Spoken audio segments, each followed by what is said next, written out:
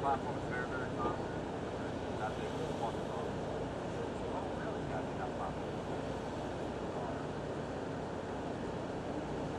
He must have just died. You know.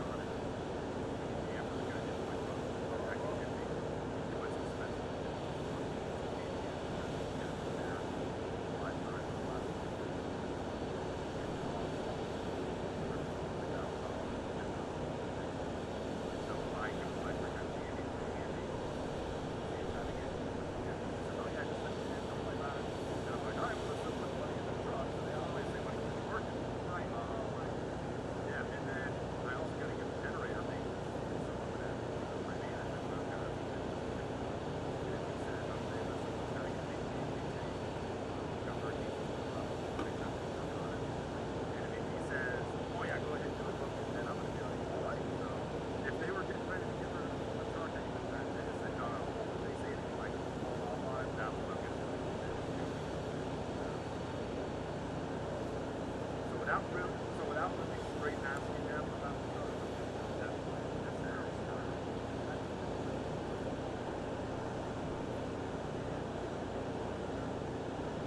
I did that every year. I have that. And kind of around that frame. And they do a nice deal to get straight up.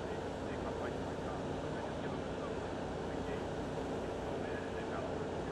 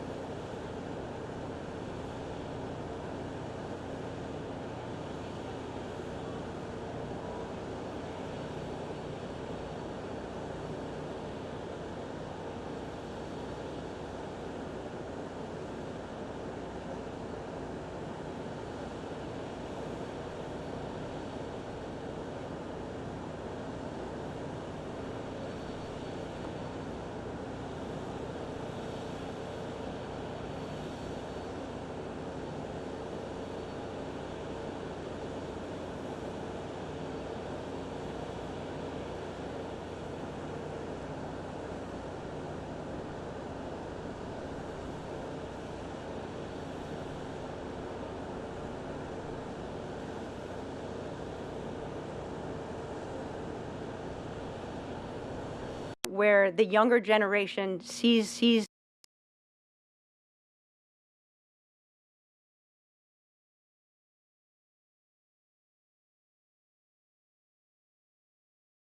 this part between the private and the commercialization of low Earth orbit is you'll see these opportunities open up in the future. And I envision that opportunity where it's not just astronauts, not just government folks that are going to low Earth orbit, but there are other folks. There are scientists and doctors, there are poets, there are reporters. I mean, imagine if you were up there and you were able to capture with your own eyes and write this incredible story. You could convey that to all of America, to all of the world, much better than we could tell our story to you. So I see this as a real possibility. I think that this word unbelievable perhaps shall be stricken from the dictionary, because you see a launch and you go, oh my gosh, that's unbelievable. But it's not. It's believable. We're watching it. It's happening. This change is making place. This step is happening. You're going to see low Earth orbit open up. You're going to see us go to the moon. You're going to see Artemis. You're going to see a man and a woman on the moon. And eventually you'll see us on Mars. Hey, Joey Roulette with Reuters. Question for Jim Bridenstine. Have you talked to Bob and Doug since the mission was scrubbed? How are they doing? Are they eager to go to the station? And have you come any closer to a decision on how long Bob and Doug will be staying on the ISS, since we seem to have locked down the August 30th date for their next crewed mission, or for SpaceX's next crewed mission? Thanks. Yeah, so we have to remember that, number one, this is a test flight, and what we learn on this flight will determine what we do for Crew 1. So, yes, we're targeting a date of August 30th. I know you used the word locked down, and nothing is locked down before you do a test flight. So we're going to do this test flight. Bob and Doug are in great spirits. They are ready to go, and certainly we've been in touch via text, and of course I'll be talking to them before they launch again. So before they get ready to launch again. So thank you. Thanks.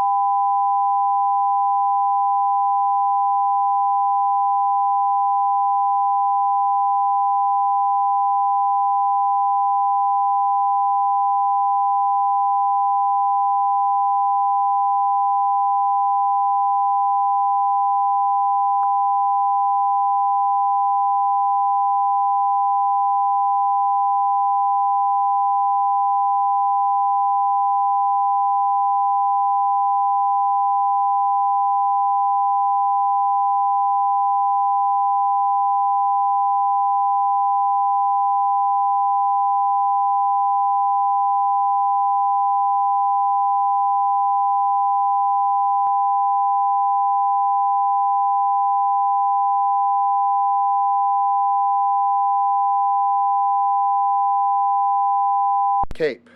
Right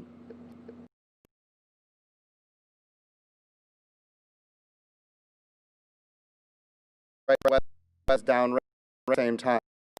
And so the question is, if we have a 50% probability, and then the next opportunity is on Sunday, we could put ourselves in a position where we're doing back-to-back wet dress rehearsals Saturday and Sunday. And the thing that we have to start considering the human factors of that. The human factors end up adding some risk as well, because it wears everybody out, including our astronauts, although they never complain. We want to make sure that everybody is well rested and ready to go. So one of the things that we might do even today, this afternoon, we're going to get another weather brief, and we might make a decision that Sunday is the day, not Saturday.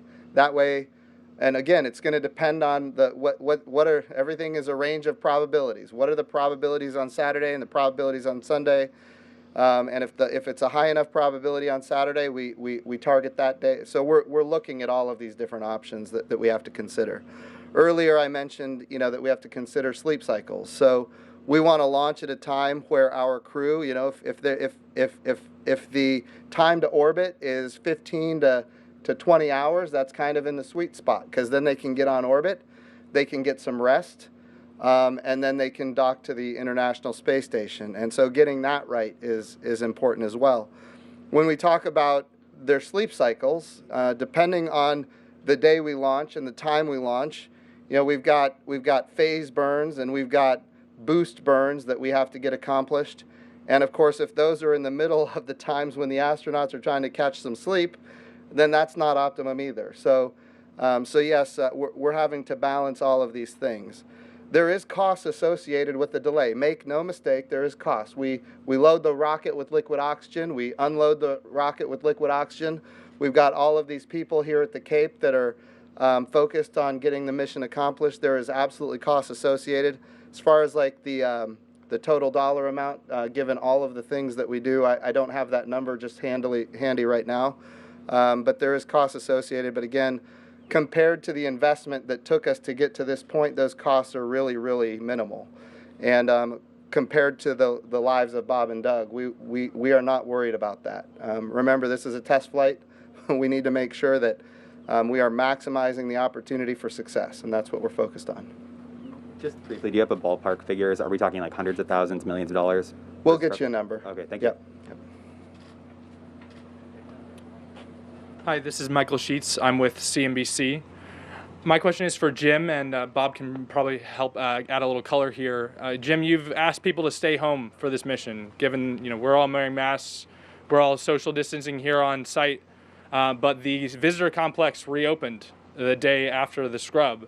So this launch attempt is going to see people be able to come to the visitor center, and as well as it's the weekend. People don't have to take off work if they want to come try to watch the first time we've launched crew in almost a decade.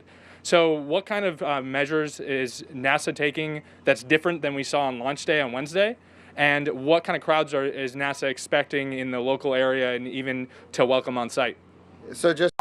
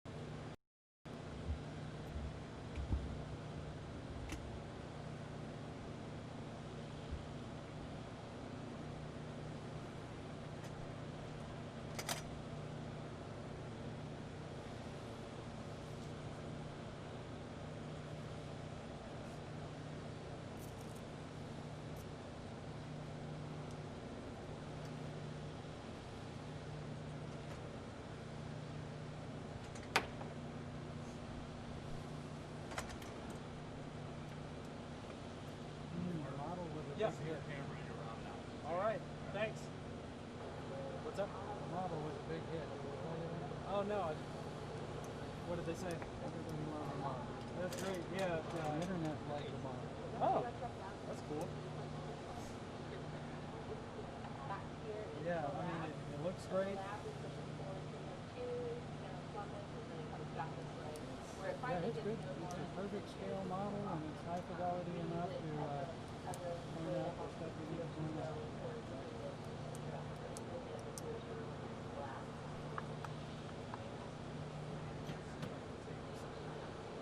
We'll get some more work on the meatball, though, too. Oh, yeah, it's almost done.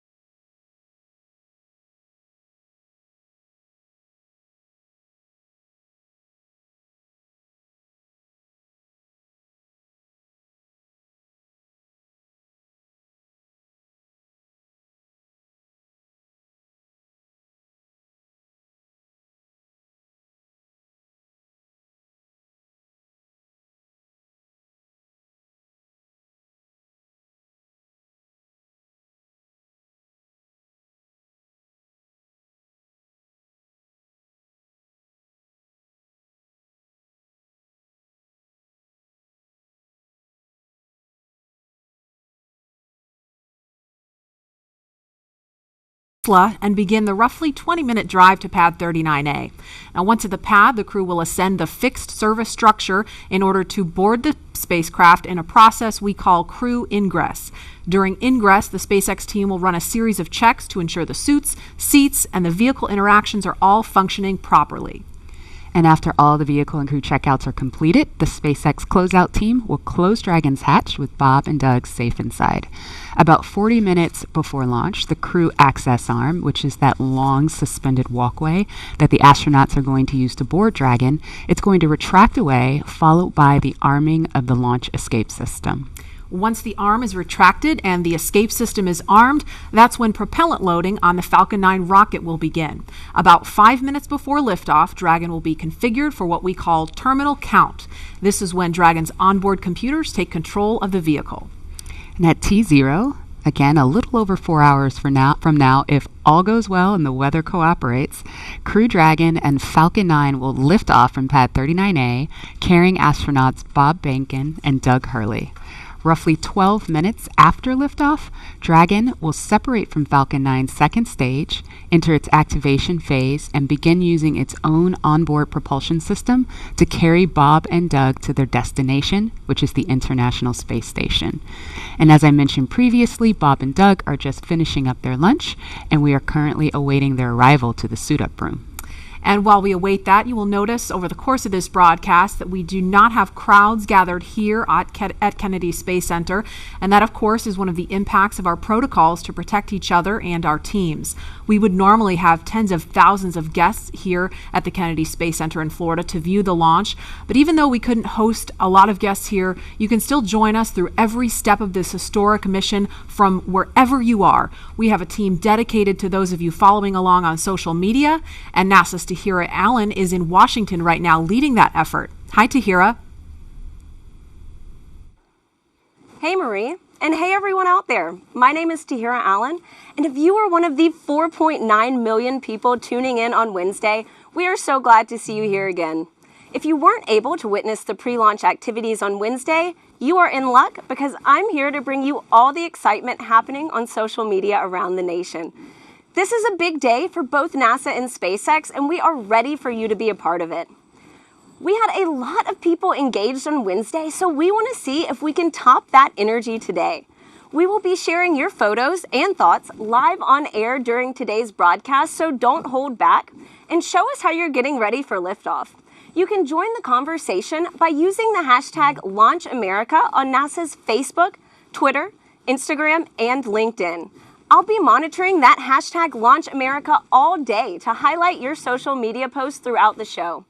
You'll also be able to engage in social media polls during today's broadcast. And so even if you tuned in before, these are brand new polls, so just head on over to NASA's Twitter to cast those votes.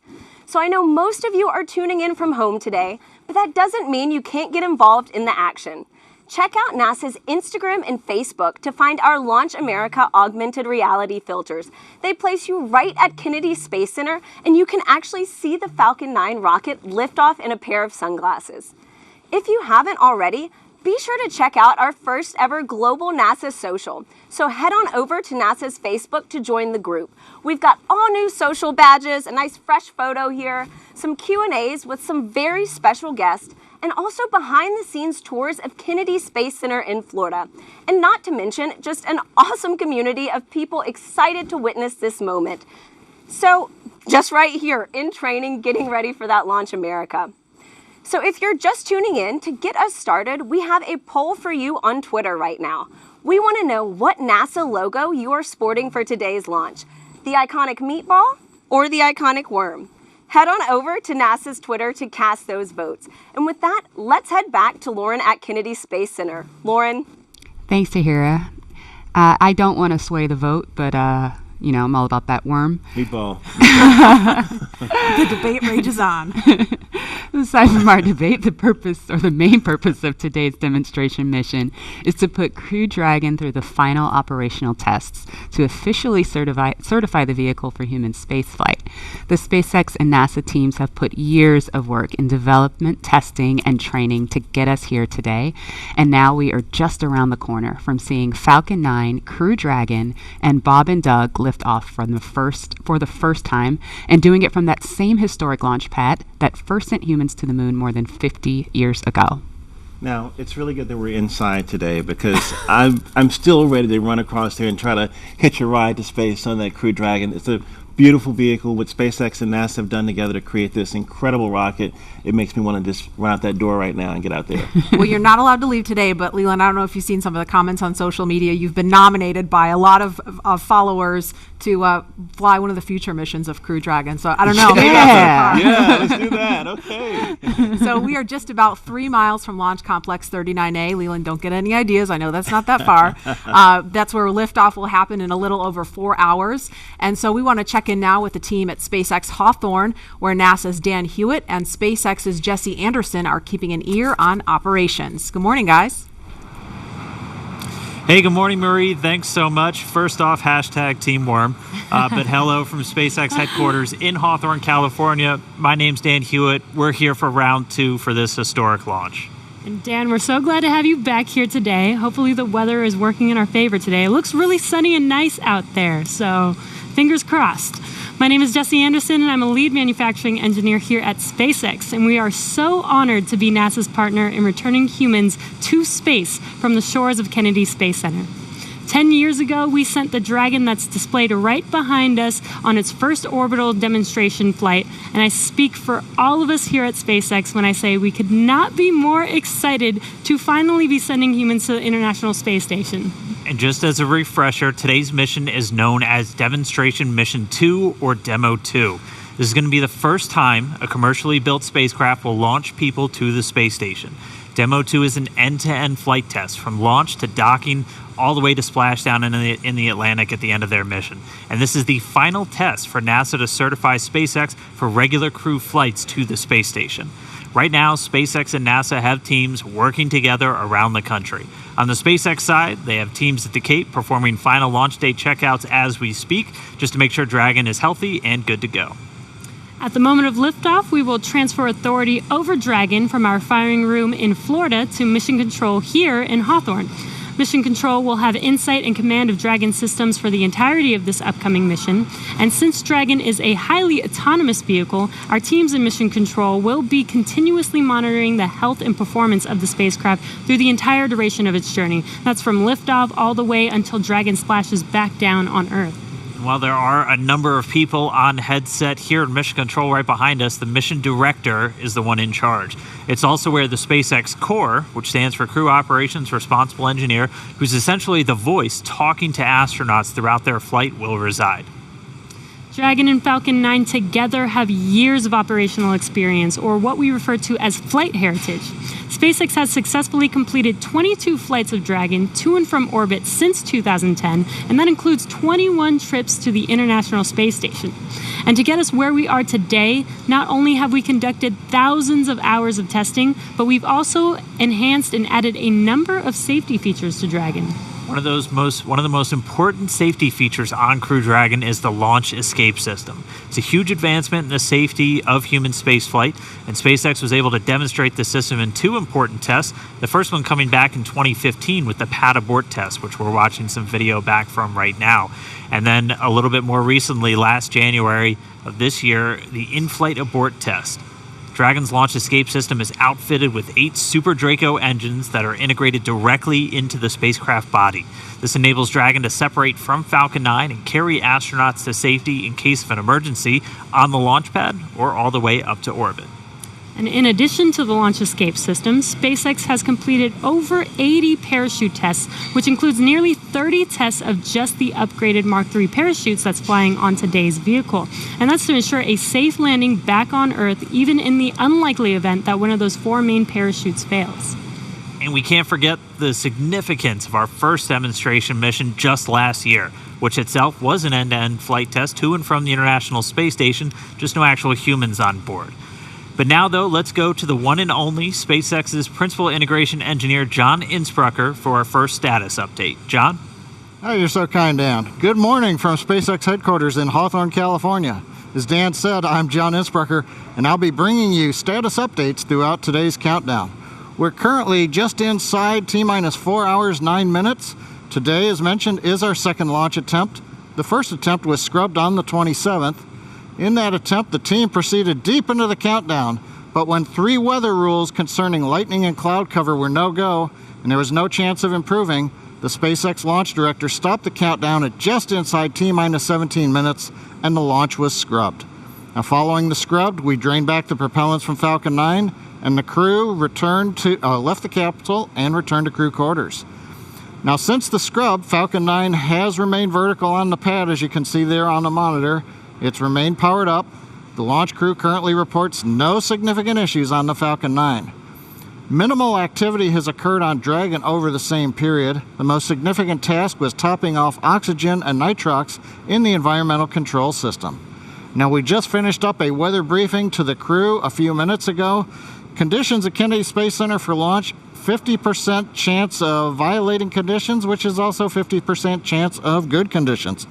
The basic concerns are precipitation, cumulus thick clouds, anvil clouds, all related to the threat of lightning. We're also watching the weather downrange in case there is an abort and Dragon has to splash down off the coast. Further, several hundred kilometers away, we are watching a series of weather patterns that look like they're going to be good, so we are continuing into the count right now.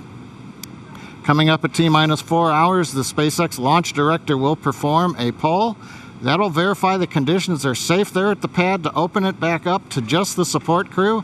That support team will enter the area and begin preparations for arrival of the astronauts at the White Room at about T-minus 3 hours. Following that poll, the launch director will provide a countdown status briefing. We might be able to hear that depending upon what's going on the nets. But right now, as the clock continues counting down, we're going to check in with Gary Jordan. He is with the flight control team at NASA's Johnson Space Center in Mission Control, Houston. How are the teams looking there, Gary? Thank you, John, and welcome everyone to Mission Control Houston. This room you see behind me is one of 3 flight control rooms at the Johnson Space Center, also known as Flight Control Room 1. This is where teams monitor and direct all of the operations on the International Space Station. It remains staffed 24 hours a day, 7 days a week, 365 days a year. And today the team is especially focused on monitoring today's launch operations and making final preparations for Bob and Doug to dock with the station tomorrow morning. Today, I'm joined remotely by NASA astronaut Rex Walheim, who was on that last flight from American shores 9 years ago, STS-135, with Doug Hurley. Rex flew on 2 shuttle missions before that and is now the Deputy Director of Safety and Mission Assurance here at the Johnson Space Center. Rex, thank you for joining me. My pleasure, Gary. Nice to be here.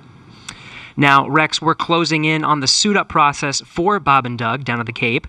What were some of the thoughts going through your head as part of the crew suiting up for a shuttle flight for the very last time? It's just it's a really exciting time. You've kind of practiced it many times before, but you know this is for real. But again, you never know for sure whether it's going to be for real. So for STS-135, we only had a 30% chance of launching on our actual launch day. So we're thinking, it's probably not going to happen. But you know, we got to be ready for game day. And so you get suited up, and you walk out those storied corridors where Neil Armstrong walked out before he went to the moon, and get on the Astrovan in our case and head out to the launch pad. Rex, as I recall, the weather was not so favorable for STS-135 in the beginning of the day, but started looking a little bit better towards launch time, and you were able to get off the pad, though you had to scrub for weather on 110 and a few times on 122. It seems to be a normal thing for human spaceflight. Yes, it is. It's like I say, you never know what your launch day is, so you have to be prepared anyways, no matter whether the vehicle may have issues that they're working at the last minute or the weather may not cooperate. So you get ready and do the countdown. And on STS-135, it didn't look very good. Like I said, we had only a 30% chance of go. And so we got out there anyways, and we got strapped in, and we weren't sure whether there was going to be go or not. And our commander looked outside and said, well, I got good news and I got bad news. The bad news is it's raining, but the good news is it looks like it's clearing to the west. And sure enough, they brought the count back down to T-9, where they checked the weather, and they decided it was go. And so, hey, we're going. This is going to be great. Then they brought the countdown all the way down to 31 seconds, and the clock stopped. We didn't get any alarms or anything, and we're kind of looking around, what's going on? And we heard over the intercom that the launch was halted due to a malfunction. And we're like, what kind of malfunction? And sure enough, we figured, okay, well, now we're not going to launch for sure. It's just 31 seconds from launch. We've only got like a minute hold time, and so your mood starts going down. And figure, well, doesn't look like it was going to be it. But turned out the team at the Kennedy Space Center knew what the problem was. They wanted to make sure that the gaseous oxygen hood, the arm, had moved out of the way so the shuttle could launch.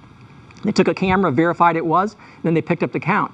And when they pick up the count from 31 seconds, they think, holy cow, now we really are going. And so it doesn't give you a whole lot of time to collect your thoughts, but all of a sudden, T-6 seconds, the engines start up, and at T-0, you feel that big jolt, and hey, it is today, and you get ready to do the mission. Well, here's to hoping for the best today. NASA astronaut Rex Walheim, thank you for joining us. Let's go back to the Kennedy Space Center to watch the suit up in action as we continue to count down to launch. Leland. Hey, thanks, Gary. Hey, Rex, it was so great to fly with you on STS-122, and I remember you turning to me saying, hey, Leland, it's going to be great, you're going to do great, and you made me feel so good about launching into space, and I just really appreciate your support and your kindness, and that was a great mission, and I really appreciate you, man. Hey, it was great fun, Leland, but you're a pretty big guy, and so you didn't exactly leave a lot of space sitting next to you on launch for your buddy here. I kind of had to, kind of scrunch myself to the side. I remember that one sim we had where we put our spacesuits on and got into the simulator, got all strapped in. And you being a former NFL player, having played professional football, like I say, there wasn't a whole lot of room for me, so I kind of squeezed my way the best I could. But I remember saying to our commander, Steve Frick, I said, hey, Steve, next time we fly with a professional athlete, why don't we pick a jockey? So it was a little bit, crowded there, but it was a wonderful flight, and it was an absolute pleasure to fly with you, Leland. Likewise. And when you came home on 135, I was with your family. I remember it was a night landing, and I said, hey, Fergie's back.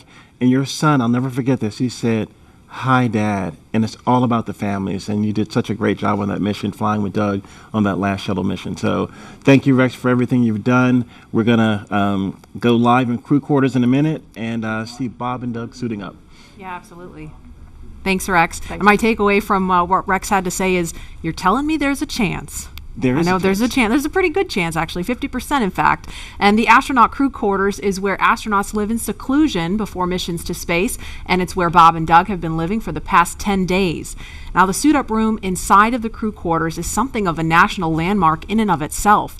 This room was first used as a suit-up room for Apollo 7 back in October 1968. And for every crew mission since then, when launching from U.S. soil, serving 400 different astronauts on a total of 150 missions. This is the room where Armstrong, Aldrin, and Collins suited up over 50 years ago, where astronauts John Young and Robert Crippen suited up for the first shuttle flight, STS-1, back in 1981. And for every shuttle flight over the next 30 years, think of that. Every flight to the moon, every flight of Skylab and Apollo Soyuz, and every single space shuttle flight started in that room. And Leland, I know many of us have experienced some form of quarantine over the last several months, but I would imagine that 2 weeks in quarantine in preparation for a space flight is unlike any other time in your life. What were some traditions that took place? Oh, we would get together and sit down and sometimes tell jokes and try to make the mood a little bit lighter. We would review our notes and things, but we would bring our families in and have a crew meal together with our families, and that was really touching. And it's just card games, different things to get ready for that iconic mission to space. Absolutely. In many ways, everything prior to this moment was preparation, and everything after this is the mission. And prior to Wednesday's first attempt that we told you about, the suit-up room was last used for the final shuttle flight, STS-135, in 2011. And I want to mention one more detail about that mission. We want to show you a picture of the crew from the last American spaceflight launching from U.S. soil. In the picture, if we can bring it up, you'll see Doug Hurley. There it is, Doug Hurley. He was the pilot for STS-135. Today he is the commander of Demo 2, the spacecraft commander. Also suiting up for that mission was Chris Ferguson, Sandy Magnus, and Rex Walheim, who we just heard from a few minutes ago. And we are standing by to go into the suit up room. We just passed the T-4 hour mark, so suit up is just beginning now, and there is our first look in the room. There is astronaut Doug Hurley getting into his spacesuit, and he's being helped by one of the suit technicians there. So this is our first look in the room. Again, Doug Hurley, he has flown into space 2 times before. He was the pilot on STS-127 and 135. And there's a wider shot. You can see astronaut Bob Behnken also in view now. Bob is to the right of your screen, and he also flew on 2 shuttle missions. Bob is a native of St. Ann, Missouri. So if you're watching from Missouri, especially St. Ann, wave hi, there's Bob. And Doug is from Appalachian, New York. He was born in Endicott, considers Appalachian his hometown. I know a lot of people there because I'm from there too, so if you're watching from upstate New York, shout out to you there too. This is so cool to see. Leland, this must bring back memories for you. It does, but it's a little different than when I was suiting up, because there were Apollo era lazy boys that were sitting in and leaning back in, and now they're in these really incredible sleek suits, as well as these the seats that are actually the same seats that are in the Crew Dragon vehicle, and that's pretty amazing. Yes, these seats are basically ground support equipment seats. They're pretty much the same as the ones in the vehicle, as Leland said. So what they're doing right now is strapping the crew into the seats to prepare for the 2 big checkouts that they're doing right now. They're going to do a comms check, a bidirectional comms check, where they're going to check that the microphones that are inside of the helmets that the crew are wearing, that the suit techs can communicate with them bidirectionally. And they'll also do a leak test, which is a pressure test where they'll pressurize the spacesuit. So the suits are much more than just futuristic looking outfits. They do look like they come from a sci-fi movie, but they, as we described, they're designed to connect directly into Dragon seats to provide communications, cooling, and the ability to pressurize if necessary. A moment ago, you may have seen one of the suit technicians attaching a big white umbilical to the leg of the suit. That is the way in which the communications and the airflow, all of that is happening through that umbilical, which is connected to the seat.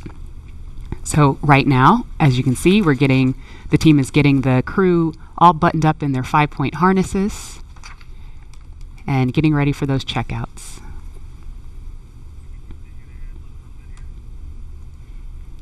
And there's that worm again, Leland, right front and center. How does that make you feel on a spacesuit? It makes me feel just great, Marie and Lauren.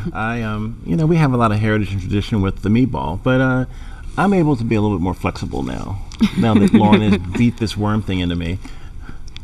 No, but they're getting ready. They're focused. They've had breakfast. They've had chances to talk to friends and family, and it's getting real again. And that 50-50 chance, I'm seeing positive on 50% chance of going. Seeing the suit techs around them with these futuristic-looking flight suits versus the white suits that we've had in the past. It's transitioning from that old legacy to this new era in space travel. And I think working with NASA and SpaceX, working together as one team, it's just like what we do in space, work together as an international team to get things done. Absolutely. And this group really gets to know each other well, too. There's a wave from Doug and a thumbs up.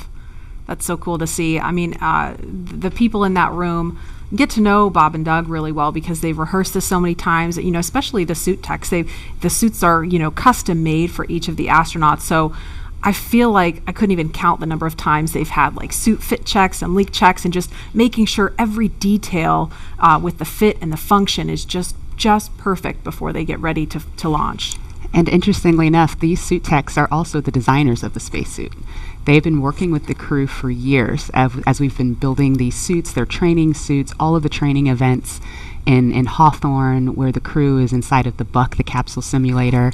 This is the team that's been working with them for years.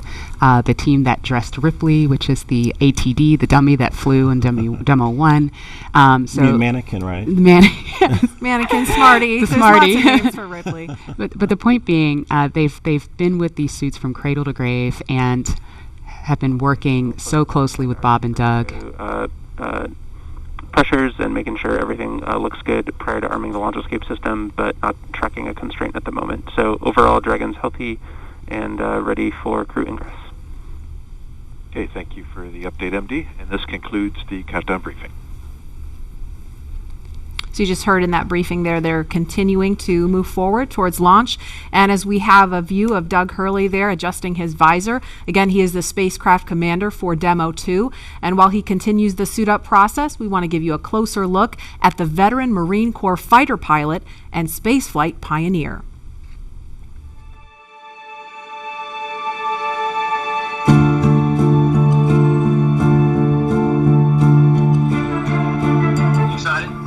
Very excited. Yeah, very excited. You feel ready? Feel pumped? Oh yeah, I think we're ready. I think we're certainly ready. Joining the SpaceX Demo 2 test. He is a Marine Corps colonel and test pilot. He was selected as an astronaut in 2000. He piloted Space Shuttle Endeavour and Atlantis for STS-135, the final space shuttle mission. Introducing NASA astronaut Doug Hurley.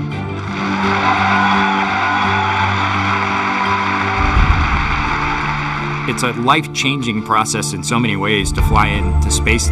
It's just overwhelming in some respects.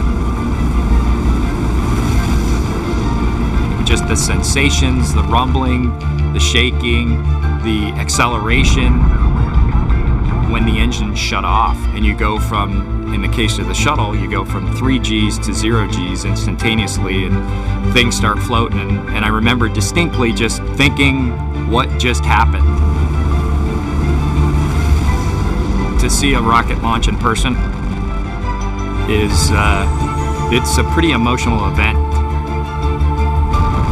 I remember the first time I saw a shuttle launch and it was amazing. And then when I saw a shuttle launch with my wife on it, that is quite the emotional experience.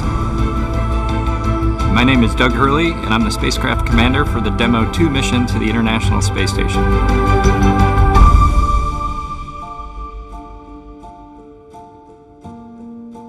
We are doing the first crewed flight for NASA and for SpaceX. So this is the test flight to prove end-to-end from launch to docking to ISS operations and then entry, descent, and landing.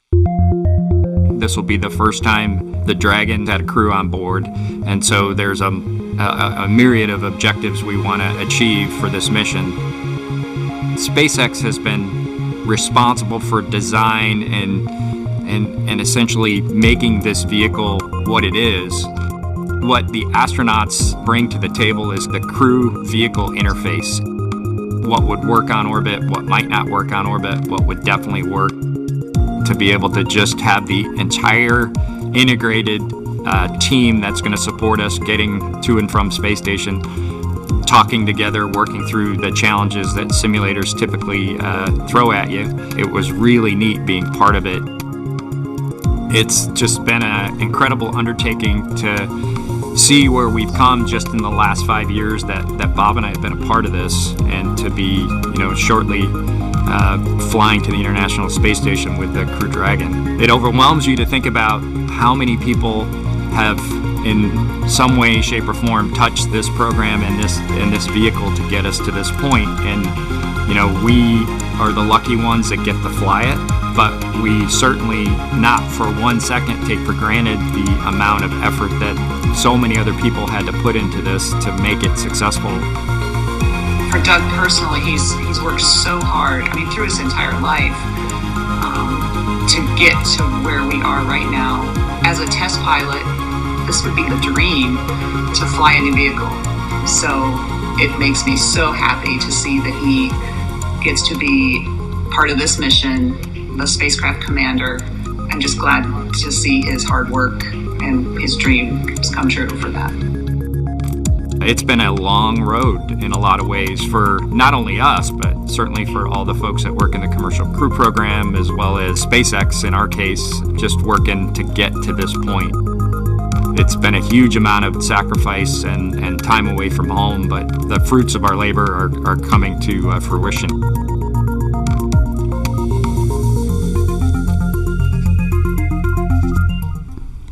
We are now getting closer to when we expect to see the crew complete their suit checks and walk out of the Neil Armstrong Operations and Checkout building. And before they do, here's an introduction to the Joint Operations Commander for Demo 2, who you see to the left of your screen there, former Air Force flight test engineer Bob Behnken.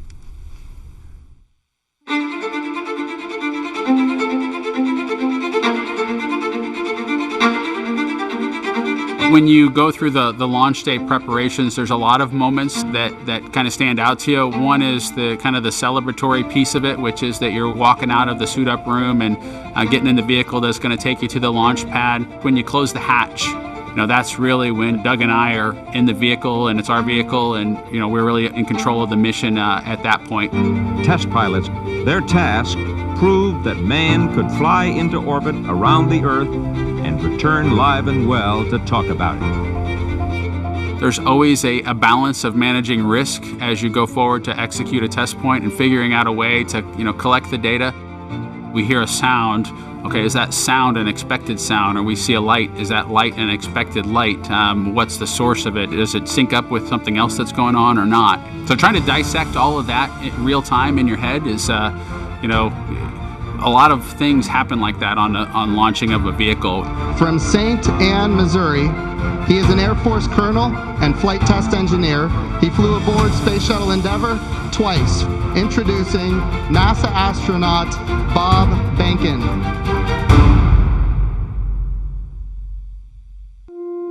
My career at NASA has kind of spanned a couple of decades at this point. I arrived with the class of 2000, went through the training program, primarily focused on the Space Shuttle and the International Space Station, learning those systems. Having launched a couple times on vehicles, the second time was definitely different than the first time. You can feel a little bit guilty of, hey, should I study one more thing, or is there one more piece of information I should get? Am I really prepared or not? So that's definitely different between where I was on my first flight and where I'm at right now. It's been really interesting, I think, for both my wife and I to have gone through the process of seeing each other launch in space. I've seen her take that risk and had it be in front of her, and I've done that to her. And there's just something different about watching a rocket launch when there are people on board. You feel a little bit differently about the pit of your stomach, and I can only tell you it's multiplied significantly when it's somebody that you know, and then somebody, of course, that's a family member. It's even multiplied more. For me personally, as a spouse, watching everything that Bob has put into this over the last 5 years, the dedication that he's shown, the perseverance is pretty special. For both of us, though, the way our minds work, it won't be until sort of the mission is complete that you have really a chance to savor it and celebrate it. This is a huge accomplishment for an Air Force flight test engineer to be part of the demonstration mission of a brand new vehicle. It's going to be amazing. Without a partner that has that same appreciation, I think it can be challenging for some folks. There's a lot of work and a lot of time that takes away from family that that my spouse appreciates, and I love her for that. Really, my role on the Demo 2 mission is to make sure that we get this vehicle tested and evaluated so that we can move on to more operational missions at the International Space Station. We've got a lot of objectives on board the vehicle that we need to accomplish to really make sure that it's good to go. We'll make sure all those systems are working during the test flight so that the future missions will have them available even if they don't plan to utilize them. Through years of the NASA team helping to share that experience and teaching them the lessons that we've learned by going through this, now there's another capability in the U.S. besides NASA to operate something of this magnitude. When is the last time humans launched on a new vehicle? Certainly on the American side, it's been several decades. Now we're in a time when we've got multiple vehicles under development. It's a great time from a space exploration time frame just to see all that happening, and it's because of this nurturing of the environment, being able to pull in a wider group of people who can contribute towards human spaceflight. It's a super cool time. On a deeply personal level, I'm really excited that my son is going to get a chance to see me launch into space. Being an astronaut has been a little bit of an abstraction thing for him because he's seen me do it in old videos, but he hasn't seen me do it for real. And so I'm excited for him to see this launch. I want to thank the entire Commercial Crew Program team that's worked together to get to this point where we've got vehicles in the launch pad ready to head to the International Space Station.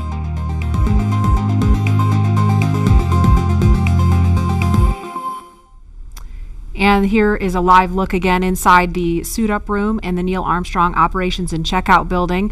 We can see now NASA Administrator Jim Bridenstine. He's talking to the crew. You won't hear any audio in here, and actually we had some questions about this Wednesday because people were like, why can't I hear what they're saying? That's by design. It's not a mistake. We are really lucky to be able to show you this video live as they're suiting up, but you don't hear the audio because that's a little bit, we try to give the crew a little bit of privacy, and so being able to talk freely and share really what's on their minds without having to worry about who's listening is part of the reason you don't hear audio in there. But that's Jim Bridenstine there talking to the crew, and it looks like Associate Administrator Jim Morehard is also in the room standing to the right of your screen. And these are great moments to get a last chance to talk to the senior leadership of NASA as they're about to go off and launch into the cosmos. And I think when you look at how Bob and Doug complement each other, and how these SpaceX suits, they really complement the astronauts too, because they're more form-fitted, they're custom-made, and this is a moment where they're getting ready to do the real deal. And Lauren, I think the integration of the suit and the vehicle and the seats is just really, really impressive how y'all at SpaceX did that. Yeah, the primary purpose of the spacesuit, it's a pressure suit. Now, the Dragon capsule is already pressurized, so even in the vacuum of space, the crew is safe when inside of Dragon, but in the unlikely event of an anomaly that causes the capsule to depressurize, we can actually flow oxygen or nitrox into the suit, and that will keep the astronauts pressurized in flight. So that's its main purpose. So it's that form and function and some style there as well. And for the kids out there that have 3D printers or have 3D printed, the actual helmets were made by 3D printing. So you could be a spacesuit designer yourself because you already have the skill set, and or fly in space one day if you wanted to. And I'm curious about what kind of conversation might be going on with them. It looks like it's lighthearted. You can see Doug laughing there. I know that Mr. Bridenstine has said, Bob and Doug, if you want to back out, it's not too late. I would imagine he may have said that again. I know they're ready to go. They're as eager as can be. And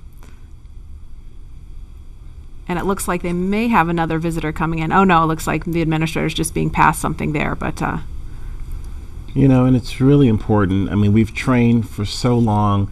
We've gone through the malfunction processes. Now he's doing a selfie. Of course, you got to do the selfie. I didn't see them do this on Wednesday, so they were probably kicking themselves when they walked out. Why didn't we do a selfie in there? I wonder if he has that Instagram filter to put the glasses on. Do you think he has it on? Well, you can tweet at him and find out. Yeah, I'm gonna have to do that.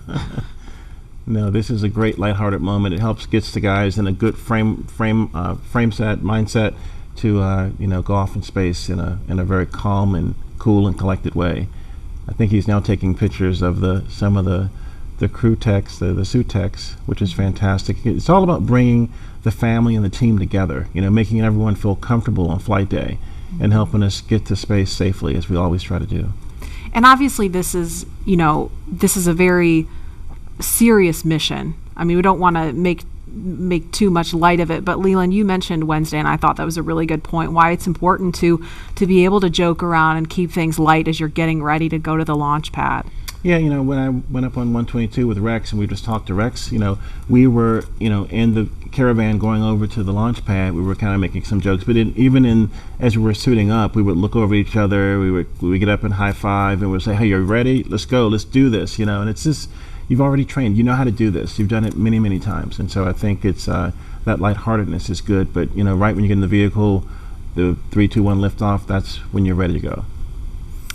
And they're the visitors making their way out of the room. And as we mentioned, Doug Hurley and Bob Behnken, I mean, they are two of the finest at what they do. And it's really starting to sink in that the mission is on as you see them in their spacesuits.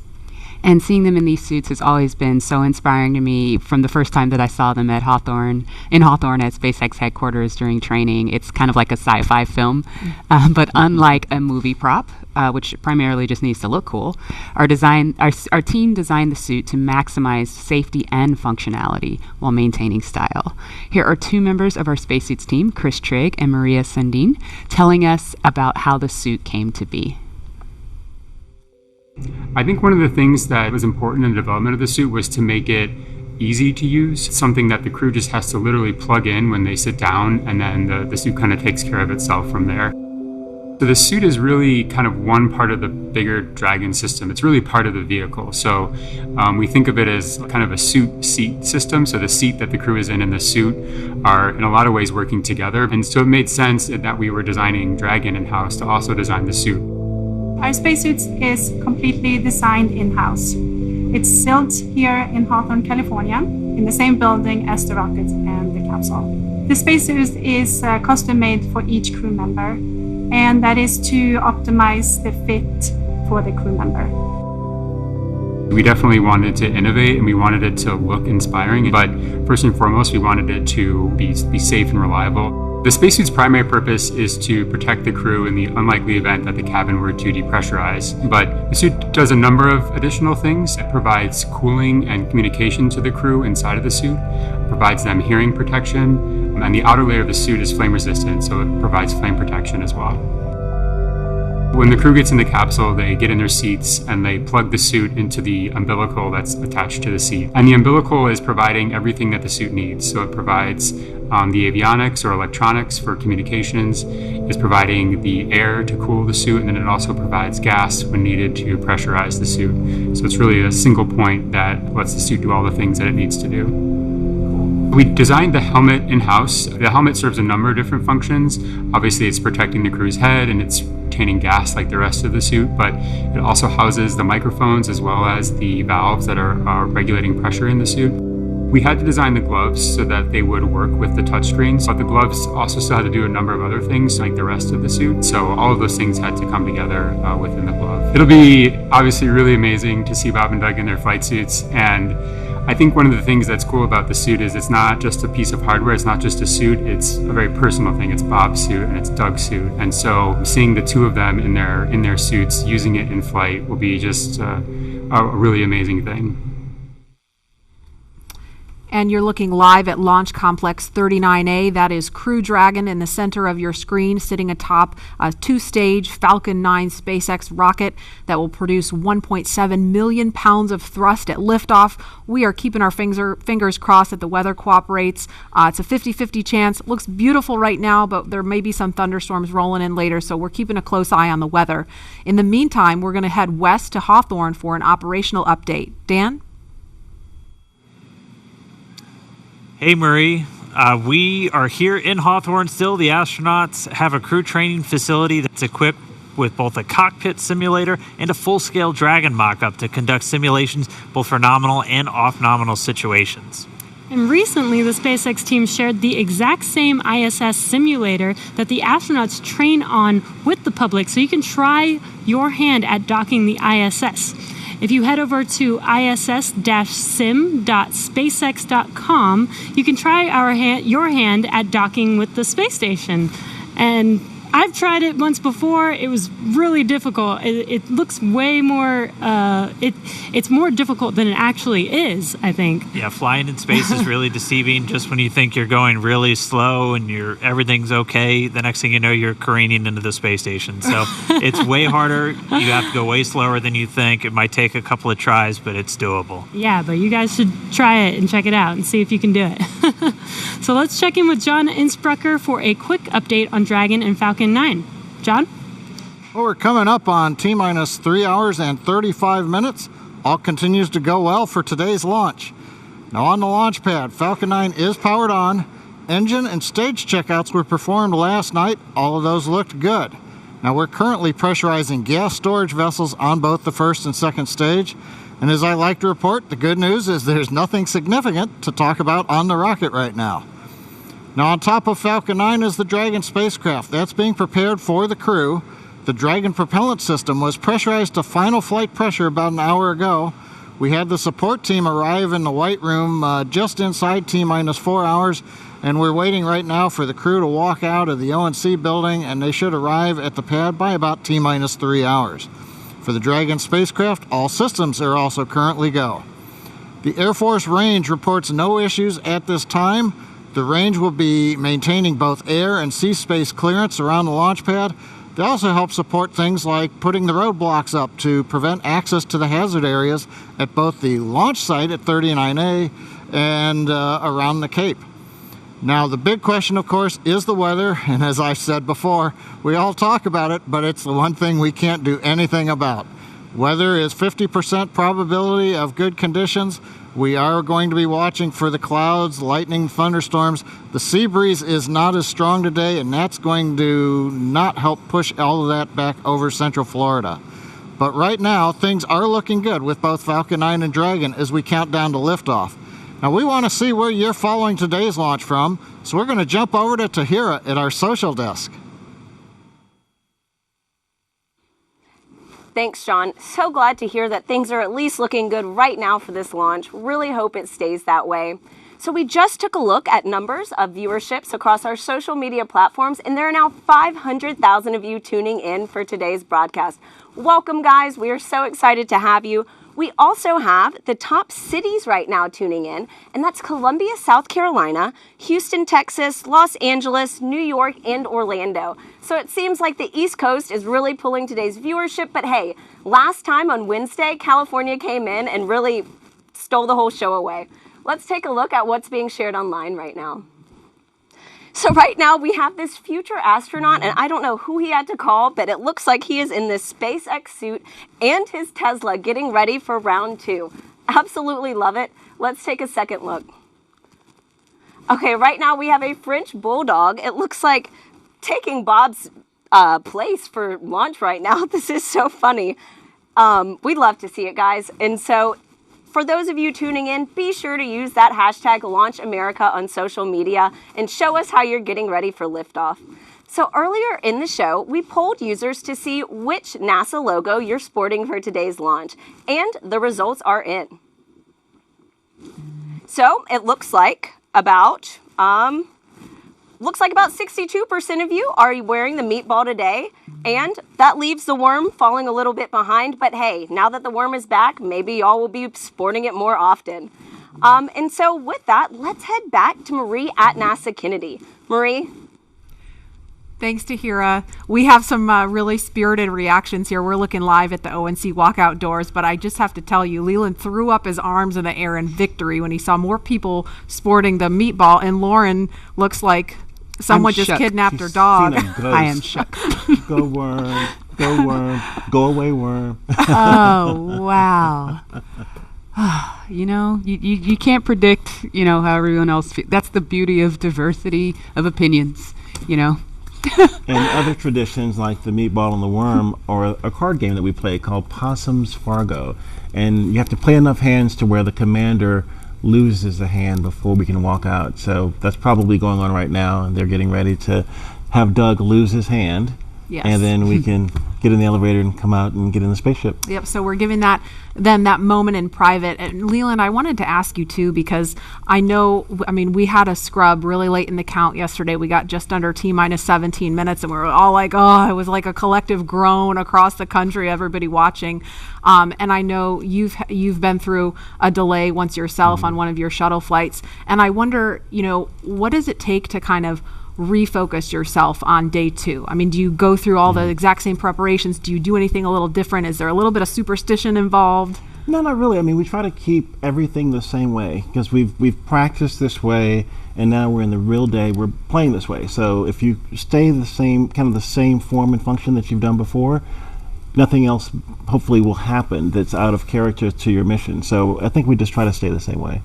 Yeah, that's good insight. And I know, Bob and Doug, we heard them on the comms after that as they were detanking Falcon 9, and we're waiting for them to get out of Crew Dragon, and they were just cool, calm, collected, thanking the teams for doing a good job. Nobody's getting launch fever. And, they're going to do the same thing today. No matter how many people are watching, they're going to make the same call as they would if nobody was paying any attention. Right, and I was talking to CJ Sturkow before I launched on my first mission, and he said that he made a mistake and flipped the wrong switch on ascent, and he glommed on that and was about to make another mistake.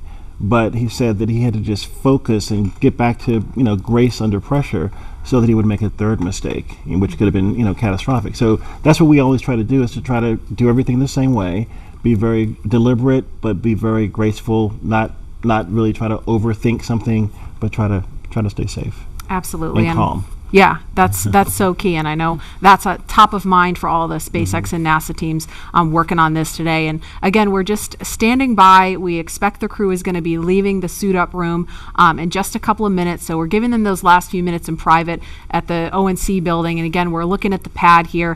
One of the other things that struck me, we watched the videos about Bob and Doug, and when I went home on Wednesday, because people saw, a lot of people who were watching and then, or maybe watching again today, saw the videos about them, learned a little bit about their military background. My husband's a Marine, so he's like super pumped about Doug. Doug tweeted Semper Fi, and so I know all the Marines out there are just super pumped about seeing this, and the airmen that are watching Bob, seeing them represent the Air Force. I mean, it's just such a cool moment for our military community, and as a military spouse, I definitely feel some of that pride. I saw Charlie Bolden last night coming from the restaurant, and he was very excited about Doug as a Marine, and he's a Marine, and so Semper Fi was definitely something he said. Godspeed Semper Fi, go Crew Dragon. So it's our military people that are helping us with this launch, with the recovery, with all these other things, is very important to the success of the mission.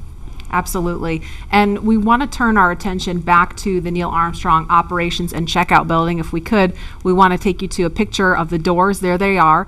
Those are the doors at the back of the crew quarters building, and it's an area where family, friends, and members of the media can share one final moment with the crew before launch.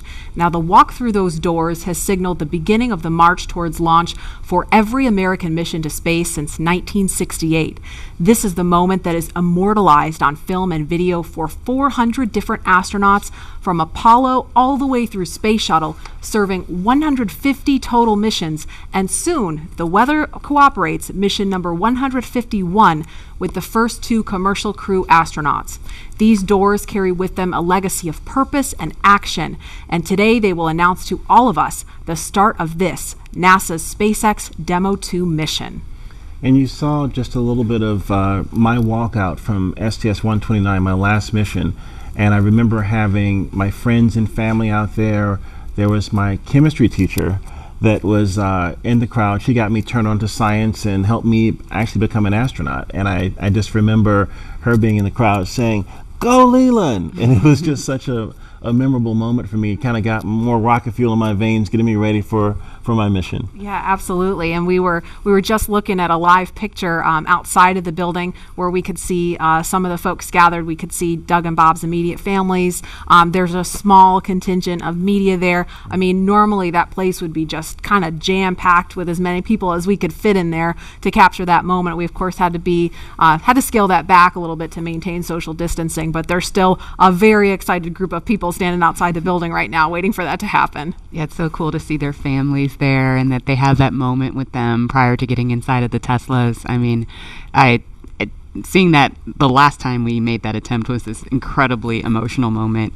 I have no doubt it will also be emotional again. But yeah, that I can only imagine what's going through their heads, in that moment when they're just waving goodbye for the last time before flying. I mean, Leland, were you nervous? Were you... At that moment we were, we had been a little jovial in the suit up walkout, but I think at that moment we're thinking about our families, leaving our families, but then at the same time we're going to do this incredible thing for helping advance our civilization. We are working as a team, all the other teams now with SpaceX and NASA and people all around the world really, in recovery and all these things, helping us get to space so we can advance our civilization. And I think those moments are really heartfelt for us, that a team of people have helped us get to this point. Absolutely. And we are looking at a live picture now of Bob Behnken and Doug Hurley walking down that hallway in the astronaut crew quarters. We just saw Doug wave at the screen, and they're just turning the corner, getting inside that elevator. And this, you can't see it from here, but there is a banner hanging there. You can kind of see it in the back. There's a banner hanging on the wall of the elevator with the signatures of all the people who worked on this mission. So it was really important for them to hang that up in there so Bob and Doug could see it. Yeah, we see that, and we see all those signatures of people that have helped us through training, through fit check, through all of these moments and getting ready for this mission. And it feels like they're going along with us on the ride. Absolutely. And as we wait for the crew to come downstairs to the first floor, we will pause to honor today's efforts with our national anthem. Kelly Clarkson just blew us away with a fantastic rendition Wednesday. Here she is again. Moshe, can you see by the dawn's early light what so proudly we hailed at the twilight's last gleaming, whose broad stripes and bright stars through the perilous fight o'er the ramparts we watched were so gallantly streaming, and the rockets rock alive, the bombs bursting in air gave proof through the night that our flag was still there. Oh, say does that star-spangled banner yet wave o'er the land of the free and the home of the brave.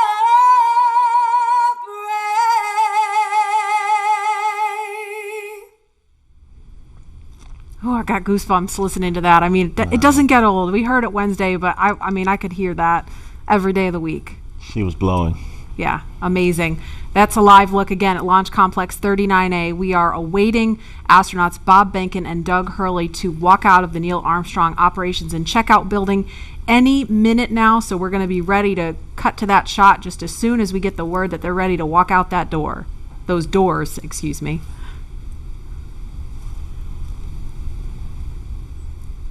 Again, looking like it's been a beautiful start to the day here on Cape Canaveral, but we're keeping a close eye on weather because it looks a little iffy as we get later into the afternoon, closer to launch time, which again is 3:22 this afternoon.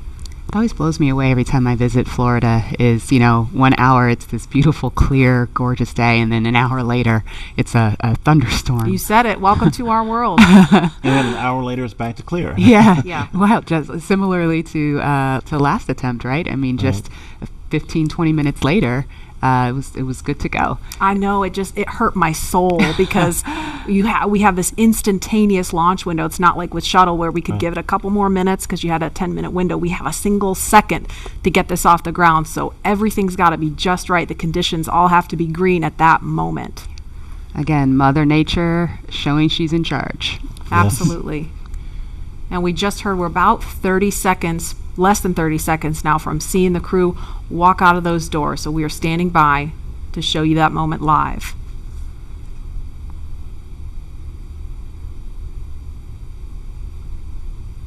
There's a live look at the ONC walkout doors. Marie, I think my STS-129 patch is still over top of the door. There's a bunch of patches up there unless they've removed them and put space station patches up there. But this is a very solemn moment for walkout from, a storied legacy of Apollo and seeing Apollo astronauts walk out of these doors. And now we're getting back to U.S. astronauts launching from American soil, walking through these doors again. It's an incredible moment in the era of space travel.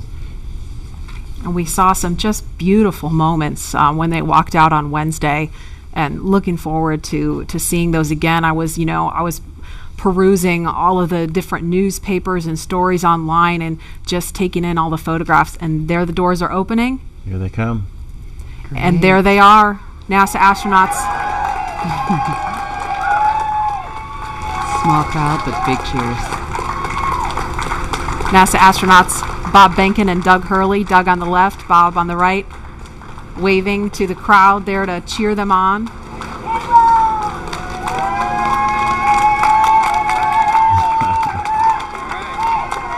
And there are their families right in front of them. The virtual hugs, a very special moment. Fist bumps.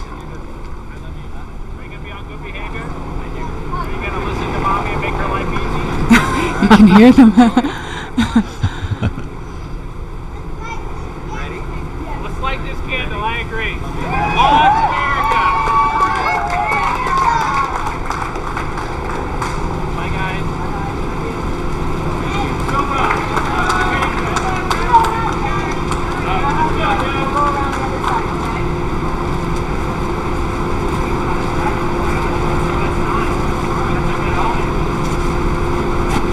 Now they are getting into the Tesla Model X that's going to take them to the launch pad, being strapped into their seats.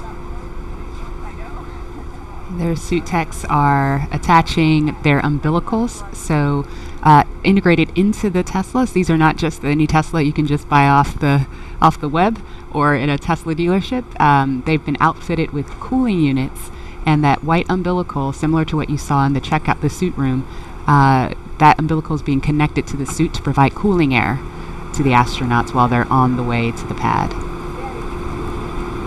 And those Falcon wing doors are closing. Super sleek. A rapid departure from the Astro van. Yes, I would say so. And their flight surgeon is in the front seat in the passenger side, taking the journey along with them. As I mentioned last time, we always think about the technology and the rockets, but this is what it's all about. The families coming together, supporting the families, us working together as a team to ensure they get up there safely and back home safely for their families.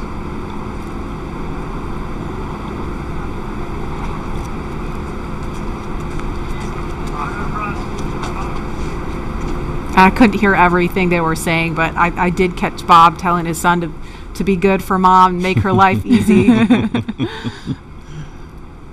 As a parent, I appreciate that. Let's see that prominent NASA meatball.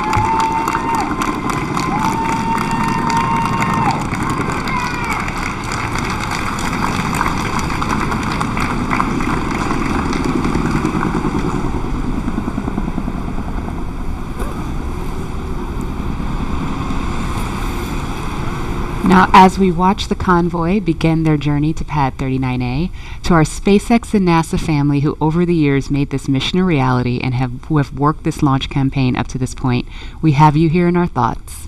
And we wish every one of you could be here to see this up close. But we want you to be part of this journey regardless of where you call home and regardless of where you're watching from today. And so for the next few minutes, we are going to follow the convoy, but highlight those whose words and hands and thoughts built all that we see here today. We hope all of you watching can feel the pride each of these NASA and SpaceX team members has for this drive out to the pad. This is Laura Segura from the Commercial Crew Program. We're so excited about this historical day. Congratulations on being a part of the very first mission for human space flight, commercial human space flight ever. We're behind you, Bob and Doug.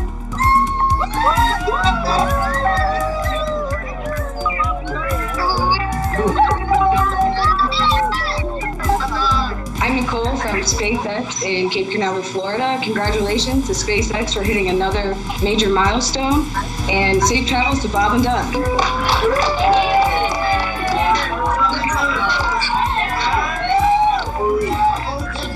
Bob and Doug, as the launch vehicle chief engineer, we've got a lot of our launch vehicle team here to wish you a very wonderful and safe ride on a Falcon 9 coming up to dinner 2. We're so excited for you. And launch America. It's time to launch. Let's go. Hi.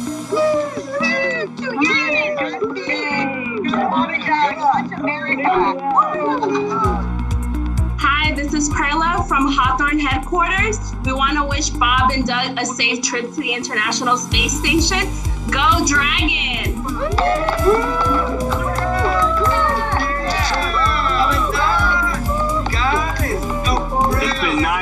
in the making. This is such a historic time, and our team has worked so hard, and we're very excited to be here. Go Bob and Doug!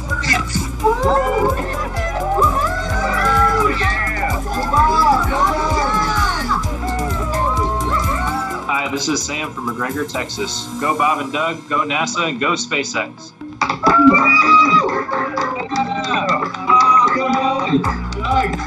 Sean O'Rourke from Johnson Space Center. Bob and Doug, wishing you a great flight, and just wanted to tell you good luck.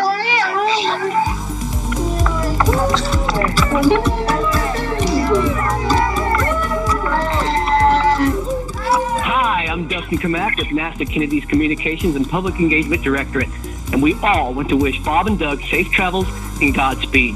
You are both an inspiration to us all. Now, let's get out there and launch America. Let's do it. Come on, launch America.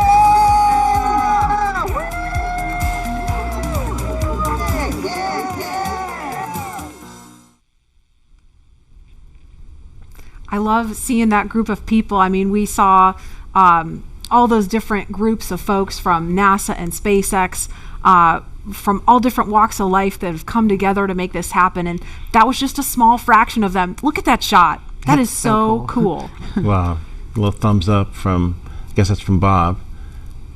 Yeah, and you know, it took a little bit of creativity to get this shot to happen.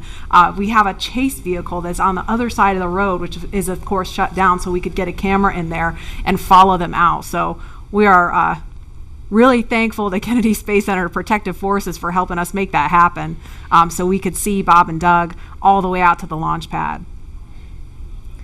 My ride out was a little bit different than what they're experiencing in this Tesla, because we had the Astrovan had bench seats on each side, and we could look across at each other as we were driving out. And it was moments where we would tell some jokes and look, but sometimes we would just look at each other, and we had such gratitude for having this opportunity to launch into space and to think about all the people that had a hand in helping us get in that vehicle to drive out to the launch pad, to get ready for this momentous moment. And I think that's probably, even though they're sitting, side by side, I think they're probably thinking of the gratitude and the people that have helped them get here, so that they can be on the, the pointy end of the rocket, getting a chance to go up to space. It's just a momentous moment. And they're listening to some tunes too, I heard, right, Lauren? Yeah. There are at least 3 songs on their playlist that are super interesting. The first is AC/DC's Back in Black. You know that one. Yeah, well, who doesn't? Right. Another one that they're listening to is the elevator music from the Blues Brothers film, The Girl from Ipanema. Oh, Leland. Okay. Got another career. That's enough. Career That's number enough. 3. That's right. NFL, astronaut, musician. Yep. And, of course, they are also listening to the Star Spangled Banner, the Army French Horns version. Now, we didn't have tunes in the Astrovan. No? And I know that the Tesla has a really kicking stereo system. Is that still the custom stereo system that's in the Tesla? I haven't been in this one, so I don't know what they're rocking, but I'm sure it's pretty cool. And again, for some perspective, they left the operations and checkout building just a minute ago, and so it's about a 9-mile drive from there to the launch pad. It takes them around 20 minutes, kind of depends on how quickly they're trucking. The other thing sometimes that you hear as you're in the convoy is the helicopter, the Huey helicopter flying overhead, and it's kind of also, you're thinking military, you're thinking really important things, and it's a moment that also kind of solidifies in you that, hey, something big is about to happen, and that whoop, whoop, whoop, whoop, the sound of that Huey is just in your head, and it feels good that all these people are helping you get there safely. Yeah, I think we heard that actually coming by this building earlier, because we were talking. I was like, I hope that's what I think it is. And it was pretty low because it was pretty loud. You could feel it, too. I did. I could feel it. I took this drive yesterday in my rental car, and granted it wasn't in a Model X, and I'm not an astronaut, but driving to 39A, that same route, and trying to imagine myself in that headspace, it was pretty awesome. I got to figure out how to get on Falcon 9. Lauren, we're all astronauts. We're in space. That is true. You just got to get on the rocket. Yeah, well, Leland, there's a big group of people that want you there. I think we should, listen to them. Yeah, I'm all for it. I think we should. Maybe we should make that a poll question. Yeah. Well, we should all maybe go to space. What do you think? I am on board. I mean, not literally right now, but I would like to be on board. Lauren, would you go with us? Absolutely. Okay, poll question. We have so many people watching online, sending well wishes to Bob and Doug. I mean, it started early this week as we were ramping up for Wednesday, and I feel like it's just been this buildup of momentum because, we were following along Wednesday, and now we're all following along Saturday, and we have people watching from home that hopefully don't have to work today and can really tune into what's going on here. And we, as astronauts, truly appreciate all the support, all the social media feeds, and we think about, our families. We saw Megan and Karen there with their sons, wishing Doug and Bob well wishes and Godspeed as they head off in these Teslas to launch pad 39A that launched the Apollo astronauts. And I think, this is just one of those moments where everyone in this country is coming together to wish them well, to get them to space safely. It's a really great day. And they are just now on Saturn Causeway. They just made that right turn onto Saturn Causeway. So to the right of the screen, that building is the Operations and Support Building 2. And on the left, it's out of view right now, is the Vehicle Assembly Building, that iconic building that processed the Space Shuttle and Saturn V rocket also. That's where that mobile transporter used to take out the Apollo, Saturn V rockets and the Space Shuttle. It's just an incredible machine. And where they're passing right now, I mean, if we were to run outside, we could wave because we are off to the right of your screen there at the press site where you see a group of media there. So from this point they've still got about 3 miles to go from here. I'll see you guys later. I'll be back in a minute. You're gonna go hop in. And obviously, it's not just Bob and Doug's Tesla. There's a number of cars in that convoy. They're being escorted by Kennedy Space Center Protective Forces and also SpaceX security. They have a flight surgeon there with them. And we've seen just a sprinkle of folks along the way. Normally, we'd have a whole lot more people out here watching this, but we really appreciate you watching online and from home. Again, wherever you are, at the beach, watching on your phone, your tablet, your whatever mobile device you have, we're going to be here every step of the journey, taking you through it moment by moment. There's a cool shot with the worm on the roof. There we go. The second place worm, yes. The second place worm. So, Leland, when I drive down this road on the way to 39A, on the left, there's that area where the crawler used to drive. Can you tell us a little bit about the crawler? Yeah, right there you can see the kind of the gravel where the crawler actually crushes that gravel almost into sand. It's so heavy. When the shuttle will go out and the Apollo Saturn V rocket will go out, and it's just, this thing moves at a glacial rate to get out there because it's got this huge rocket or shuttle on it. But I had a chance to see that when my shuttle went out one day with Alan Poindexter. And it's just this enormous, tracks and vehicle, but you guys do it in a different way, don't you? You don't go out of the vehicle assembly building. You have your own building. Yeah, we have a hangar right there on the pad, so we just roll the rocket up the hill. You kind of do it like a Soyuz, where you just raise it up right there from horizontal to vertical, and it's done. Yeah. Horizontal integration, so you don't need an enormous building in order to process the rocket and mate drag into it. And then once you pin into the pad at the very top of the hill, you raise it up vertical with the transporter erector. And again, all these efficiencies to help us get people to space faster and safer, and this is going to be the future of space travel. And also the relationship between NASA and SpaceX working together as a team to get people up. And at this point, the convoy is approaching pad 39A, and they're entering what is known as the BDA, or Blast Danger Area. Now, before any pad technicians, engineers, or astronauts enter that area around the launch pad, the SpaceX and NASA teams do an internal go, no-go poll to make sure everything is clear. This storied launch pad, which has been the beginning point for so many firsts, is the perfect backdrop for today's historic launch that marks a new first and a new era in human spaceflight.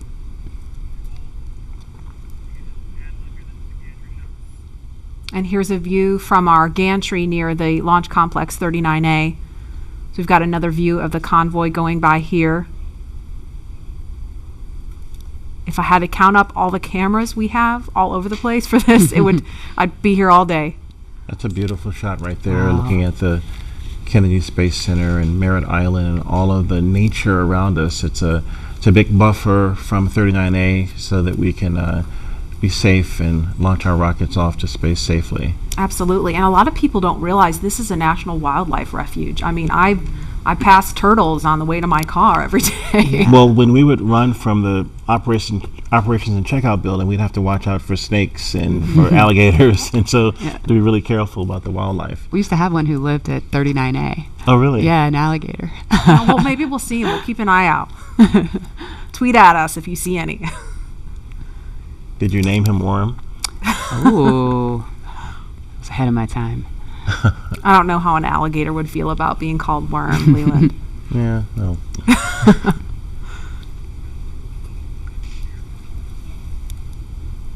And we've got a ton of you following along on social media. Lynn says, as a fellow Missourian, we're so proud of Bob. Launch America, we will be watching from the Space Coast, cheering loud.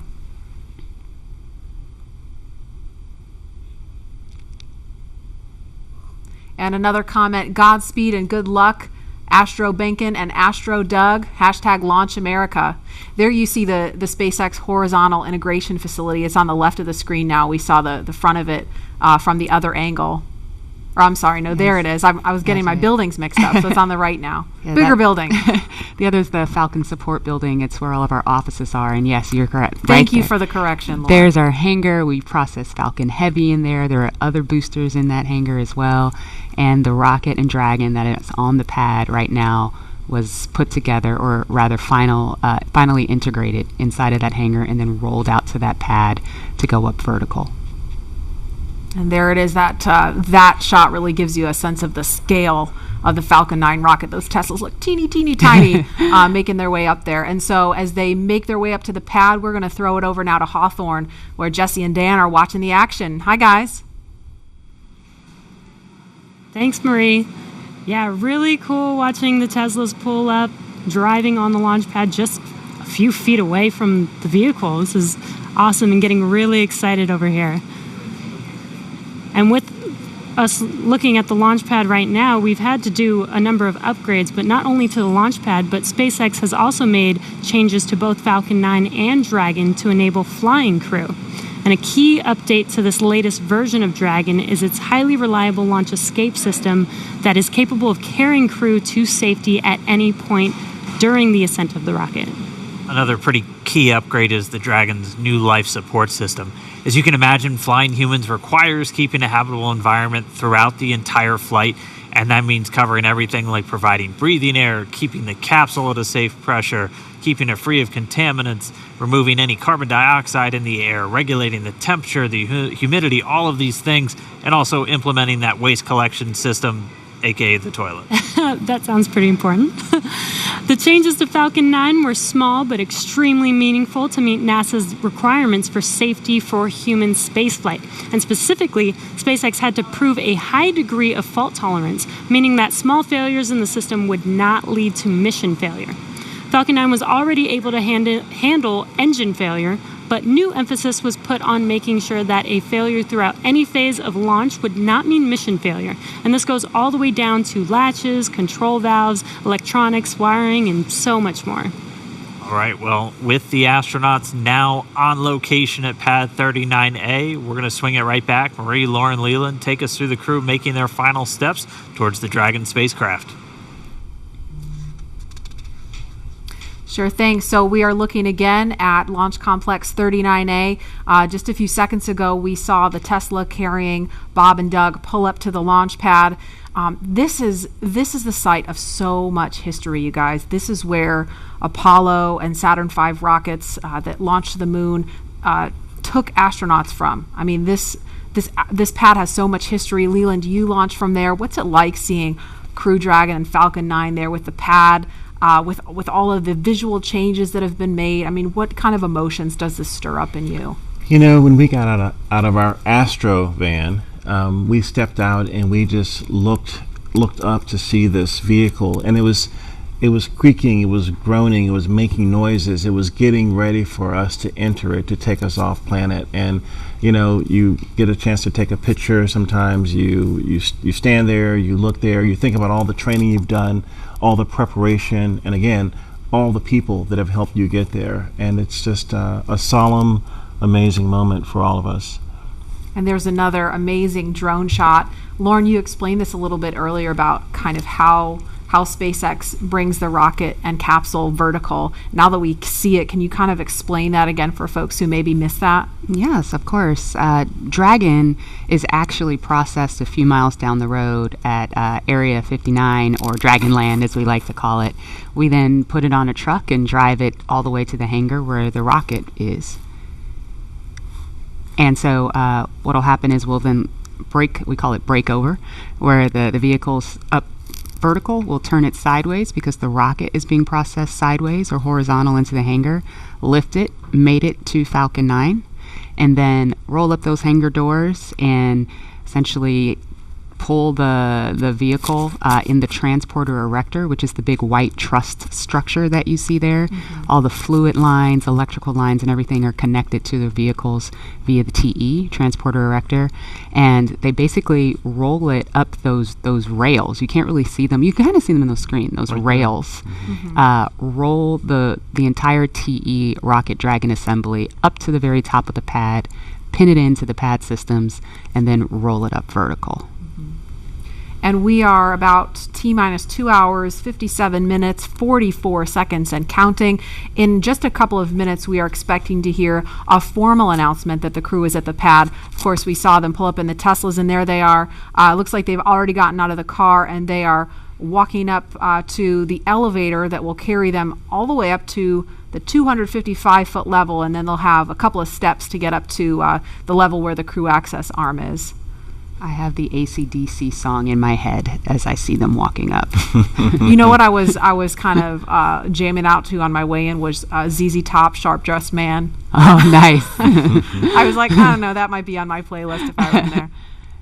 But there they are, taken in the sight, craning to see the top of the Falcon 9 rocket. It's 230 feet tall if you round up, and then Crew Dragon is another 27 feet from the bottom of the trunk to the top of the nose cone. So when you're out there in person, it's really hard to describe just how large it is. Look at them getting excited. They're ready to get in the vehicle, get in the elevator, and make it to the top. There's some FOD he's picking up, foreign object debris. Appreciate that. They're also wearing FOD covers on their shoes, by the way. Oh, really? Yeah. We want to make sure that they don't, track the inside of Dragon when they go in. And so right before they enter the vehicle, they'll remove the FOD covers off of their boots. You take for granted, all just the little details like that, all of the thought and preparation that has to go into literally every single piece of this operation. I love the makeover of Pad 39A with the sleek black with the white ticking and the lines, and it's a very futuristic look for this iconic launch pad. And to think what's been there before with Mercury, Gemini, Apollo, shuttle, and now the SpaceX Crew Dragon getting ready for a launch to the International Space Station. Rocket fuel still going through my veins. And we feel so honored to be able to launch from here. Oh, here they are. That's a really fast elevator. Yeah. I know, it really zips. That took them up to 255 feet in just a matter of seconds. They were removing their FOD covers? Looks like they were just maybe checking something on his boot or leg.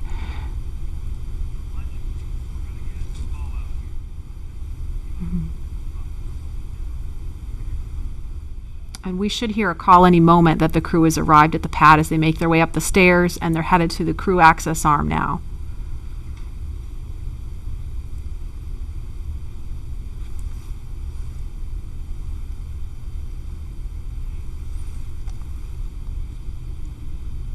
There's the worm again. Poppin'. You know it. Meatball. Don't worry, there's a meatball on Crew Dragon. Those white arrows you see there are essentially illuminating the way for anyone who's up there to find their way to the escape baskets in the event of an emergency that would require them to get far away from the rocket and the pad. And it's hard to tell from this angle, but there's actually a phone right here, and I can't tell if it's Bob or Doug that's using the phone right now, but Leland, can you explain the significance of that? It's the same phone that was there during the shuttle days. Yeah, you get a chance to talk to maybe friends or family that you haven't had maybe couldn't come to the launch. In this case, it's quite a few people, but just to have that last moment to talk to someone before you get in the vehicle.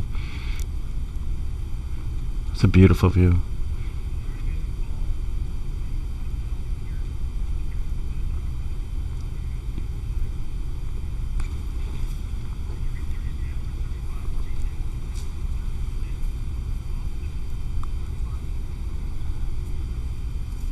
And we're watching the crew when they're done using the phone there. We expect them to be making their way into the crew access arm. And coming up at about T-minus 2 hours and 35 minutes, the astronauts will ingress, or that's a word we use to describe climbing into Crew Dragon. And we saw Doug do it a couple minutes early on Wednesday. They were a little bit ahead of schedule, so that time could be a little bit flexible. But that's going to happen with the assistance of the suit techs, and they will get strapped into their seats. And so with that coming up, we're going to head over to Hawthorne for a preview of what's in store for the future in space travel. Jesse? Thanks, Marie. Yeah, shortly after we begin to regularly fly NASA astronauts to and from the space station, SpaceX will also begin flying private passengers to station and beyond using Dragon. That's right. NASA is enabling up to 2 private astronaut missions to visit the station each year, just as part of our support of the economy in low Earth orbit. It's one of the many ways NASA's working to just open up access to outer space for companies to manufacture products in microgravity, for any new commercial modules in space, and really just to enable more people to be able to explore the stars firsthand. And the more people out there exploring the stars, the closer we become to becoming a multiplanetary species. Earlier, we showed you a first-hand look at where you would train if you were to fly with us on board Dragon, but now let's take a peek inside of the spacecraft itself.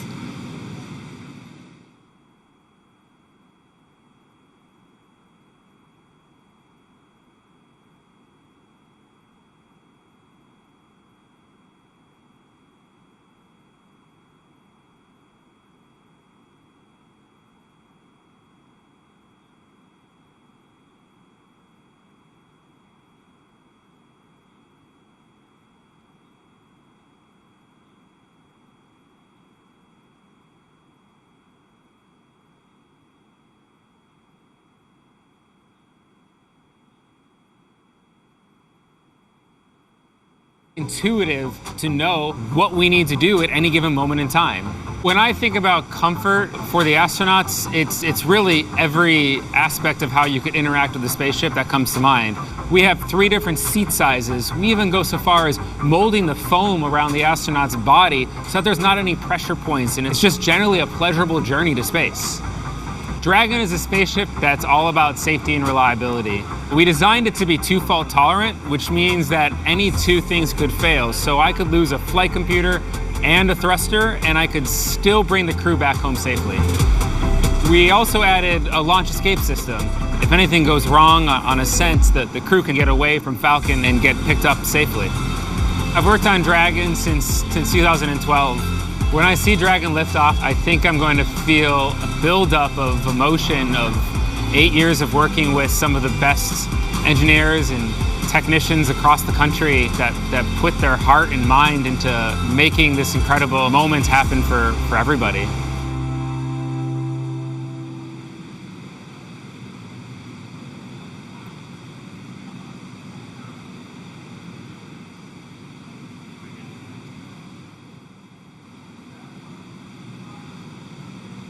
All right, so that was a detailed look inside Dragon. Here's a live look at 2 astronauts about to climb right in.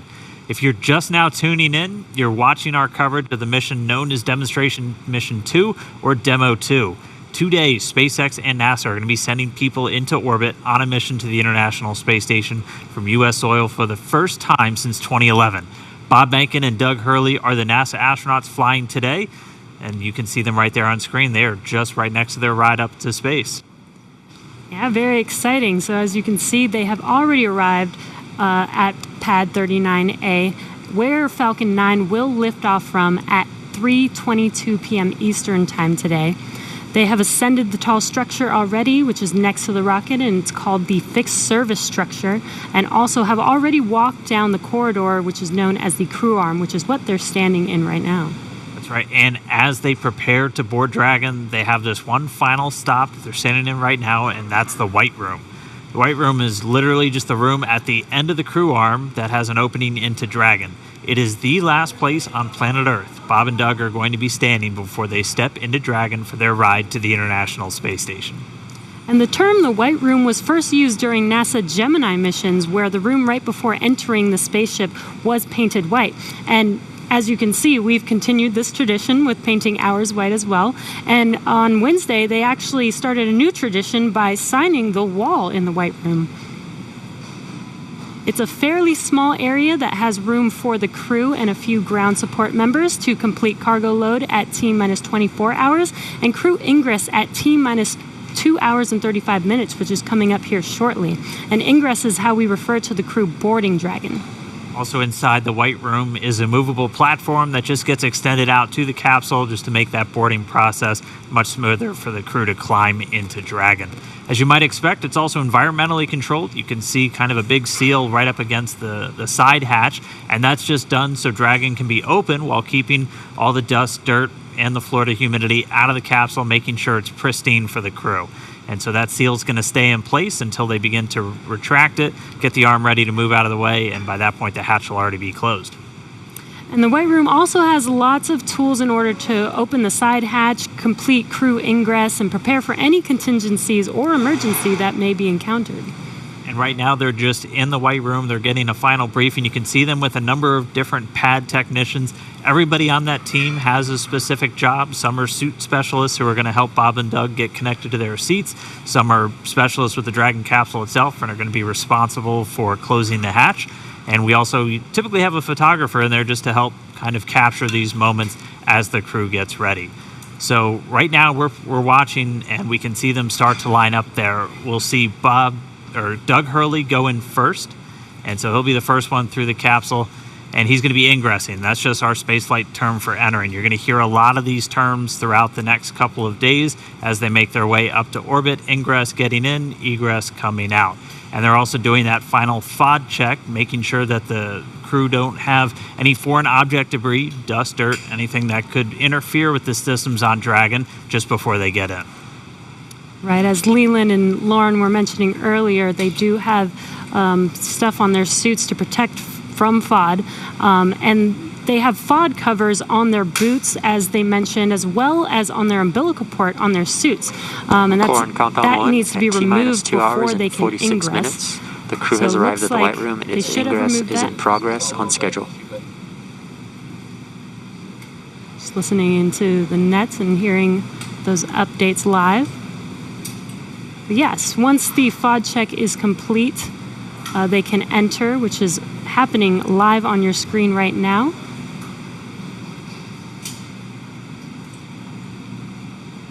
And as they climb into Dragon, they will buckle themselves in and attach their umbilicals to their suits.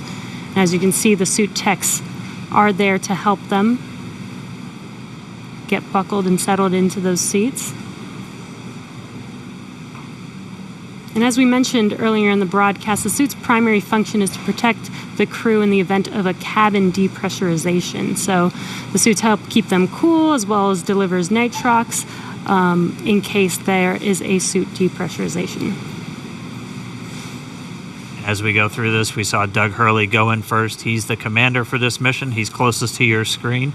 And then Bob Behnken's just next to him, and they're going to get some assistance from these suit techs as they get in. There are 4 seats inside of Dragon for these missions, and they are numbered 1 through 4 if you're looking from the perspective of the suit techs inside the hatch, going from right to left. So Doug Hurley is in seat 2, that's the commander seat, and Bob Behnken is in seat 3, which for Crew Dragon's the pilot seat. And obviously we don't have anybody in seats 1 or 4 today.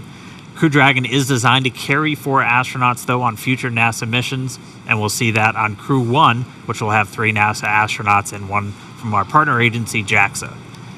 And then directly above the crew right now, but right in front of them once their seats get rotated, are the 3 displays that they'll use throughout the flight. And that just gives them insight into all of Dragon's systems. It allows them to take control of the vehicle and manually fly it, which we'll see them do hopefully only twice during 2 manual flight tests. As again, Dragon's autonomous, but they can jump in and take over if they need to. And as Dan mentioned, the displays are above them right now, but those seats will rotate back for launch position so that they can easily access those displays. So coming up next, the crew will do a comm check once they're all settled in, and that's so that they can check to make sure that they can hear mission control, and then after that, their seats will be rotated into position. So let's check in with John Innsbrucker for the latest on the health of both of those vehicles. John, what's the status update today?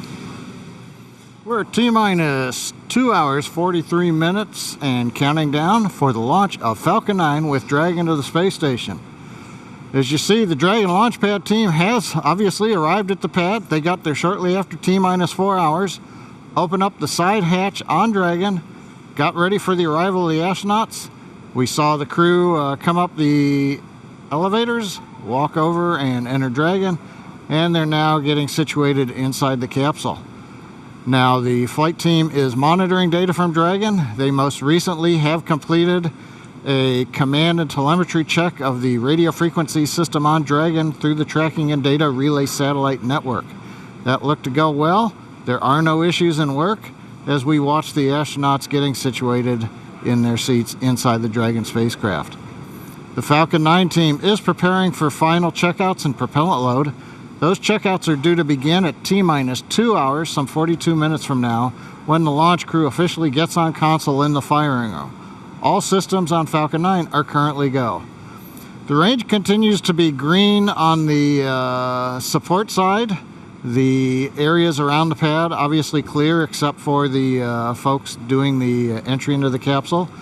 Air and sea space are clear. We hear helicopter go by from time to time. The big concern is weather forecast. We are continuing right now at a 50% probability of violation of the weather constraints. The big concerns are going to be the thick clouds, precipitation, possibility of lightning. I mentioned earlier, normally you get a strong sea breeze from the ocean that pushes inland and keeps the clouds from Central Florida from building up. But today the sea breeze is fairly weak, so we expect the thunderstorms will get closer to the launch pad. We're also checking downrange conditions. If there's a contingency splashdown of Dragon, we're looking at essentially the wave heights, lightning, rain along the trajectory. Right now it's marginal, but it is still go. We do expect that to improve slightly during the day. So fingers crossed there that the downrange weather looks good. But right now at T-minus 2 hours, 41 minutes as the clock continues to count down, all systems are go for launch. All right, thanks, John I. And as we watch Bob and Doug get buckled into their seats, I'm joined once again by SpaceX's Jessica Jensen, just to kind of walk through everybody what made Dragon a 21st century spacecraft. So first off, thanks for coming in today. I know you got to come in for a launch. That's always tough. Of course. Walk us through again kind of Dragon's life history. I mean, we have one in a clean room pretty soon right behind us. Walk us how we got to where we are today to have Bob and Doug climbing into that spacecraft. Sure. So SpaceX was founded to make life multiplanetary. That was why Elon started the company back in 2002. But also when he founded the company, we were a very small company for several years. And so we had to look for opportunities to, hey, how do you go from being a small company to actually putting people into orbit? So when NASA came out with the need to fly cargo to and from the International Space Station, we jumped on that because we said, hey, first, not only is carrying cargo to and from the space station cool, I bet we could actually then fly people to the International Space Station. And hey, for 8 years now we've been flying cargo. Yeah. And then now we have transitioned over into flying crew and cargo together. So that's basically been the evolution of Dragon, and it's been awesome. And I know when we see Falcon 9, we get to talk a lot about reusability. Everyone is very familiar with the first stage coming back down and how cool that looks. Dragon is also designed with some reusability. In fact, you've flown Dragon multiple times, or you've flown Dragons multiple times to the space station. How does reusability factor into Dragon's life cycle? Yeah, so I'll actually talk a little bit about both, because one thing I think everyone always thinks about reusability and, hey, it saves money or that's great, but reusability actually improves your reliability. So when we get Falcons back and when we get Dragons back, either after one mission or multiple mission, we can do all these detailed inspections on them. And that's super important because when you fly a vehicle, you can only have so many sensors on it. You can't put a sensor, every single inch of a rocket or a spacecraft. And there's already way more than I think anybody realizes. Exactly. But so, especially for rockets that wind up in the ocean, some people don't have any idea of what they actually went through. So the fact that we get all the hardware back, we were able to inspect literally every square inch of it and make small design changes that actually improve reliability for the whole fleet. So even though Bob and Doug are on a brand new rocket and a brand new spacecraft, those spacecraft are actually more reliable based on the knowledge we've learned from reusability. We've walked people through a lot of the new systems on Dragon. What are just some of the cool things that are maybe beneath the surface that people don't know about with Dragon? So I think one of the coolest things is the autonomous docking system. And what that is it's basically we have, GPS sensors on Dragon, but then we also have cameras and imaging sensors such as a LiDAR on basically the nose cone or the front part of Dragon as it's approaching the space station. And all these sensors are feeding data back to our flight computer to say, hey, how far away am I from the space station? What's my relative velocity to the space station? And then that feeds into the flight computer, which has algorithms written by our engineers to say, okay, based on how far away you are in your rates, here's how you fire the thrusters to most effectively get to the docking target. And I think that's just super cool. Well, I mean, we're all waiting for our cars to drive ourselves to work, and for Bob and Doug, that's exactly what it's doing for them. Exactly. And what I think is so cool is the computer does this just like flawlessly. It's easy. When I tried to do it, I failed miserably. I tried to dock Dragon to the ISS 3 times and I failed. Fourth time I got it. Good morning. And I will tell the public out there that on our website we actually have a Dragon ISS simulator, so you yourself can try and fire the thrusters and see how well you do. Maybe I'm just a bad driver, but I think the flight computer does a really good job. I think we all had fun with it. All right, well, we are just starting to hear. They're going to start up those comm checks with Bob and Doug. CDR, PLT, comm check, so let's listen in. CDR, loud and clear. PLT, loud and clear. Core, loud and clear. Umbilical comm check complete. Stand by for ground station comm check.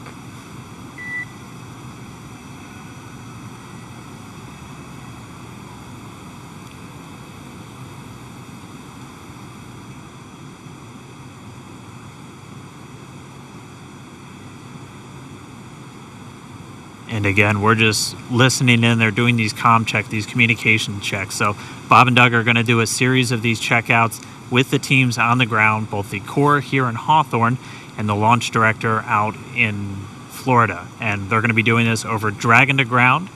And they're also going to be doing it over the countdown net. Those are the 2 main loops or nets that you're going to hear going out. And they're going to be doing it through their different communications paths. We heard them do through the TDRS, or the tracking data and relay satellites. Those are those primary satellites that were going to be used to talk to Bob and Doug throughout their flight and to send commands to Dragon. They'll also do it through ground stations. SpaceX has a worldwide network of ground stations that they're able to communicate with the vehicle. And that's what we'll be using to get video inside the cabin of Bob and Doug on their flight up. So if you tuned in the other day, this is one of the first things that they do once they get inside the vehicle, and this is just to make sure all the communication systems with the Dragon spacecraft, with the suits, everything are working. They're able to talk to and hear everybody on the ground. Dragon, SpaceX, comm check, ground stations. SpaceX Dragon, loud and clear. Core, loud and clear. Ground station comm check complete. Stand by for TDRS comm check.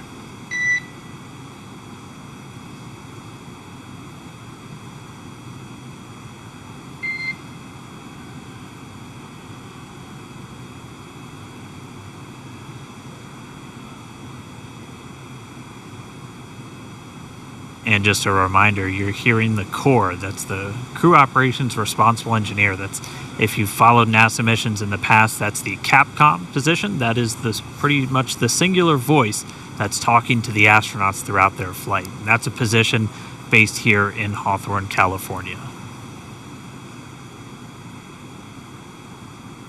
And you'll also hear Dragon, SpaceX, Comcheck, Tejas.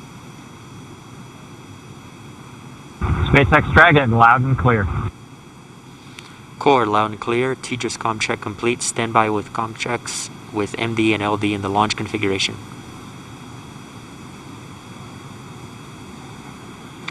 Dragon, MD on countdown 1. Comcheck.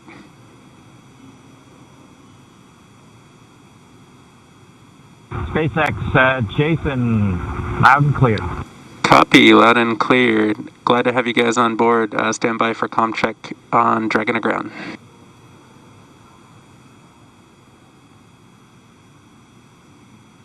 Dragon, MD, Dragon to ground. Comcheck. MD Dragon, loud and clear. MD, loud and clear. Stand by for Comchecks with LD. Dragon, launch director on countdown 1. Comcheck. Good afternoon, Mike. Loud and clear. I have you the same, and good afternoon. Stand by for my Comcheck on Dragon to ground. Dragon, SpaceX on Dragon to ground. Comcheck. SpaceX Dragon, loud and clear. I have you the same. Back to core. And Dragon, SpaceX, this concludes our launch configuration Comchecks. Report when ready for seat rotation per section 2 of 4.100.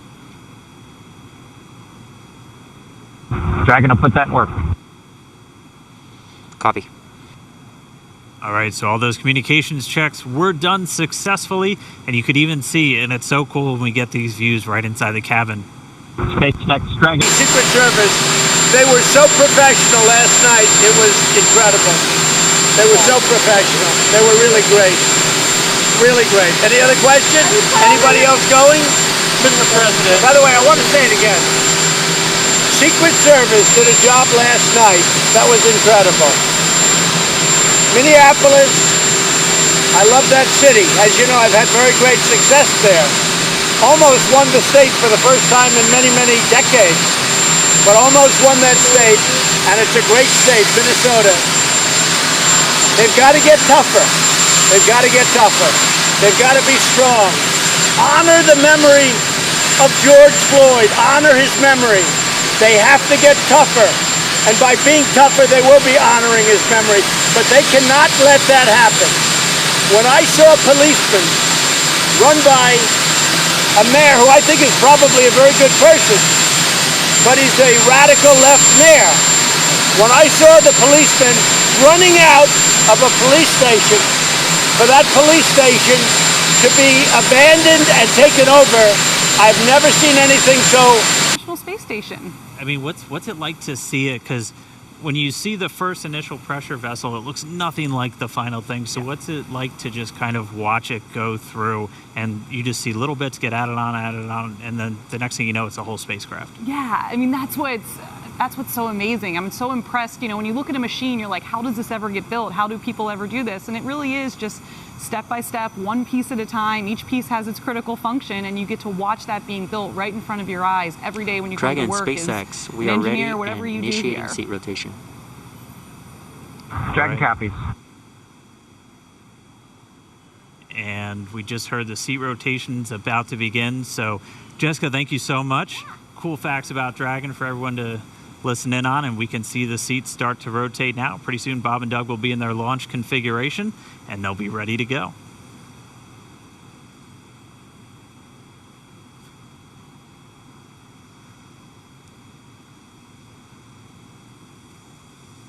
We can see the seats slowly start to rotate. Again, they're in this down position just to make it easier to climb in and out of Dragon. They'll rotate to this launch position to put their backs a little bit more parallel to the ground. It makes taking the G-force a little bit easier for the crew on the way uphill, but most importantly, positions those touchscreens directly in front of them, which is just their gateway into Dragon. Dragon, SpaceX, seats are in the launch position. We copy. All right, in confirmation the seats are in the launch position. Let's go down now to Gary in Mission Control Houston, where I know the entire JSC team is standing by and ready to see Dragon take flight today. Over to you, Gary. Thanks, Dan. Very much so. Great to see good comm checks from Bob and Doug, and that their seats have been rotated into their launch position. Here in Houston, Flight Director Zeb Scoville has pulled space station flight controllers, and all systems are go for launch from the space station side of things. Essentially, the station is prepared for Dragon to arrive 19 hours after launch. Chris Cassidy has completed his preparations for Bob and Doug to arrive. He's got a chance to view some of the broadcasts. It even said they were, quote, looking sharp. Flight controllers here will monitor the countdown, but really it's up to the teams in Kennedy and Hawthorne to get us to liftoff at this point. So we want to hear your comments as we continue to count down to launch. So let's go to the social desk now. Tahira. Thanks, Gary. So glad to hear that polls are go, at least on your end, and just hoping this weather just works out good for today's launch. I mean, people online are on the edge of their seats. We just checked numbers, and we are up to 1.1 million viewers right now. That's almost double when we checked last time. And right now, we also have Columbia, South Carolina is leading the viewership, so interesting to see how that changes. Let's take a broader look at the conversation online with this heat map of the United States. Now, this shows Launch America mentions by state over the past week, and we have California leading right now with the most mentions, and I'm very surprised. I really thought the Space Coast would take it home, but let's see how this changes over the course of the broadcast. And with that, let's see what y'all are posting online right now. Guys, I mean, check out these outfits. Absolutely love it. Love to just see how people are making things creative for this launch and really making it their own, putting their personal touch on it. Let's take a look at another. Oh, we are back to the Launch America heat mentions, so let's see how that changes over the course of this broadcast. But really fun to see those photos online. Oh, we have another space pet, guys. These do not get old, so please use hashtag Launch America on social media. Right now, it looks like we have Astronaut Boris, who is ready for his launch in the Crew Dragon capsule. I love seeing the pet owners unite for this mission. So like I said, definitely use that hashtag. We will be looking for it during the show. Marie, what's the latest at Kennedy? Thanks to Hero, we are at T-minus 2 hours, 26 minutes, 47 seconds and counting from liftoff of the Falcon 9 from the Kennedy Space Center here in Florida, carrying NASA astronauts Doug Hurley and Bob Behnken. You see them right now aboard SpaceX's Crew Dragon spacecraft. It's been a very exciting day so far. The crew has been up since about 8 o'clock this morning as they prepare to head to the International Space Station as part of this Demo 2 mission for NASA. And as we speak, the astronauts, as you saw, are inside Dragon and have completed their comm checks, so now they can communicate with the teams here on the ground. And their seats have rotated upright to their reclined launch positions, allowing them to see and access the display panel. And now they are they initiate their own suit leak checks to make sure that their seat is in proper working condition before liftoff. And in just a little bit, at about T-minus 1 hour and 55 minutes, it could happen a little bit sooner though, we're running a little bit ahead of schedule, we will see the closeout team begin to close the side hatch in preparation for flight. And that's going to be one of the key visual milestones on the timeline to liftoff. Now, we want to take you to a couple of special guests we have joining us. They are with Daryl Nail at the OSB-2 viewing location, NASA Administrator Jim Bridenstine, and also Kennedy Space Center Director Bob Cabana is there with Daryl. Hi, Daryl. Hi, Marie. That's right. We're in the fifth floor of the Operations and Support Building here at the Kennedy Space Center with a nice view of Launch Complex 39. And the two men that you mentioned are here to join me to answer a few questions. We're excited to have them both here. And they are, of course, Bob Cabana, the director of the Kennedy Space Center, and Jim Bridenstine, administrator for NASA. Gentlemen, thanks again for making the time to be here. Of course, the big story right now, Jim, is the weather. So let's talk a little bit about that. We can see there's some clouds building. That was forecast. You took part in a weather briefing this morning. What do you know about the weather and the decision that was made to say, hey, let's give this another shot today?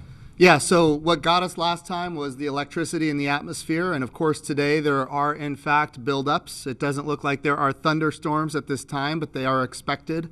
The question is, when do those thunderstorms go away, and when those thunderstorms materialize, where are they located? We are predicting about a 50-50 shot of going this time, but given the fact that we are in late May in Florida, we have to take every shot we can get. So it's not likely that in a couple of days it's going to be any better than it is today. So we are a go for launch right now, and we are hoping that the weather will hold up. We almost made it on Wednesday, and the trend is better today than it was on Wednesday. So we'll see. And I saw a forecast that said the clearing is supposed to happen right around 3 o'clock in the afternoon. So that's right. We're hoping that launch is at 3:22, clearing, at the earliest 3 o'clock, at the latest 3:30. So depending on when that happens, we'll either be go or no go. But again, we're going to take every shot we've got. Also watching the downrange weather for a That's potential rescue in case there were an abort. That's right. So we have these staging areas. When we go from the first stage to the second stage, that's a higher risk evolution. We want to make sure that in the case we have to exercise the launch abort at that point, that the weather is good. And of course, that's off the coast of North Carolina. The big thing there is it's great that we have a launch abort capability. The challenge is that launch abort capability includes parachutes. And with parachutes, you've got to make sure that you've got the weather to come down. If there are thunderstorms or downbursts or high winds, that's problematic for the parachute system. Right, and sea states as well, bouncing that Exactly. capsule around in the ocean. Bob, of course, you're an astronaut.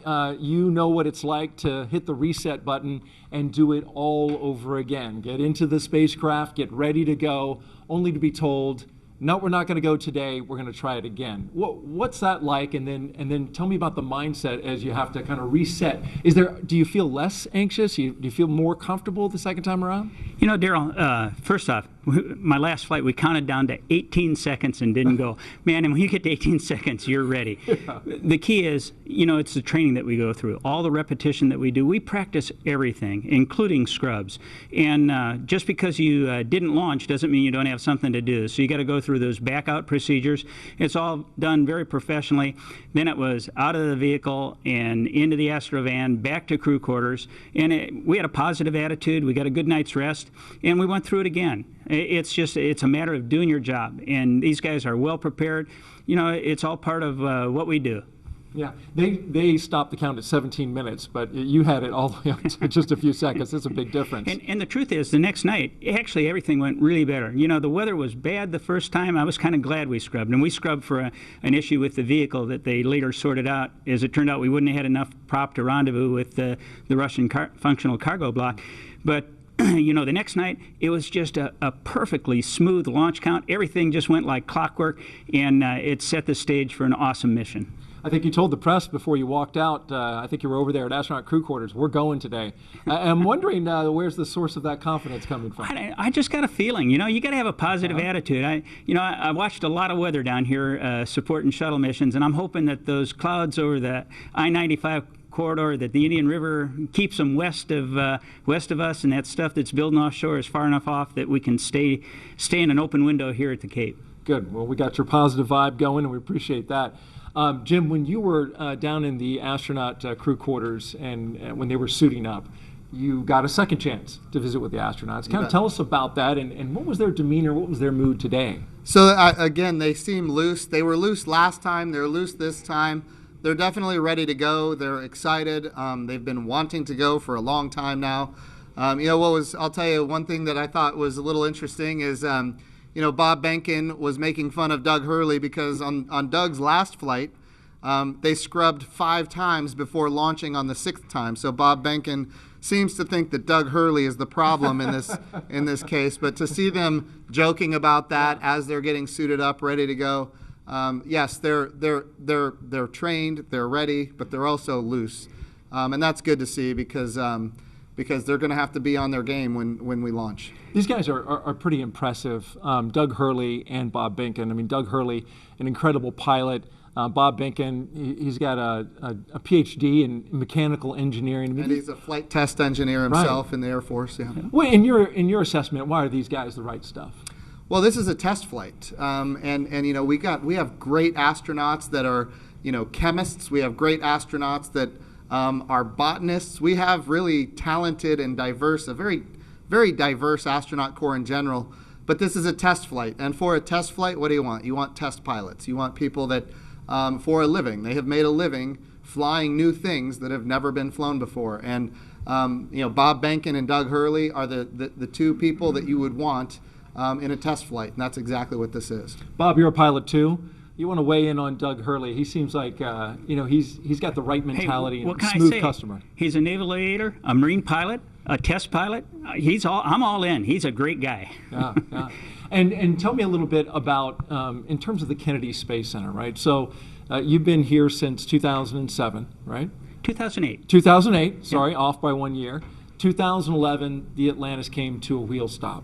I grew up here. My dad worked for NASA. My uncle was a contractor. When that wheel stop happened, the next day, my uncle got the layoff notice, right? And it 30, 60 days. It was depressing. We're talking about thousands of people laid off. Super depressing. Atlantis landed on a Thursday. On Friday, 2,000 contractors got pink slips and walked out the door. Yet they worked on that vehicle. That was the best vehicle we ever flew, the cleanest. That's the dedication of the workforce here.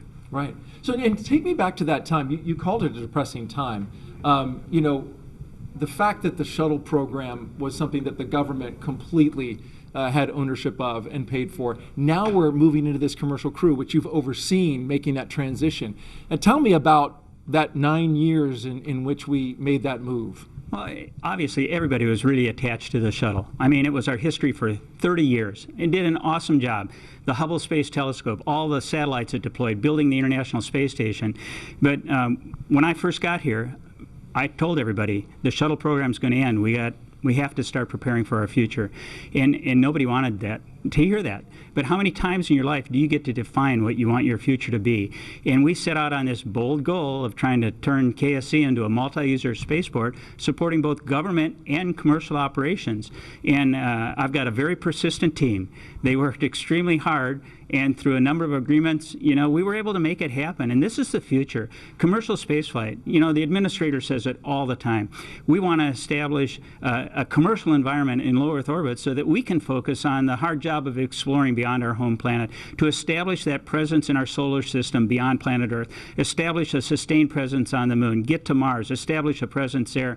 We can't do that if we're locked here in low Earth orbit. And commercial crew with both SpaceX and Boeing, that's the beginning of a whole new era of spaceflight. All right, very good. Quick question. We've got, of course, a special guest coming back today. The President of the United States plans on being here. Jim, you took him around the first time around. How did that go? I think I saw a picture on Twitter. He signed some space hardware. That's right. So he took a look at the Orion crew capsule. Of course, the Orion for Artemis 1 is ready to go. And he signed, a piece of hardware that will fly on the crew capsule for Artemis 2. So that's kind of, and not just him, but the First Lady and the Vice President and the Second Lady, they all signed it. So their names are going to fly around the moon on Artemis 2, which is exciting. But I just want to give Colonel Cabana a compliment here, because he did bring this spaceport through a very difficult time. And now it is a multi-use spaceport, and we do have commercial, and we have, in fact, even international launches here, and now we're going to have commercial crew launches. Bob has done a wonderful job transforming this spaceport. That's why we're doing commercial crew. NASA wants to be one customer of many customers. We want to have numerous providers that are competing on cost, innovation, safety, driving down costs, increasing access. But even better today, when I took this job just a few short years ago, our budget at NASA was around $19 billion. The budget request that President Trump gave us for next year is $25 billion. We are in a great position because the president is committed to space exploration. Of course, he's committed to the Space Force. We haven't had this much support for space since John F. Kennedy, and we've got bipartisan support. Everybody wants to see the Artemis program be successful. Everybody wants to see not just the next man, but the first woman on the moon, and that's what we're building here. Yeah, it's key to it all is that bipartisan support, and of course, what the work that Bob's been doing here. You can see the commercial activity all around this place.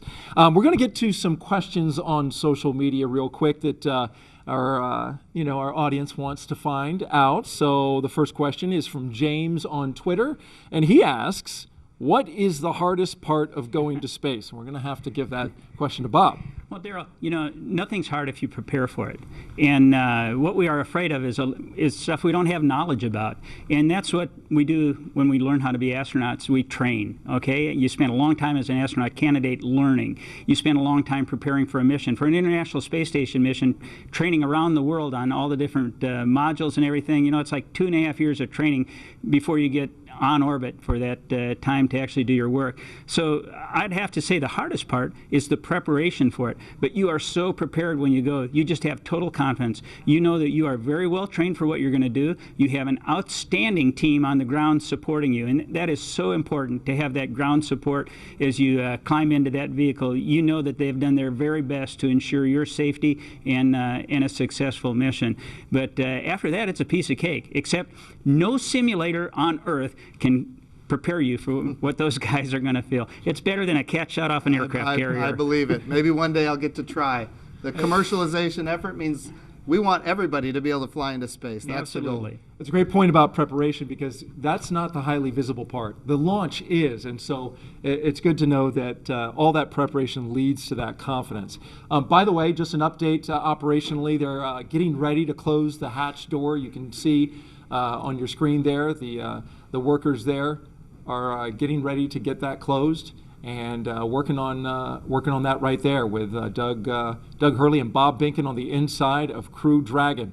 Our next question is from Mathis on Twitter, and he asks, what kind of operations will the astronauts do between the liftoff and docking with the International Space Station? I know you pay a lot of attention, Jim, to the operations, especially of this mission. You bet. What do you know about that? So there's a number of things. The first thing that they have to do is, of course, we've got a number of burns to get in phase with the International Space Station. We've got some boost burns as well. We're talking about operating the rocket engine to get in alignment with the space station.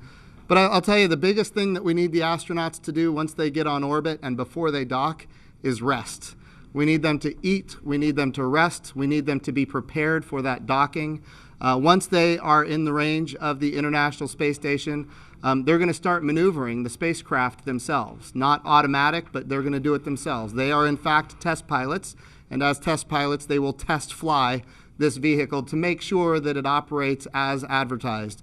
And of course then they will dock with the International Space Station. And a unique capability here is it's automatic rendezvous and automatic docking. And so we're going to be able to see that for the first time as well. That's going to be exciting to see. Thank you for sharing that with us. Jim Bridenstine, Administrator of NASA, Bob Cabana, Director of the Kennedy Space Center, thank you both for joining us. And we're going to send it back to Marie in the studio. All right, thanks a lot, Daryl and Mr. Bridenstine and Mr. Cabana for joining us. You can see some clouds starting to gather over Launch Complex 39A. We're keeping a close eye on weather. Again, 50% chance of launching today. We just got to see what the weather's going to do. A little bit ago, we heard the crew complete their comm checks live on the air. We saw their seats rotate. That helps get them into a little bit more comfortable position for the G-forces during launch. And more importantly, it helps them be in a better position to interact with the screens in front of them. They completed their suit leak checks. We saw during the interview just a few minutes ago the hatch begin to close, and so inside the white room there, the pad closeout team is in there still doing some work. That hatch closes, it's not as simple as just closing a car door. There's a process to seal it and check it and make sure that everything is sealed properly, right, Lauren? Yeah, that's correct. If they haven't already started, one thing that will be coming up next is the leak check. What they'll do is they'll attach a piece of ground support equipment. They don't have it in their hands right now, so it looks like it hasn't started yet. There it is. You can see it there. The closeout member number 5, it's already attached to the side hatch mechanism. And what they'll do is they're essentially checking for the leak rate. And they'll hold pressure there for a few minutes and then track that change in pressure over time to make sure that it's within bounds, making sure that you don't have any issues with those O-rings there that are holding that pressure. And so once they complete that leak check, they will then do what is the called the installation of, or the final installation of the SPEP, or side pressure equalization plug. That's basically a plug that Once the capsule splashes down, what you'll do is actually remove that, and what it does is equalizes pressure across the hatch. So once that thing is plugged in, you know that everything is super tight and that you shouldn't have any leaks on orbit. One of the other things that I think is pretty cool about Dragon, you can kind of see them on the edges there are some of the windows. And I know that Dragon started out as cargo. It was Cargo Dragon. You have your cargo version, and before you moved on to the Crew Dragon version, but you even had windows on the cargo version. Can you explain kind of why that was? Yeah, the very first Cargo Dragon that we ever launched had a window over the hatch, over the side hatch, and the reason we did that is we've always envisioned Dragon to ultimately be a crewed vehicle.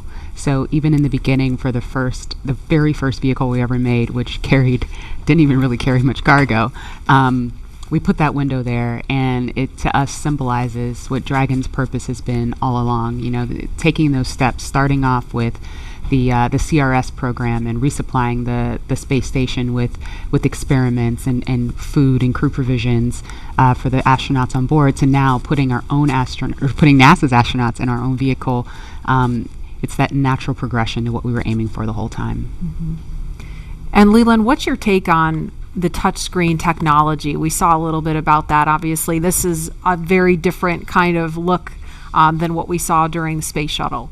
You know, it's the future. I mean, we had our LCD displays, and we had lots of buttons to press, and valves and switches. And I think this new technology will allow us to get through procedures much more much faster, because we had paper flight data file that we're having to turn to different pages and get to things. And I think this will make it much more efficient to go through your malfunctions and your procedures with the touch screens. And I think having the gloves, being able to touch the screens and work within the gloves, everything's kind of sleek and efficient. There's not a lot of wires and things hanging off, and their knee boards, you can see their knee boards on their left knees, and so that's for some extra little notes and things. The hatch is closed now. There's some commentary. We are ready for the post-ingress briefing when you are ready to copy. And we just heard confirmation on the loops that the hatch is closed, so that is a little bit ahead of schedule. We are motivated to go today. We're ready. Go ahead. Okay, on the weather, we still have some rain showers moving through the area, but we do have a reasonable opportunity today, so we are proceeding into the count. We are going to take a look at both pad and ascent track weather at T-minus 1 hour and 30 minutes, and the next decision point will be prior to prop load.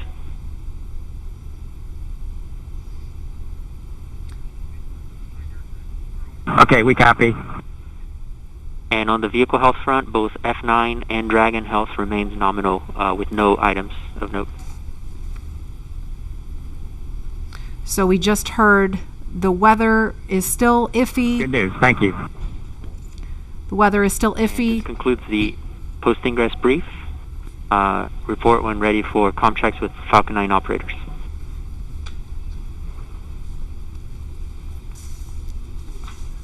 We are ready for the F9 operators.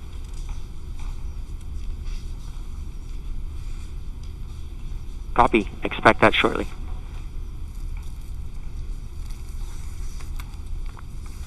So when we hear that chatter pick back up, we're going to quiet right down so that you can listen into that along with us. But we just heard them discussing the weather briefly, still keeping an eye on that, but the next decision point is going to be before prop load. So we're going to press forward for now and then reevaluate on before they start fueling the rocket. But in the meantime, it sounds like Falcon 9 and Crew Dragon are healthy, so the vehicle's in good shape, right? It sounds like kind of a little bit of a repeat from Wednesday, that we're just keeping an eye on the weather at this point.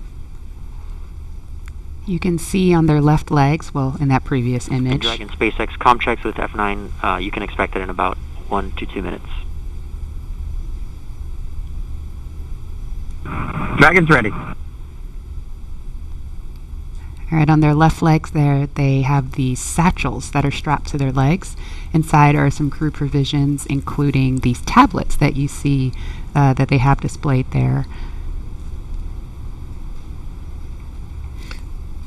You say, Lauren, those are tablets versus just kneeboards that you can write on? Or the tablets are inside. Oh, they're inside. Yes. Okay. Okay. And so when would they pull those tablets out to use them? During the mission, while on orbit. Okay. And I don't know if it's coming, if the background noise is coming through over the air, but we hear the rain really picking up outside the studio here. So I'm kind of wondering if Bob and Doug are hearing the sounds of the rain clouds opening up over the pad. It looks like it's still kind of patchy out there. But again, we were following some thunderstorms that look like they may be making their way over here. It kind of looks like it's raining from that view. It's a little bit hard to tell through the haze.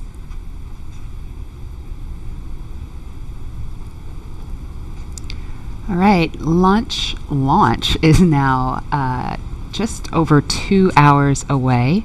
Tahira, you are there with the social teams. Now that the hatch is closed and the rain's picking up and all kinds of exciting things are going on right now as we count down and get into the last 2 hours of the count, I bet things are getting pretty interesting on social media. Hey, Lauren. I mean, yes, they are. So many different things are going on right now, and I think people online are just wondering what's going to happen with today's mission. I have TweetDeck open right now, and it is just scrolling with the conversation of people around the nation talking about today's launch attempt. We also just checked viewership, and we are now up to 1.4 million people watching this live broadcast, so really hope things look good with weather. And on that note, let's take a look at some of the things being said on Twitter right now. So it looks like, we just have some more future astronauts. I really love seeing the young generation just getting mobilized, getting excited about today's mission. Looks like we've also got some Godspeed and safe travels for both astronauts today. Really do wish them the best of luck on the second attempt. Hope it happens.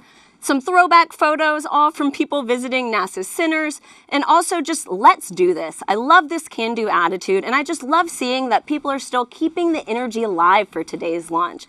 So there were obviously some disappointing reactions to Wednesday's scrub, but let's take a look at how people are getting excited for today's attempt.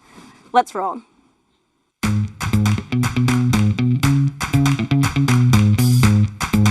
Ready for takeoff. Ready to launch America. 3, 2, 1, go!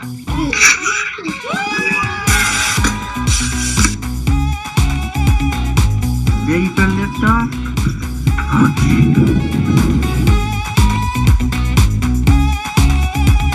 To infinity and beyond!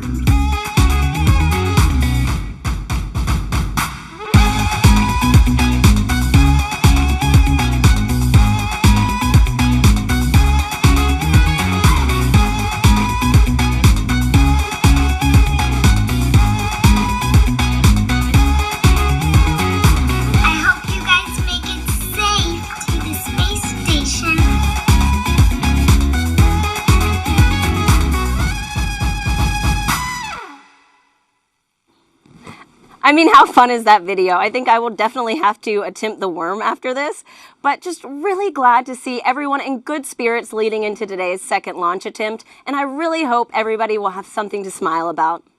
And with that, let's head back to Lauren. Lauren. Thanks, Tahira. So it looks like people are pretty stoked about today's attempt. Please continue to join the conversation by using the hashtag #LaunchAmerica across all the social media channels.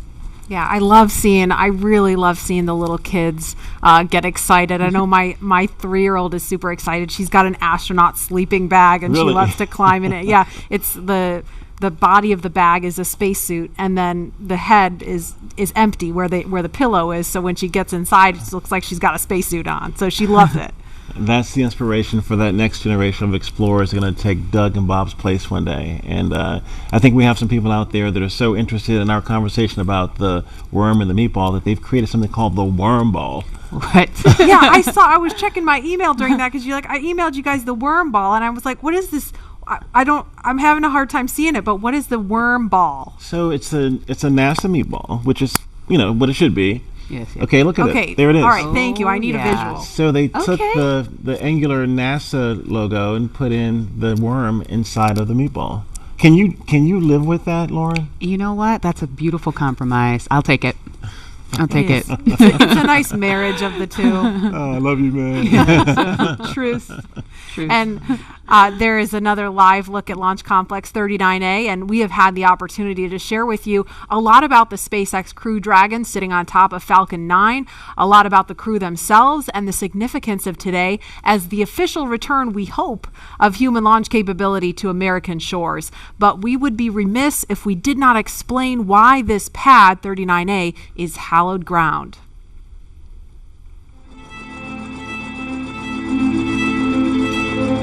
We're go, swing tight, we're go. Altitude, velocity, light. Many of NASA's storied missions began their daring journey from the exact same spot on Earth. Launch Complex 39A at the Kennedy Space Center. This massive structure of steel and concrete has cradled rockets and guided each on their fiery ascent to space for over 50 years. There can be no launch without a launch pad, and this hallowed ground has a history greater than any other. Having evolved and been reshaped for each new era of space flight, it's alive with a heartbeat as strong as the first. Launchpad 39A came to life under the direction of project engineer Harry May as NASA ramped up its efforts to achieve an unprecedented calling. Why, some say the moon. Why choose this as our goal? And they may well ask, why climb the highest mountain? In 1962, Earth-moving machines sculpted its massive pyramid base to a height of 40 feet. Then, concrete was poured to hold it in place. To launch the world's first moon rocket, engineers cut a flame trench nearly the length of 2 football fields down the middle of the mound. It was then lined with heat-resistant bricks to deflect 7.5 million pounds of earth-rattling thrust, first felt on Apollo 8. Less than a year later, Apollo 11 launched from Pad 39A.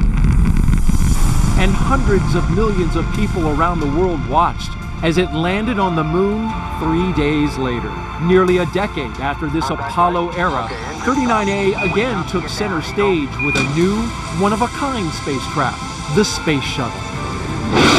Millions of pounds of additional steel for surface structures transformed the look, but not the purpose: human spaceflight. In all, 82 space shuttles blasted off from 39A until the very last. Start. T-minus 10, 9, 8, 7, 6, 5. All 3 engines up and burning. 2, 1, 0, and liftoff. The final liftoff of Atlantis on the shoulders of the space shuttle. America will continue the dream. Roger, roll, Atlantis.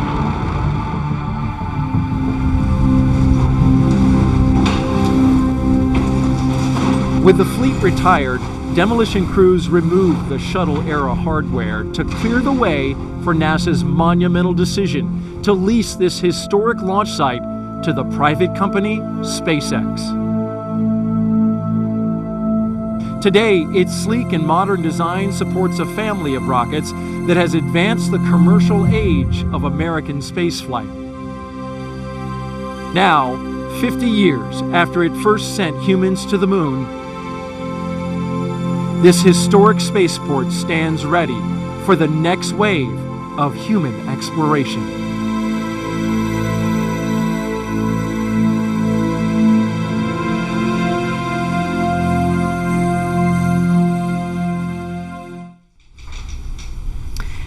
And we're looking live again at Pad 39A. We're looking at the pad closeout team. You can identify them by their numbers there. And we heard confirmation of the hatch being closed just a few minutes ago. So again, things a little bit ahead of schedule. And when I say ahead of schedule, I don't mean the launch time is changing. I just mean some of the specific milestones in the timeline. Those times are a little bit flexible, but that launch window remains instantaneous at 3:22 this afternoon. And Leland, you know, we just saw a piece about the history of Pad 39A. All stations, Chief Engineer, and countdown 1 for comm check with the crew. We're going to pause for that comm check. Falcon 9, guidance, navigation, and control. Dragon GNC on countdown 1, comm check. GNC Dragon, we have you loud and clear. GNC loud and clear. Stand by for comm check by the propulsion engineer. Dragon prop on countdown 1, comm check. Prop Dragon, loud and clear. Prop loud and clear. Stand by for comm check with the avionics engineer. Dragon, avionics on countdown 1, comm check. Avionics Dragon, loud and clear. Avionics loud and clear. Stand by for comm check by ground segment engineer. Dragon, ground segment on countdown 1, comm check. Ground segment Dragon, loud and clear. Ground segment loud and clear. Stand by for comm check by launch control. Dragon, launch control on countdown 1, comm check. Launch control Dragon, loud and clear. Launch control loud and clear. Stand by for comm check by the chief engineer.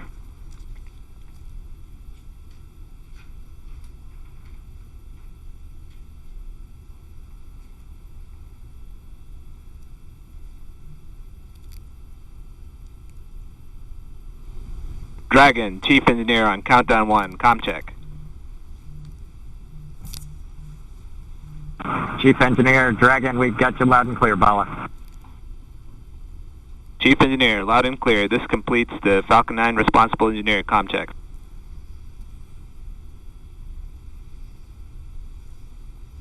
And we just saw a thumbs up from Doug Hurley. We listened to a series of comms checks there, and so everything. Chief engineer on Dragon to ground. Loud and clear on Dragon to ground. Loud and clear. Well, good luck, and let's see if the rain clears up. That sentiment is shared by all here. You can do it. Copy that.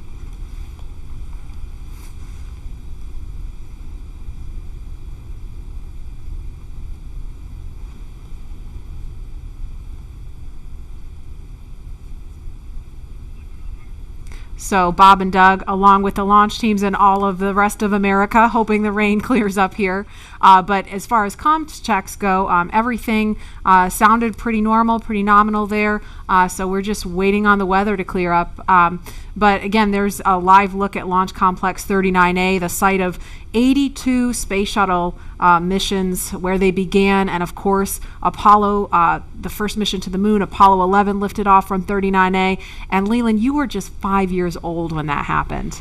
Take us back there. Marie and Lauren, I was 5, and I was the antenna engineer during the broadcast. I was the kid standing behind the black and white Sylvania television holding the rabbit ears, and my dad said, move to the left, move to the right. And I was trying to look around the television to see what was going on, but they said, no, don't move, stay there. So I never actually saw the actual landing on the moon, Neil and Buzz walking on the moon. And the next day, all my friends in my community were like, yeah, you want to be an astronaut? We just had this momentous thing. And I said, no. I didn't see it. I want to be Arthur Ashe, because Arthur Ashe trained 5 blocks down the street from where I grew up. And my dad talked about his excellence, his perseverance, his athleticism. And so it wasn't until I got to NASA, working as an engineer at NASA Langley, that a friend of mine said, you'd be a great astronaut. And I just laughed at him.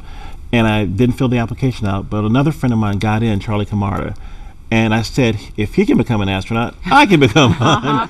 So I applied the next year and I got in the 1998 class. And I think about this, again, storied legacy, Pad 39A. I was there in 2008 and 2009, Space Shuttle Atlantis, the last one that came in with Doug and the rest of the crew. And it's just an amazing time to see this new era with Lauren, with your SpaceX Crew Dragon about to take off. I never heard that story. I've got a million stories. A million stories. Wow. It's so cool that you do have a lot of these kids that are watching today who have never seen a flight, a human space flight from KSC before. And this is their first time. And I'm trying to remember back, I grew up in the shuttle era, and I grew up in Los Angeles, and I remember sometimes when the shuttle would land at Edwards Air Force Base, you'd hear those sonic booms. You hear the double sonic booms in school, and we all just knew, oh, that's the space shuttle. It was just a thing. We just knew about that. And it did make me sad that there's an entire generation of kids who didn't grow up with that experience. And I'm just so proud that, today, hopefully, we get to provide that for kids and hopefully have more and more of these launches to the point where it becomes routine, hopefully never boring, but routine. And there's talent in every zip code, so we have to make sure that every kid has the opportunity to do these types of things. If they believe in themselves, then we give them the right tools that they can use to be in STEM fields. And we have a very diverse group of people up here working together to get Bob and Doug off safely. And I think more people that see this type of diversity will have a chance to say, I can do that too. Yes. Absolutely. And, we have a lot of kids watching today, and we have an opportunity to hear from another really awesome role model, especially for the little girls in the audience. So we want to throw it over to Gary in Houston to talk to a very special astronaut standing by there. Hi, Gary. Hi, Marie. I have the distinct pleasure of being joined by one of NASA's record-setting astronauts and a recent resident aboard the space station, Christina Cook. Christina, thank you for joining us. It's great to be with you today. Christina, we're coming up on 20 years of continuous human presence on the International Space Station, and you were one of those humans. What's it like to see a new milestone like this launch unfold after so much history already? You're right, so much history indeed, and it's just been great to watch it all unfold. I think for me, the most exciting thing is how NASA is not only innovating in what we do, exploring the universe, pushing the boundaries, getting knowledge on the space station, bringing it back to Earth for benefits here, but in how we do it. We're innovating in the implementation of those goals and of our mission. And what that means is that bringing in the private sector, bringing in a commercial space economy for low Earth orbit means space is going to be more accessible and more innovative. And it's just an awesome new era of history to be able to witness. You hold the record for the longest single stay by a female astronaut in space. What's it like living aboard for so long? Well, it is truly a privilege every single day. I have to say it's a beautiful thing to look down on the Earth and to be able to kind of contribute to a space program that you yourself have held in such high regard your entire life. I would say that the biggest challenge going into sort of those longer times is remaining vigilant. The engineers make it so easy to live on board the space station. Sometimes you forget you're actually surrounded by such a hostile environment. So remaining vigilant both day to day to have that appreciation that you wake up with every day, and then also being vigilant, knowing that things could take a turn for the worse at any time, and you have to be ready to react to that. So it's a great privilege, but it also comes with great responsibility. You came to NASA after the days of the shuttle program, and you flew on the Russian Soyuz. What does it mean to have this private capability to fly astronauts to the station? Well, I think it's just a great innovation in terms of our partnerships. When we started out, it was individual countries pursuing the space exploration. We brought in the international aspect of it, and now we're really folding in that commercial aspect, bringing the innovation of all of our American industrial power and recognizing that the more partnerships we have, the more accessible, the more innovative space exploration can be. So it's an awesome time, and it brings with it so much more capability into the program as well. So it's not only how we're doing it, but it's what it brings. We're looking forward to having this transportation from private companies. How does it help you do your job in space? I think one concept that we have in NASA for safety and to mitigate risk is called dissimilar redundancy. And here now we're bringing up a whole second way of getting crew to the International Space Station and getting cargo, last-minute cargo. So we're increasing how much science we can do on board the space station by twofold. We're increasing how we can, our options for getting items up, stowage items, supplies, provisions, science experiments. So we're really just banking on the extra redundancy to make the program that much more robust. We're watching Bob and Doug go through the final phases of preparing for this launch. What's going through your mind so close to liftoff? Oh, it is such a great day indeed. You know, it's interesting because I think it's not so much what is going through your mind, but what's not going through your mind. You know, you're not thinking about all the things could go wrong. You're thinking about enabling success by doing what you've been trained to do. One of the sayings we have is that on launch day, astronauts are sometimes the most calm people in the room. And I found that to be true on my launch day too. I think it's kind of this career culmination of everything you've learned, everything you've dreamed of, and you know that it's coming together in that day and that you're going to finally do what you're prepared to do, execute the mission, and it just really brings a sense of calm and readiness. NASA astronaut Christina Cook, always an honor to hear from you. Thank you. Great to be with you. Well, once Bob and Doug arrive at the station, NASA astronaut Chris Cassidy will be ready to welcome them on board. So in anticipation of their launch, he had this message for them. Hello, everyone. I'm astronaut Chris Cassidy, commander of Expedition 63 on board the International Space Station, flying 250 miles above the Earth. Like you, I'm excited about today's launch and the possibilities it will bring to America and to the world. But also, I'm very excited that two close friends will be arriving and joining the crew. I had the privilege of flying with Doug Hurley on both of our first shuttle missions back in 2009. Together, we came to the International Space Station and helped construct the amazing facility that it is today.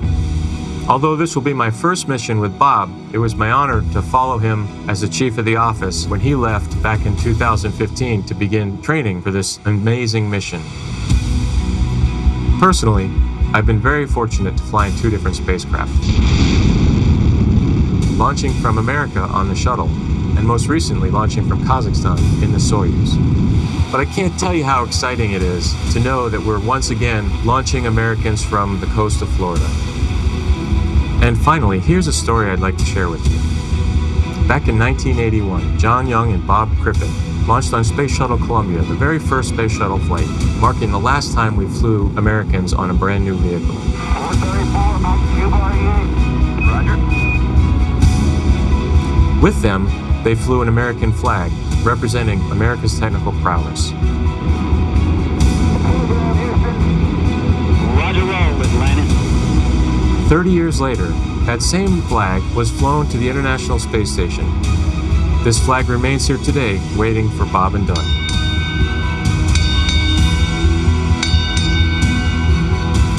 Our flag means so many things to our country, and this small piece of America represents what we'll be able to achieve together. We'll never stop exploring.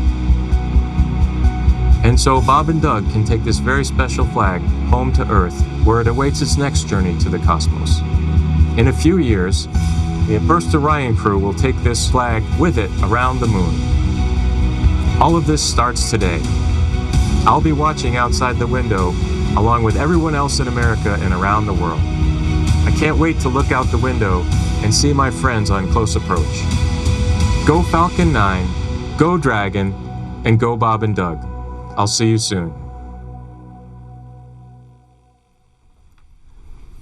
And there again is a live look at Launch Complex 39A at Kennedy Space Center in Florida, where we are T-minus 1 hour, 41 minutes, 58 seconds and counting from liftoff of the Falcon 9 rocket carrying Crew Dragon with astronauts Bob Behnken and Doug Hurley strapped inside. We can see some raindrops on the screen there. It looks like rain coming down at the pad, but we're still monitoring weather, and it sounds like there's going to be another decision point before they start fueling the Falcon 9 rocket, which is scheduled to happen at about T-minus 35 minutes. So we just heard a little bit about where they're headed. If the weather cooperates today, to the International Space Station. Leland, you've been there twice, and I know just from what you've told us, it's this Leviathan in space and the site of so much important work and partnerships happening. Right. Chris Cassidy is up there floating in the Columbus laboratory that I installed, or our team of us installed on STS-122. And I think about, using this robotic arm that was made in Canada. The European Space Agency built the Columbus laboratory, and my job was to use that arm and attach it to the International Space Station. And as it was getting closer and closer, the motion just stopped. And I'm like, what is going on? And there are 4 ready-to-latch indicators that have a very slight spring force that I was moving so slowly with the hand controller, the translational hand controller, that spring force stalled out the motion. And Peggy Whitton was behind me, and she said, SpaceX Leland, weather update. there's some commentary. weather update, I think. Go ahead, Zach. Hey, Doug. We're still waiting for a weather update expected at 18 Zulu. Therefore, the next assessment will be closer to the propellant load time. We are currently no-go on launch weather, but we are showing an expected clear of 1830 Zulu. Okay, copy all. Thanks for the update. So we just heard if they were to launch right now, the weather would be no-go. However, it sounds like there may be an opportunity if the weather clears, as it sounds like they expect it may. So again, we're gonna keep listening as we continue talking. If we start to hear any kind of chatter, especially if it's about the weather, we're gonna do our best to quiet down so that we don't step on that and everyone can hear it along with us. But Leland, you were just talking about the work on station and Peggy Whitson was getting ready to tell you something. Well, so the Columbus laboratory is stalled out. It's about to be attached, and there were 10,000 people waiting. Their job security depended on me installing this thing properly. Right. And Peggy said, Leland, push just a little bit harder on the hand controller, and all 4 ready-to-latch indicators went green. And I was like, yes! And that was our primary mission objective. But that paled in comparison to what happened next. Peggy invited us over to dinner in the Russian segment, and we had this meal with people from all over the world, Russian, German, French, African American, Asian American. This diversity that we talked about earlier, were up there breaking bread at 17,500 miles per hour while listening to Sade's Smooth Operator. It blew my mind. It was Smooth Operator, right? What an appropriate song for the job too, right? Wow, does she know? She knows now. Yeah. And Dan Tani actually changed the song from Smooth Operator to Arm Operator. So you see Arm Operator. I love it. Love it. And Leland, you actually, we were in another taped segment when you got a text from Drew Foystel. Can you share that with us? Yeah, Drew Foystel, his good friend, just sent me a text saying that the families say hello to all who are watching and thank the nation and the world for their support and interest. And Chris Ferguson just actually sent me a text. He was the commander on STS-135 and one of my classmates from the 1998 class, and he says, way to go, Godspeed on Crew Dragon. That's awesome. It's great to hear those words of support. Thank you guys for watching and everybody following along at home. I mean, the COVID-19 situation has been just a tough time for people stuck inside, homeschooling their kids, still trying to do their jobs, and so it's really cool to be able to watch this happening. And we see the pad closeout team. It looks like they are getting ready, or they've left the white room and they've already come down the crew access arm, so they are getting ready to leave the pad now. And we are going to go now to the Operations and Support Building 2, where Daryl Nail is standing by with NASA's Chief of Staff to talk to us a little bit about some of NASA's ambitions beyond the International Space Station and its work with the Commercial Crew Program. Daryl? Yeah, that's right. We're here in the mission briefing room at the top of Operations and Support Building here, where there's a lot of important people that are gathering to watch the launch here. And one of those people, it's not me, by the way, one of those people that is important is Gabe Sherman, NASA's Chief of Staff. We appreciate you being here. Hey, thanks for having me, Daryl. You got kind of the insight of what's coming down the pike here at NASA. So, of course, today is Commercial Crew, and we're focused on that and seeding the commercial market. But what's off in the horizon for NASA? Well, I'll just tell you, it's an incredibly exciting time to be at NASA, and you know this. I mean, you're here every day. But whenever you think about what we're doing with Commercial Crew, in the horizon in July, we're launching Mars Perseverance, which is just going to be an incredible thing for us. You look at the end of this year, SLS, the largest rocket in the world, is going through testing right now, going through green run testing, and we're hoping maybe by the end of the year we could even get it right out here to the Cape, which would be just an incredible achievement for our team. So there is no shortage of things to be excited about at NASA right now. And it feels like everything is really starting to happen here recently with everything that you just mentioned. And if we get that first Artemis launch, that could be right around the corner as well. Oh man, we're looking at I think late 2021 is what we're looking for. And so you think about SLS potentially moving from the green run to the Cape. You've got Orion finishing up its last little bit of testing. It moved from Plumbrook earlier this year, our station up there in Ohio, down to KSC. So we're looking at checking it out throughout next year. And hopefully we'll have the first integrated flight of SLS and Orion at the end of 2021. And I'm telling you, that is going to be a moment. That will be exciting. Yeah. And there will be a thunderous boom right here at the Kennedy Space Center.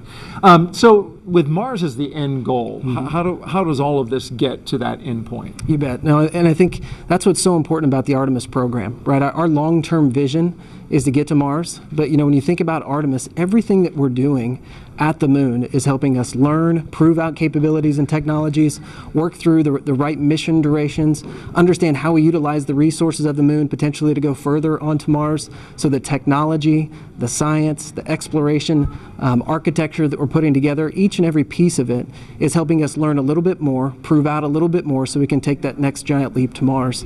And so everything that we're doing at the moon helps prepare us to move on to Mars. How about the activity in low Earth orbit, like Commercial Crew, which is happening today? How does that help us for missions to the moon? Yeah, I think anytime you're launching humans, you're learning, right? And you're taking what you've learned and you're moving it forward to the next mission. But I think it's really about the business case. If you think about what Commercial Crew is, it's NASA moving from owning and operating hardware to buying a service, right? And if you remember, just a few weeks ago, we awarded 3 contracts on the human landing system to commercial companies. And so we're hoping that we move to a day where we're actually buying a service to get our astronauts back and forth to the moon.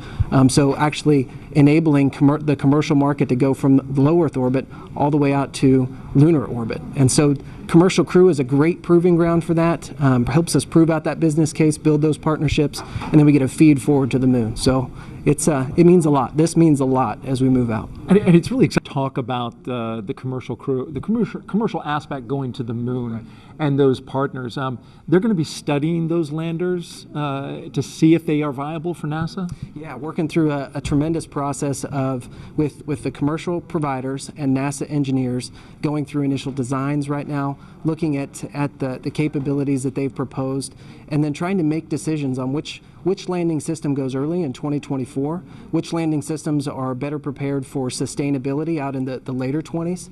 And so that is going to be an ongoing process throughout this year and moving into next. So it's going to be really exciting to kind of see what comes out as, hey, this is the lander that's going to take the first woman and the next man to the moon in 2024. Right, so different than the time of Apollo when we went to the moon. And that program ultimately came to an end. The idea here, though, is to try to create some sustainability. Talk about that. Right, and sustainability, you can get to sustainability if you have reusability, right? And that's what we're seeing with Commercial Crew for sure. But whenever you think about our human landing system, you're looking at a system that we put out there at the moon once we get to sustainability, and it's going back and forth, taking multiple trips to the lunar surface, back up to Gateway, which you're familiar with, is kind of our smaller space station we're going to put in orbit around the moon. So we are building an architecture that is going to enable reusability at the moon. Apollo never had that. And so whenever you think about driving down cost and increasing access, reusability, sustainability are critical. So you get to see everything from a very high level at NASA. What's it like for you personally, I'm curious, to be here at the Kennedy Space Center to watch a launch and to just see this amazing facility where all of this activity happens? Yeah, I think sometimes people think since I work at NASA, I'm around this stuff all the time. I'm not, right? I don't get to come down here nearly as often as I'd like. So it's just as exciting for me as it is for anybody else in this room.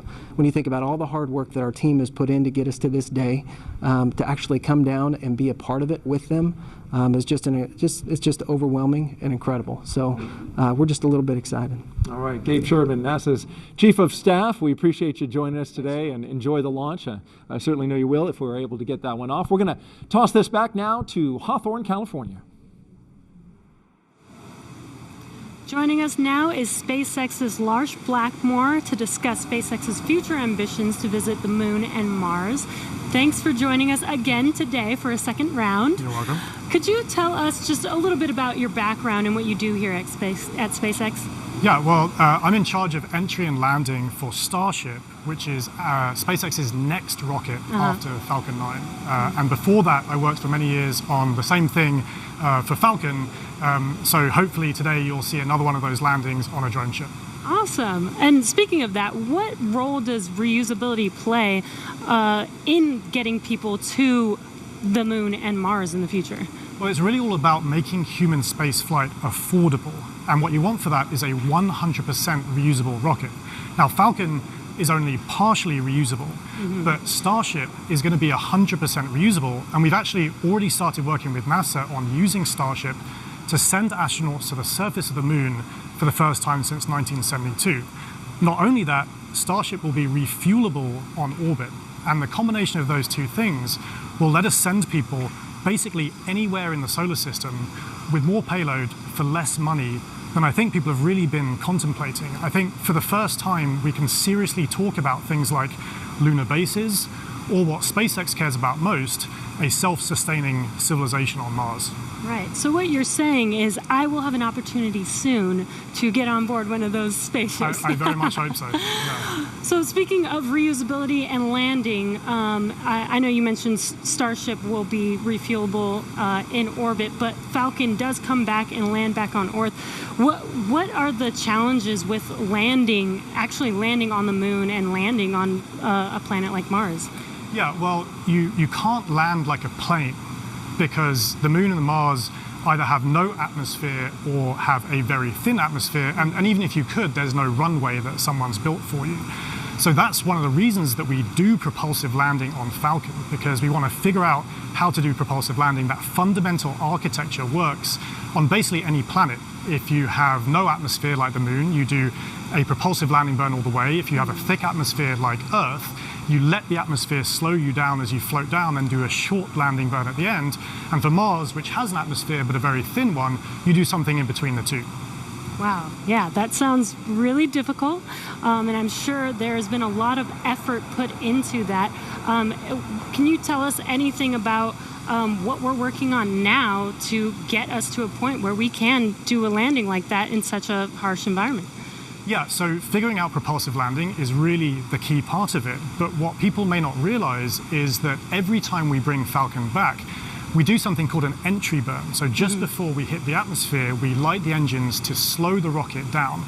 That happens high up where the air is very thin. And it just so happens that the conditions there are very similar to what a Mars landing burn would look like. So even though it takes months to get to Mars, and you can only do it every 2 years when the planets line up, we effectively get to practice Mars propulsive landing every time we bring Falcon back, including, hopefully, today. Wow. And as you mentioned, every time we bring Falcon back, we learn something new. Can you tell us a little bit more about what we learn after the vehicle has returned and we're able to check out the vehicle?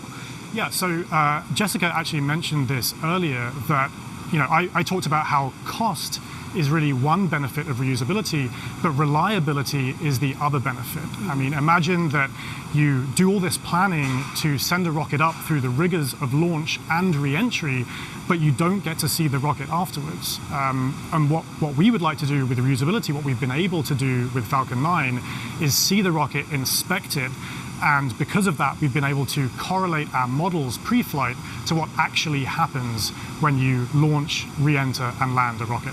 Right, instead of just guessing what happened to the vehicle after it's left. Exactly. That is amazing. Well, thank you again for joining us today for a second round. Hopefully the weather works with us today in a couple hours, actually. Let's throw it back to KSC with Marie. All right, actually we have Lauren here. Now today's mission opens up the door to one day, allowing the general public to be able to visit places like the moon and Mars. And as you've heard through several interviews today, reusability is a really, really important part of that. Imagine if every time you flew a plane from LA to New York, you threw it away at the end of the flight. That would mean essentially airline travel would be too expensive, costing hundreds of millions of dollars a flight, and almost no one would be able to fly. And so that's what SpaceX is trying to do here with reuse, allowing not just a handful of people to be able to go to space, but tens of thousands and hundreds of thousands of regular folks like you and me to be able to go to space. So, myself, when people like me have a chance to go, I know my dream is to land on Jupiter's moon, Europa. Scientists believe that there is a liquid water ocean underneath the ice and that it has the potential to be habitable. And so I'm super excited to get up close and personal to maybe some space fish. Leland, what about you? Where would you go? Wow, that's a pretty interesting destination. I think I would like to go to Mars. We've studied Mars so much and looked at it, and I think maybe having a Martian base that is dog friendly, bring the pups along, because I think as we explore, we want to take our families, our cultures, our traditions, with us, and flying with Doug and Bob is cool, but having more people, There's the dogs. The puppers, taking the puppers to space. I mean, they're not. They look ready to go. They are ready to go. We just needed maybe some like SpaceX type suits for them, But it's that's what it's all about, exploration. Like the settlers going the west, they took everything with them, and they started these new communities and these new traditions. And I think that's what we do with space travel. We start new traditions and communities and bring everyone together as one family, one civilization. Absolutely. We're here for it. And knowing that the opportunity to fly to space as a private citizen is really just right around the corner, we have a new poll question on Twitter for you.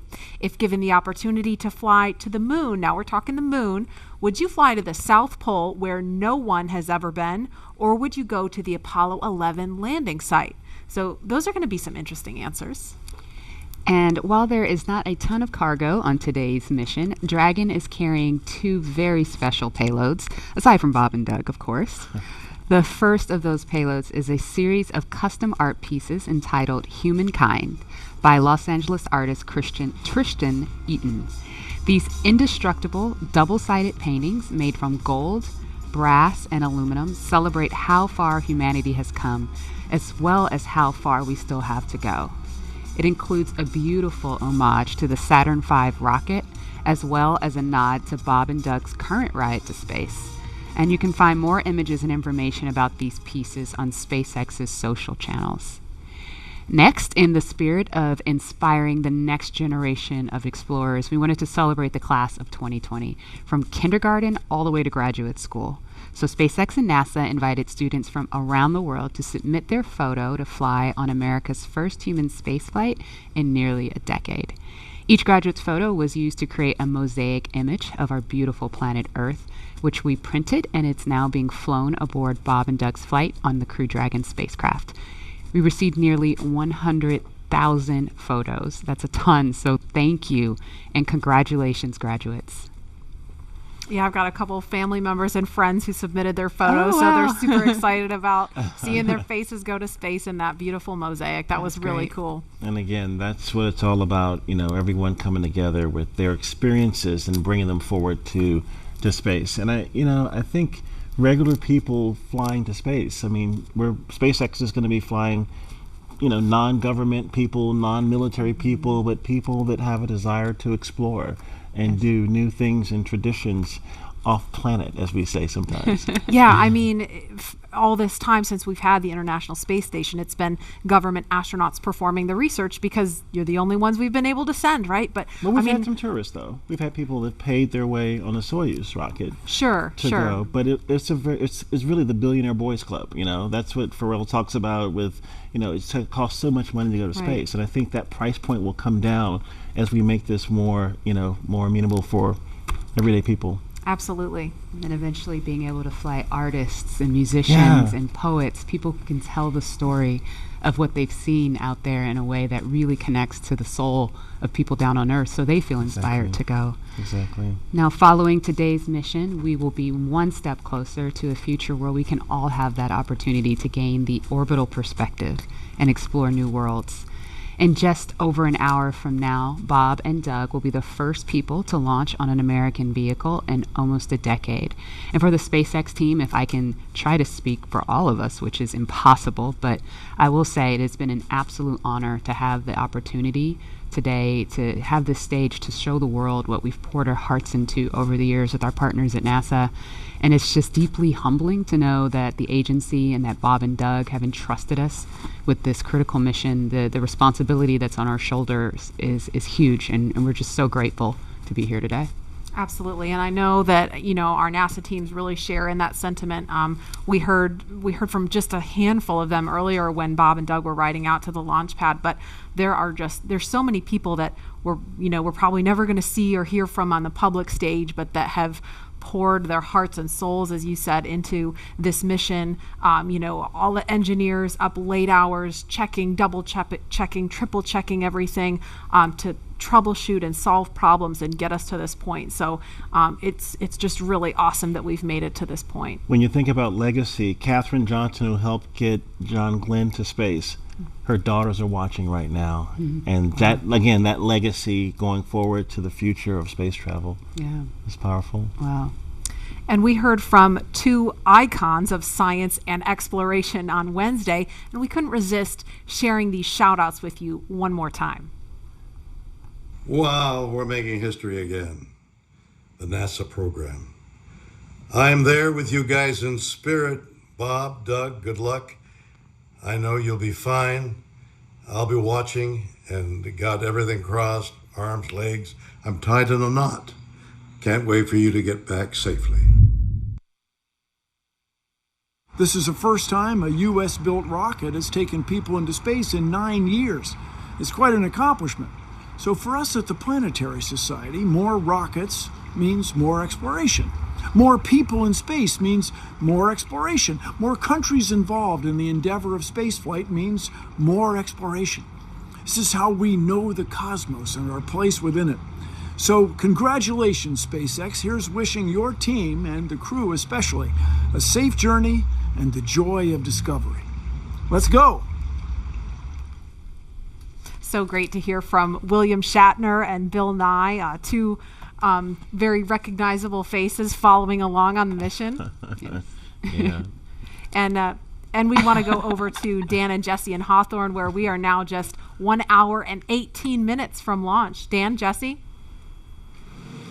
Hey, thanks, Marie. Yeah, 1 hour, 18 minutes. I think we're tying ourselves in knots, just like Captain Kirk. We're really hoping the weather cooperates. In about 20 minutes or so, we might clear. So we're getting hopeful. We're getting our hopes up. Yes. Very excited.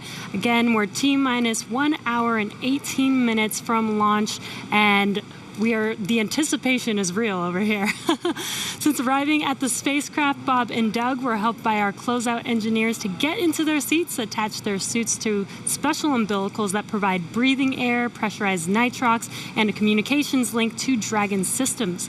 They conducted leak checks, which were successful, and communications checks with the Corps here in Hawthorne, which is the person who will speak to them directly throughout the mission, as well as the launch director in Florida. This is where they are checking their comm path through both ground stations and the tracking and data relay satellites that we'll use to talk to the crew the entire way to the station. And after all of those suit leak checks were successful, the closeout team was able to get out of the Dragon capsule and seal up that hatch, which also got its own leak check and was confirmed successful. At this point, the closeout team is out of the pad. They're away from the BDA, the blast danger area, and weather operators are about to kick off their final checks on wind speeds at the pad, which are going to be used during the final go, no go for launch. So we're all keeping eyes on the weather right now. Before we get to that final go, no go, all the various teams at both NASA and SpaceX are going to do internal go polls, just making sure conditions are right with Falcon 9, the Dragon, the crew, the range, and the space station before the final go is given. So let's check back in with the man over in Houston, Gary, for a status and the team supporting the space station for their readiness for launch. Thanks, Dan. The team here in Mission Control Houston remains go for launch. We're also very hopeful about that weather. All systems on board the station that are required to be healthy for this mission are continuing to look good. Chris Cassidy is wrapping up his workday, and we'll be watching Bob and Doug launch here in just under an hour. So station power and communication systems are normal. Computers and networks used for monitoring Dragon's approach have been checked out, and the cabins and the station cabin's atmosphere and pressure are as expected and ready to welcome 2 new crew members aboard. Mission Control will be closely monitoring Bob and Doug's flight and checking off milestones for most of the flight, and this very same team will be coming back tomorrow to be ready when Dragon gets in range of the International Space Station and we begin integrated operations and prepare for Dragon's docking. So I'll send it back. International Space Station team here is ready for launch. Go Falcon 9, go Dragon, and Godspeed to Bob and Doug. All right, thanks, Gary. If you are just now joining us, you picked a really good time. We're just a little over an hour to launch. And welcome to our coverage for the mission known as Demonstration Mission 2 or Demo 2. Liftoff time still holding for 3:22 p.m. Eastern. Tracking no issues with Falcon 9 or Dragon. Everything good with the range so far. We're just really keeping an eye on that weather. Over the last 3 hours, our crew members, Doug Hurley and Bob Behnken, donned their SpaceX suits in the historic crew quarters suit-up room. After that, they walked out of crew quarters, just as every astronaut to fly from space from this port has done since Apollo 7. And then they were transported over to the pad, where the crew members entered the SpaceX Crew Dragon spacecraft that we're looking in live. Today is a historic launch. It will be the first time a commercially built spacecraft will launch people into orbit, and the first time the U.S. has sent people to the space station from American soil since 2011 with the retirement of the Space Shuttle program. Over the next hour, we will conduct a series of polls to get ready for launch, have Bob and Doug arm the launch escape system, and begin fueling Falcon 9. Launch is set for 3:22 p.m. Eastern. This will include a 12-minute flight to orbit and then a 19-hour flight to dock with the International Space Station tomorrow morning. Today's mission is the culmination of years of work between teams at SpaceX and NASA. Demo 2 is going to be an end-to-end flight test starting with this launch today, going on to dock with the space station tomorrow, and then splashing down at the end of their mission. And this is going to be the final test for NASA to certify SpaceX for regular crew flights to the space station. We've been hearing a little bit from the crew on board Dragon, which you can see on your right screen. They are currently strapped into their seats and already through communications and leak checks. They're able to follow all the milestones still ahead on those display panels just above them, getting insight into all Dragon and Falcon 9 systems as we proceed towards launch. So at T-minus 1 hour and 13 minutes, let's check in with John I for a status update on the vehicles. What's the update, John? Thanks, Jesse. Well, not much to add to what Dan and Jesse just brought up. We've had a smooth countdown this afternoon. SpaceX team is working no issues as the pace begins to pick up here in the last 70 minutes. On Falcon 9, we did get the team on console. Earlier, you heard the comm checks between the responsible engineers and the crew. The engineers will be making calls on ascent for the crew's benefit, so they want to make sure that they could hear them before we go. The propulsion checkouts of the first and second stages are beginning right now. We're watching them begin to go through the process, opening valves. That check will go for about another 10 minutes, and that'll be our last one until propellant loading. Now the team will assess readiness for launch with a final go-no-go poll at T-minus 45 minutes, and that'll be followed by propellant loading starting at T-minus 35 minutes. Now earlier today, Dragon operators also performed a series of checkouts of Dragon's flight systems. The spacecraft is also currently go for launch. Our NASA crew, astronauts Doug Hurley and Bob Behnken, are currently inside Dragon. The hatch is closed. The SpaceX ground crew has left the tower. The next major event for Dragon is retract to the crew access arm that you can see currently alongside the capsule. That'll happen somewhere between T-minus 45 and T-minus 42 minutes. Now the range is currently clear for launch from historic Pad 39A. The worldwide network of ground stations and the tracking and data relay satellites are ready to support Dragon as it heads into orbit. The weather, that's the one concern. We will get a weather brief at T-minus 1 hour, so just under 12 minutes from now. Currently, the ground and upper altitude winds are go, so that's one thing that we can check as green. At the current time, we did have some rain earlier that appears to have let up. But we are red on conditions for both the electric field at surface levels, lightning, and cumulus clouds. There is an expectation that a forecast that will be coming up at about T-minus 1 hour also. may give us clearance of those conditions. So everything is focusing now on the weather brief at T-minus 1 hours. Also, we should hope to hear about the final check on the ascent corridor. That's the weather along the Atlantic seaboard in case Dragon had to abort on the way to space. The conditions there have been marginal, but the expectation that it would be good for launch. But we will get all of that coming up here very shortly prior to entering propellant load. Now today we are aiming for a launch at 3:22:45 p.m. Eastern Daylight Saving Time, or 19 hours, 22 minutes, 45 seconds Universal Time. Once we begin loading propellant, there's no opportunity to change T0. So once propellant is loading, we're committed, and we'll get one chance at it today. But currently at T-minus 1 hour, 10 minutes, and 30 seconds, everything except the weather is go for launch. Thanks, John, for that detailed update. We've got an extensive history now of flying Falcon 9 from the Florida coast, and just last year completed a test run of the mission. We're less than an hour from beginning here today. The purpose of that mission was to demonstrate Dragon's capability to safely and reliably fly to and from the International Space Station. The success of Demo 1 was a really exciting moment, Falcon paved 9, the way Falcon for 1, today's please, mission to where we are today. And right now we're getting ready to fly U.S. astronauts from U.S. soil for the first time since 2011. Dragon and Falcon 9 together have years of operational experience, or what we refer to as flight heritage. As I mentioned earlier, SpaceX has successfully completed 21 flights of Dragon to and from orbit since 2010, including 20 trips to the International Space Station. Not only have we conducted thousands of hours of testing, we've also enhanced and added a number of safety features to Dragon. Much of what was learned with the Cargo Dragon was leveraged in the design of this new vehicle. It's fully autonomous, which means it can basically fly itself, but also features that full manual override capability just in case of emergency. Many of the other enhancements help towards SpaceX's goal of reusability and less refurbishment time between missions. So let's take a closer look at these advancements. Standing at almost 27 feet tall from the very bottom of the trunk to the very top of the nose cone, Crew Dragon's comprised of two main elements.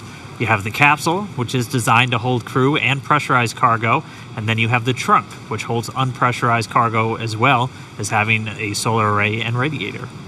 And the nose cone at the top of the capsule protects the docking system as well as the guidance navigation control system, or what we call GNC. The nose cone opens for docking and remains attached to the Crew Dragon spacecraft, and that's unlike the previous version of Dragon, and that helps towards our reusability efforts. Completely opposite the nose cone is that trunk. It has attachment points for Falcon 9, the Dragon capsule, and it can hold cargo. On the very outside of the trunk, one half of it contains a radiator that rejects heat from the active thermal control system into space. That's the white part, and that uses SpaceX's new picotiling technology. The other half contains the solar cells used to charge the spacecraft's batteries. And though we only have 2 astronauts on board today, the spacecraft is actually designed to accommodate up to 7 crew members with modular seats that can be removed and replaced by additional cargo. The seats are made of carbon fiber and are custom sized for any crew member flying on board. The control panel centered right between the pilot and the commander seats and has those 3 touchscreen displays that gives the crew insight into Dragon and even the ability to operate the vehicle and fly it manually. And finally, our Super Draco launch escape system is a key safety feature of Crew Dragon, giving the crew the ability to safely escape from the time of launch all the way to orbit. And as we look to the future beyond this test flight later this year, the first operational crewed mission for NASA will take place. NASA astronauts Mike Hopkins... Reminder, review your launch commit criteria and indicate readiness at the appropriate time. Step 5469 for propellant load and launch. That's a good sign. That was the launch director. We're getting ready to pull the teams as we move towards that go, no go for propellant loading, which happens at about 45 minutes before launch. But back to our Crew 1 mission, NASA astronauts Mike Hopkins, Victor Glover, and Shanna Walker, and Suichi Noguchi of the Japan Aerospace Exploration Agency, or JAXA, were chosen to support this mission. I'm bleeding Again, M1Ds it's called and Crew I'm back 1. now. But today, Doug Hurley is the spacecraft commander for this mission. He previously flew on 2 space shuttle missions as the pilot on STS-127 and STS-135, which was the final space shuttle flight. Here's a closer look at Doug Hurley. Excited? Very excited. Yeah, very excited. You feel ready? Feel pumped? Oh yeah, I think we're ready. I think we're certainly ready. Joining the SpaceX Demo 2 test. He is a Marine Corps colonel and test pilot. He was selected as an astronaut in 2000. He piloted Space Shuttle Endeavour and Atlantis for STS-135, the final space shuttle mission. Introducing NASA astronaut Doug Hurley.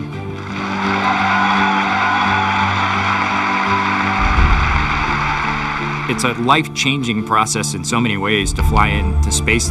It's just overwhelming in some respects. Just the sensations, the rumbling, the shaking, the acceleration. My name is Doug Hurley, and I'm the spacecraft commander for the Demo 2 mission to the International Space Station.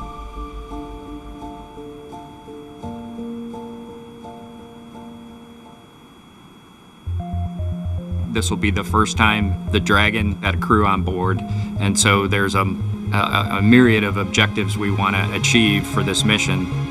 What would work on orbit, what might not work on orbit, what would definitely work.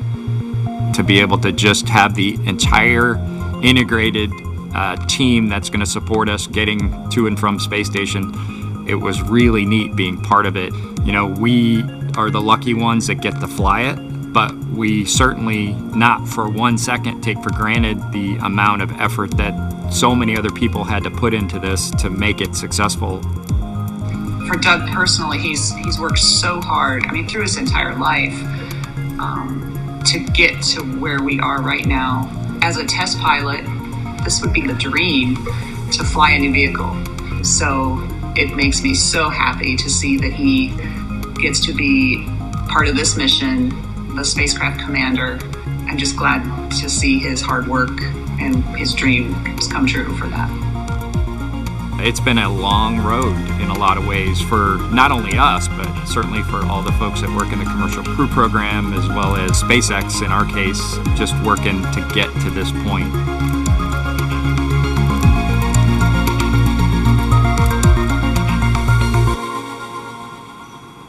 We're a little over 1 hour, 3.5 minutes away from launch. Now let's learn a little bit more about the man sitting next to Doug Hurley inside Dragon, NASA astronaut Bob Behnken. My career at NASA has kind of spanned a couple of decades at this point. I arrived with the class of 2000, went through the training program, primarily focused on the space shuttle and the International Space Station, learning those systems. Having launched a couple times on vehicles, you know, the second time was definitely different than the first time. You can feel a little bit guilty of, hey, should I study one more thing, or is there one more piece of information I should get? Am I really prepared or not? So that's definitely different between where I was on my first flight and where I'm at right now. For me personally, as a spouse, watching everything that Bob has put into this over the last 5 years, the dedication that he's shown, the perseverance is pretty special. For both of us, though, the way our minds work, it won't be until sort of the mission is complete that you have really a chance to savor it and celebrate it. This is a huge accomplishment for an Air Force flight test engineer to be part of the demonstration mission of a brand new vehicle. It's going to be amazing. Without a partner that has that same appreciation, I think it can be challenging for some folks. There's a lot of work and a lot of time that takes away from family that that my spouse appreciates, and I love her for that. On a deeply personal level, I'm really excited that my son is get a chance to see me launch into space. Being an astronaut has been a little bit of an abstraction thing for him because he's seen me do it in old videos, but he hasn't seen me do it for real. And so I'm excited for him to see this launch. Really, my role on the Demo 2 mission is to make sure that we get this vehicle tested and evaluated so that we can move on to more operational missions at the International Space Station. We've got a lot of objectives on board the vehicle that we need to accomplish to really make sure that it's good to go. We'll make sure all those systems are working during the test flight so that the future missions will have them available even if they don't plan to utilize them. Through years of the NASA team helping to share that experience and teaching them the lessons that we've learned by going through this, now there's another capability in the U.S. besides NASA to operate something of this magnitude. I want to thank the entire Commercial Crew Program team that's worked together to get to this point where we've got vehicles and a launch pad ready to head to the International Space Station.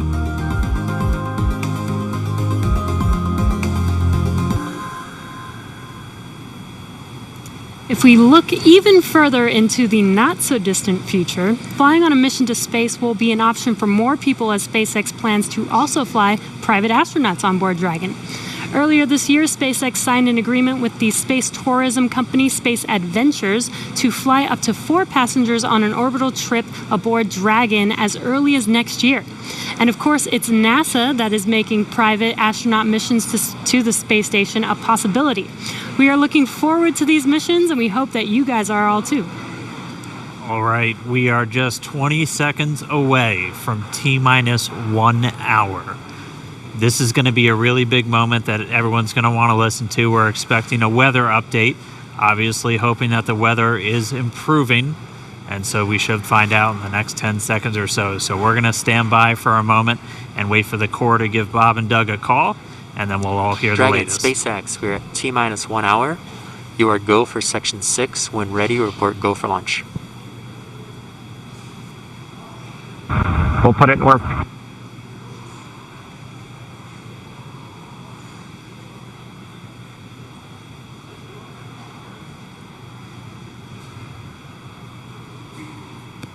And that right there was a call for the crew to refer to some of their procedures. They do some final checks. You can see them checking harnesses, checking helmets, just making sure that they're strapped in and ready to go. And once they're done with that, the crew will report their readiness for launch.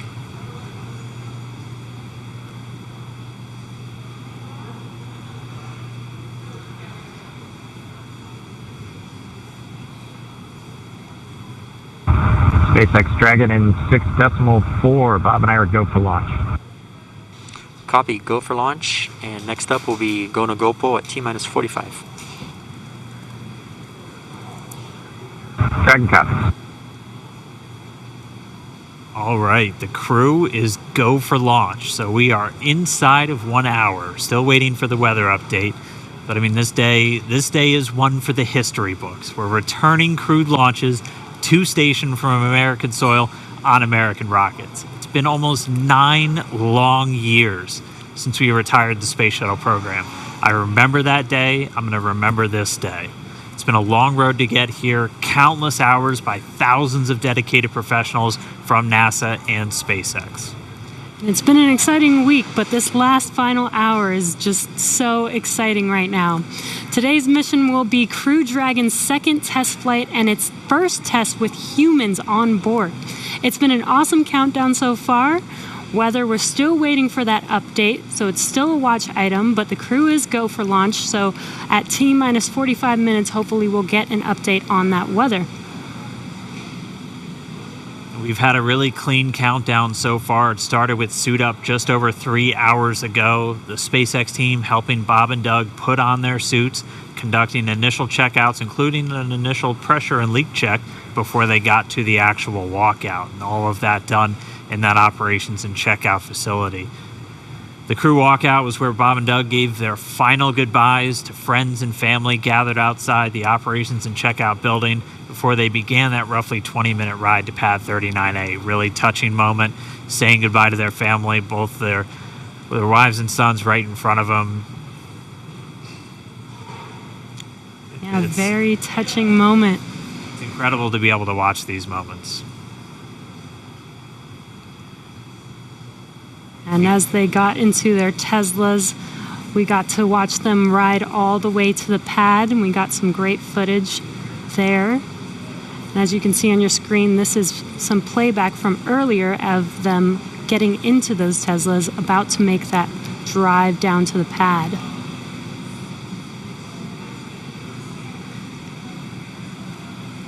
And once they got to the pad, they did take a minute to take in the sights, and they headed up the fixed service structure to begin the process called crew ingress, where Bob and Doug entered. And there you can see on your screen as they're coming through the crew access arm, entering the white room right before they are able to ingress into the vehicle there. Again, this was from earlier. Yeah, this all from earlier, and as we said, that white room, the last place on planet Earth they're standing before they climb into Dragon for the ride uphill. SpaceX carrying over a tradition that NASA had where that was traditionally the room from Gemini, Apollo, and the space shuttle, that last place. About 30 minutes ago, we're back with some live video here. The team was able to close Dragon's hatch with Bob and Doug safe inside. So we are under an hour ago. Things are going to pick up as we get close to that go, no go to begin propellant loading and then arming the launch escape system. The crew pull for readiness was completed at T-minus 60 minutes, and the Dragon pull for prop load is coming up here in just about 30 seconds at T-minus 55 minutes. And then following that will be T-minus 45 minutes will be the internal mission control Hawthorne pull, and then the launch director's pull for propellant loading. When we get to about T-minus 40 minutes, the crew access arm will retract, and Bob and Doug will get the call to close their visors and arm the launch escape system. This is the automated system in place that can fire the 8 Super Draco thrusters on Dragon to quickly separate the crew from the rocket, either on the pad or during the flight on the ride uphill. And then once we reach T-minus 35 minutes, propellant loading for the Falcon 9 will begin. We got there on Wednesday. We got all the way down to about 17 minutes before launch before we had to cancel because of weather. But we're optimistic right now. Conditions have been improving, and so we're looking to press ahead once again into loading fuel onto that Falcon 9 rocket. Throughout the countdown, we've been getting some incredible views of the astronauts inside Dragon, just making all of their final preparations, some close-up views of their suits and on the displays as they just are strapped in and ready for launch. The teams often describe the suits as an extension of that Dragon spacecraft. You can always think of it as a mini spacecraft inside of a spacecraft. It's got all of the life support, everything that they need, just like the capsule. The countdown 1 technical pull is complete. No constraints to proceed into launch escape system arming and propellant load. And there's that call out that the crew is ready. They are ready to load prop onto Dragon. So we are pushing forward towards T0. And while those suits do look great, they are also engineered to connect directly into Dragon seats to provide communications, cooling, and the ability to pressurize if necessary. All right, well, we did get the call out that the technical teams on the ground are ready for launch escape arming and propellant loading. Again, things starting to pick up, things really starting to feel real. Let's jump down real quick to the team at Kennedy, see if you guys are just as excited. I can't sit still right now. It's starting to feel real. Yeah, it's hard to sit still in here, right, Leland? That rocket fuel going through my veins still. I know. It's so awesome when we see them sitting there in their suits. We're less than an hour away now. So far, things look like we might make it.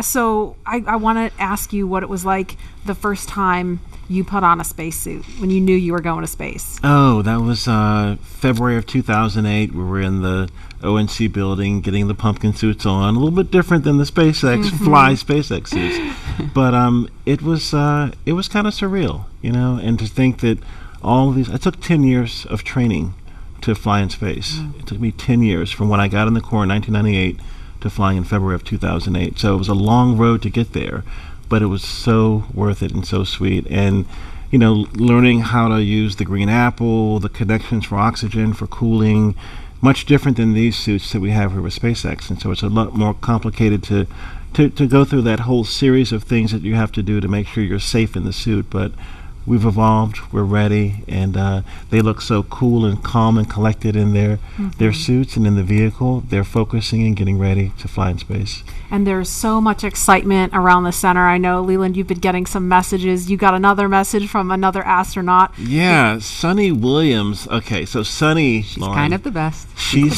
Sunny is she's awesome. a commercial crew also. She was one of the original cadre. She was one of the Right. original 4 who trained with Bob and Doug from the beginning of the commercial crew program. And she's one of my classmates. Look at her there. What is she wearing? There she is. Hey, the Sunny. meatball. I forgive you, Sonny. No, she had the worm one on Wednesday, so she wore the meatball today. So She's the best. But now she can wear the worm ball, I guess. Yes. The worm ball, yeah, she can mix it up. But yeah, Sunny's awesome. She's training to fly on the Boeing Starliner in the not too distant future. So really glad she's watching and showing some love. So thanks a lot, Sunny, for sending that note. And again, we're looking at a live view of the Crew Dragon on top of a Falcon 9 rocket.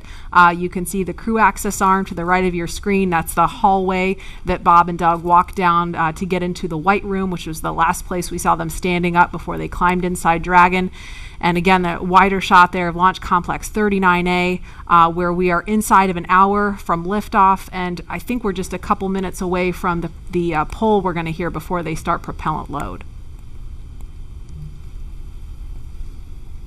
Again, a 2-stage rocket there. And gosh, you guys, the weather looks not that bad. I mean, obviously that is not an official forecast, but it doesn't look quite as bad as it did Wednesday. We've got a little bit better odds. So there's the countdown clock. We're to helium.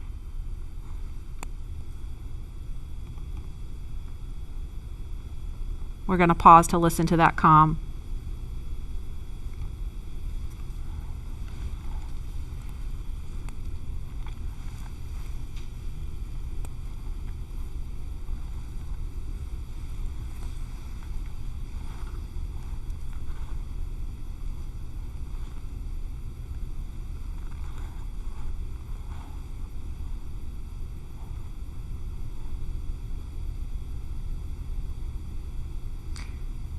If you're just joining us, we're less than 50 minutes from the scheduled liftoff of the Falcon 9 rocket carrying Crew Dragon.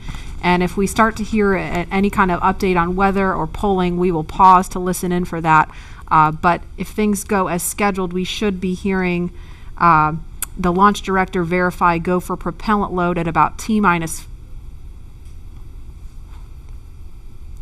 45 minutes. So we're going to send it over to Hawthorne to carry the ball. John Innsbrucker or Jesse, are you there? This weather is go at this time. Dragon copy, go weather.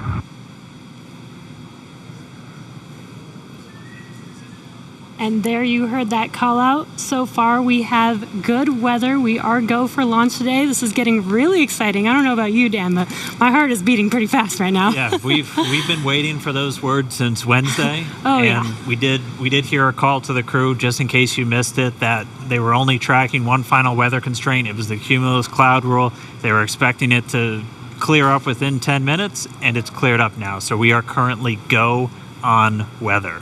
Yes, and it's been pretty incredible to be so close to launch, and the road leading up to this point has been pretty incredible as well. It has been. It's been a partnership between NASA and SpaceX. We've been working together since SpaceX started flying cargo to the International Space Station, now getting ready to launch crew. And we've been really fortunate to work with not only a lot of international partners on the International Space Station, but a lot of And as really a reminder, great here in companies. the control room, we'll be closing doors here once we start with propellant load. Any last-minute bio breaks, please go ahead and accomplish those in the next few minutes. And the launch director just getting the teams ready. We'll be coming up on that propellant loading again. That starts at about 35 minutes prior to liftoff, so in about 12 minutes from now. There's going to be a go, no go coming up really soon. So let's go over to our man, John I, for the latest. John? It's T-minus 47 minutes, 24 seconds. We're continuing to count down. As you just heard, the launch director and launch team are preparing for the readiness for launch poll. Now, the launch director is currently checking with Dragon mission director, NASA launch manager for their readiness. And actually, it sounds like everybody is good there. The launch director will then ask the team, he'll tell them the pole is open, and the 13 members of the SpaceX launch team will be electrically polled for their go to load propellant, as well as continue all the way to launch. Now, we will hear that poll results and a briefing from the launch director at about T-minus 45 minutes. The good news right now is that the weather is go. All the conditions that were read shortly a while ago at T-minus 1 hour have cleared. Where, as the weather forecaster said, cautiously optimistic. Currently, countdown. the probability... Poll is complete. We're go for propellant load. Well, we got an early call out there. And launch control clear to retract the access arm on time. After that, arming access arm retract at T-minus 45 minutes. Got an early call from SpaceX launch director Mike Taylor that the poll is go. He also heard the direction T-minus 45 minutes to prepare for retract of the crew arm. As we hear more discussion, we'll stop and let you listen in. But right now, weather for liftoff, ground level winds are good, 10 to 15 miles an hour, well within limits. Upper altitude balloons show that conditions are acceptable. The red weather conditions have cleared up, the last one being cumulus clouds. And the probability of violation is set at 30% right now, so that's 70% chance of good weather. We're continuing to watch. There is about a less than 10% chance of lightning. We're also watching the abort corridor off of the Atlantic coast. In case, for example, at stage separation, Dragon had to abort into the ocean. The conditions there are acceptable. There has not been lightning lately. The weather, winds are good, light rain. It is go, but NASA is going to continue to watch those conditions. T-minus 45 minutes and counting. Reminder on hold and launch escape protocol.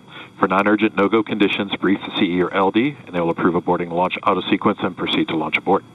For urgent issues affecting the safety of the operation, operators shall call hold on the countdown net. Launch control will immediately abort the launch auto-sequence and proceed to the launch abort auto-sequence. Operators shall also advise launch director whether structural break or fire is imminent or occurring per Dragon manual escape flight rules. A reminder on fire alarm instructions. In the event of a fire alarm, key operators previously briefed will remain at their post while the alarm is evaluated. In the event that personal safety is threatened, evacuate to the south-facing emergency exit, which leads directly outside. At this time, weather is go for launch. You can see on the screen, we're inside T-minus 40, we're T-minus 44 minutes, 5 seconds. Crew access arm retracting away. SpaceX launch director is given the final brief to the crew. And we will be beginning propellant loading at T-minus 35 minutes. So right now on Falcon 9, ready to get into propellant loading. Dragon, crew, getting configured, set up. The arm is pulling away. The range is go for launch. They continue to monitor the air and the sea space. Everything looks good. And we finally have gotten green across the board on the weather conditions, but we can't take a deep breath quite yet. We're going to have to watch the weather all the way down to T0, both here at Kennedy Space Center and out in the Atlantic in the abort zones. Now, earlier we saw many of you following the launch from the United States on our hotspot map. Now that we're inside an hour, we're seeing large numbers of folks logging on, tuning in from coast to coast and around the world. So we'd like to know, is this your first time watching a launch live, not counting Wednesday? And if not, how many have you seen before? Tell us using the hashtag LaunchAmerica from your favorite social media platform. And with that, at T-minus 42 minutes, 50 seconds, conditions are go, and we are counting down for an on-time launch. Let's send it back over to Kennedy Space Center as the action begins to pick up on the pad. Dragon, SpaceX, you are go for Section 7, close visors, and arm launch escape system. We will put Section 7 in work, visors come and close.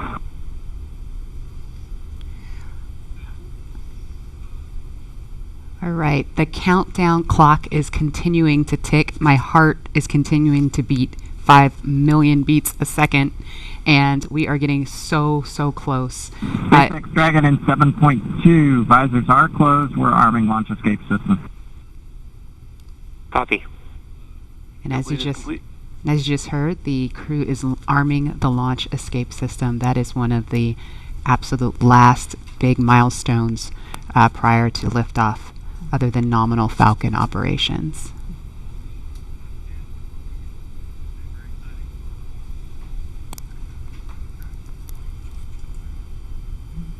So just a minute ago, we saw the crew access arm retract, and obviously we just heard on the comms Bob and Doug getting ready to arm the launch escape system, and so that is something that protects them all the way to orbit. So when fueling starts at about T-minus 35 minutes, so just over 6 minutes from now, they will have the capability to abort, to separate from Falcon 9 either on the pad or even after liftoff. That's a critical safety capability. And we are going to go over to Hawthorne now to take us through these next minutes. Jesse? Section switch into nitrogen. And we did hear that call out that they are arming the launch escape system, so very exciting. SpaceX has designed Crew Dragon and Falcon 9 to be the safest launch system ever flown. So we brought back Nick Picone, SpaceX's Nick Picone, to talk more about this again. Thanks for coming back and joining us today, Nick. Hey, Jesse. Happy to be here. Still monitoring the launch here with our recovery and ground operations teams. Awesome. And Nick was our mission manager for our in-flight abort test earlier this year and now works on the Starlink team. Nick, on Wednesday, you talked about the launch escape system. Could you just give us a brief summary today for those that are joining today? Sure. So the launch escape system, again, is our ultimate safety feature to keep Bob and Doug safe in the event of a major Falcon anomaly on the pad. The system is designed to automatically fire if either vehicle detects a dangerous condition developing.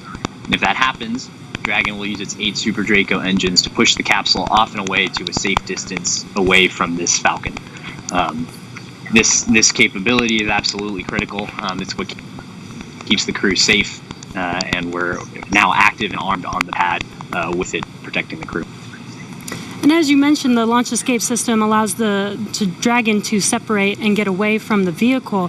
I believe it goes into the ocean. What happens after it lands safely in the ocean?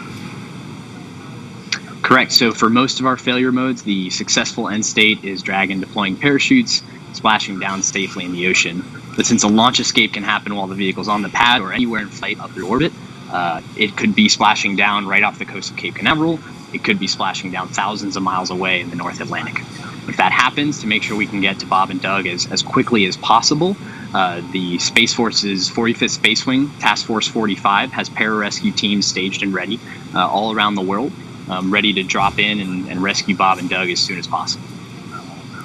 And you mentioned that the launch escape system will keep them safe all the way up to orbit. What other options are there after Dragon is in orbit?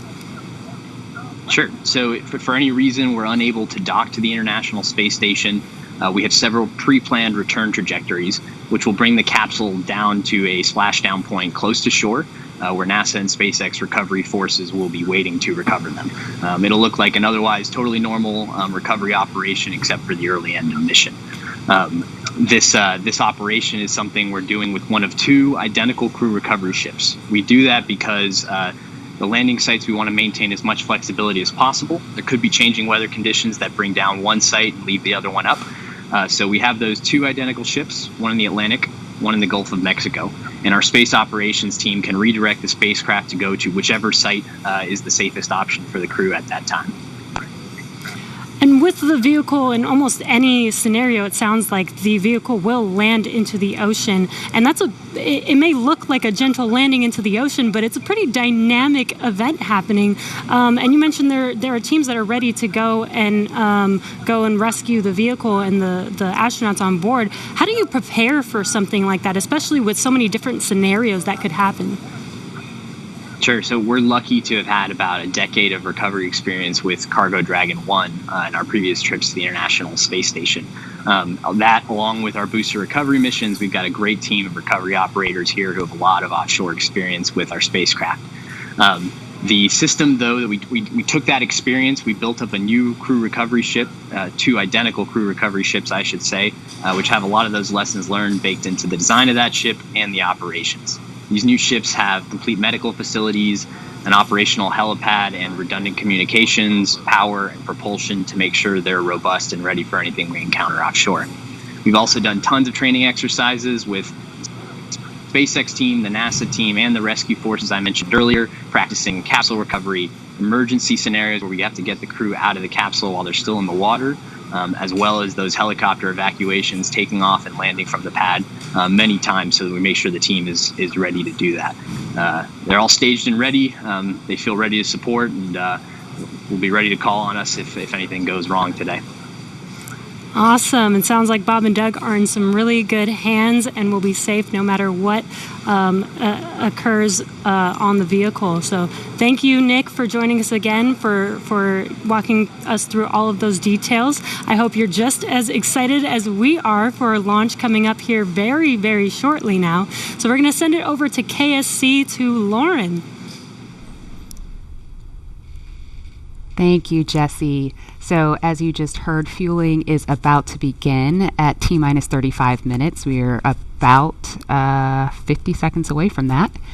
And so we're getting really, really close to the first launch of astronauts into orbit from American soil since 2011. The launch escape system is armed, which, as you know, happens before fueling. And Dragon propellant load, that's the propellants that are inside of the Dragon capsule, not the rocket. Prop load for Dragon took place weeks ago and just a few miles down the road in what we call Dragonland. And those propellants, they are MMH, or monomethyl hydrazine, which is the fuel that we use. It's hypergolic fuel. And NTO, or nitrogen tetroxide, that's the oxidizer. Those two come together and they ignite in space to propel the vehicle. You don't need that TTEB or a third thing to ignite because hypergolic propellants don't require it. You just need the fuel and the oxidizer. And as you just heard, propellant load has started on Falcon 9, and that's awesome. All right, so that bipropellant system feeds all of the engines on Dragon. So Dragon has 12 service section engines in each. So there's 3 in each quad, 3, 3, 3, and 3. Those are used for on-orbit maneuvering for Dragon. There's also 4 additional Dracos that are underneath the nose cone for large Delta V maneuvers that the vehicle will perform. But the engines that Nick Pacone was talking about earlier are Super Draco engines. We have 2 in each quad of the vehicle, so 8 total, and those are bigger engines with a high flow propellant system, and those are what lift Dragon off of Falcon 9 in the unlikely event of emergency that requires us to get off of Falcon. Now, you probably remember, let's see, Mercury, Apollo, Soyuz, they have that big pointy tower on top. That's the launch escape system for those vehicles. It is actually just another rocket on top of the spaceship that lifts the vehicle off. In the case of Dragon, our escape system is integrated into the vehicle completely. And so that's just better from one less thing you have to jettison every single flight. But it also allows us to have escape capability from the pad before T0 all the way through to orbit. And so even if the very last minute, if we needed to get off of stage 2 while we're in space, we could actually escape to orbit. So yeah, that's the escape system for little baby Dragon here. Thanks, Lauren, and thanks for walking us through that, because I think it's really important that people understand that critical safety capability, and that's the whole point when we hear that launch escape system is armed. What that means is that in an instant, they can separate from Falcon 9, shoot up into the air, and they can splash down safely in the Atlantic Ocean under Dragon's parachutes. And it was designed to do that. So now that fueling is underway, it's been going on for about 2 minutes now. So they have that safety capability ready to go on standby in an instant if they need it. And so we want to go over to Hawthorne now for an operational update from John Insprucker. John? Fuel and stage 2 fuel, all flow rates tracking nominally.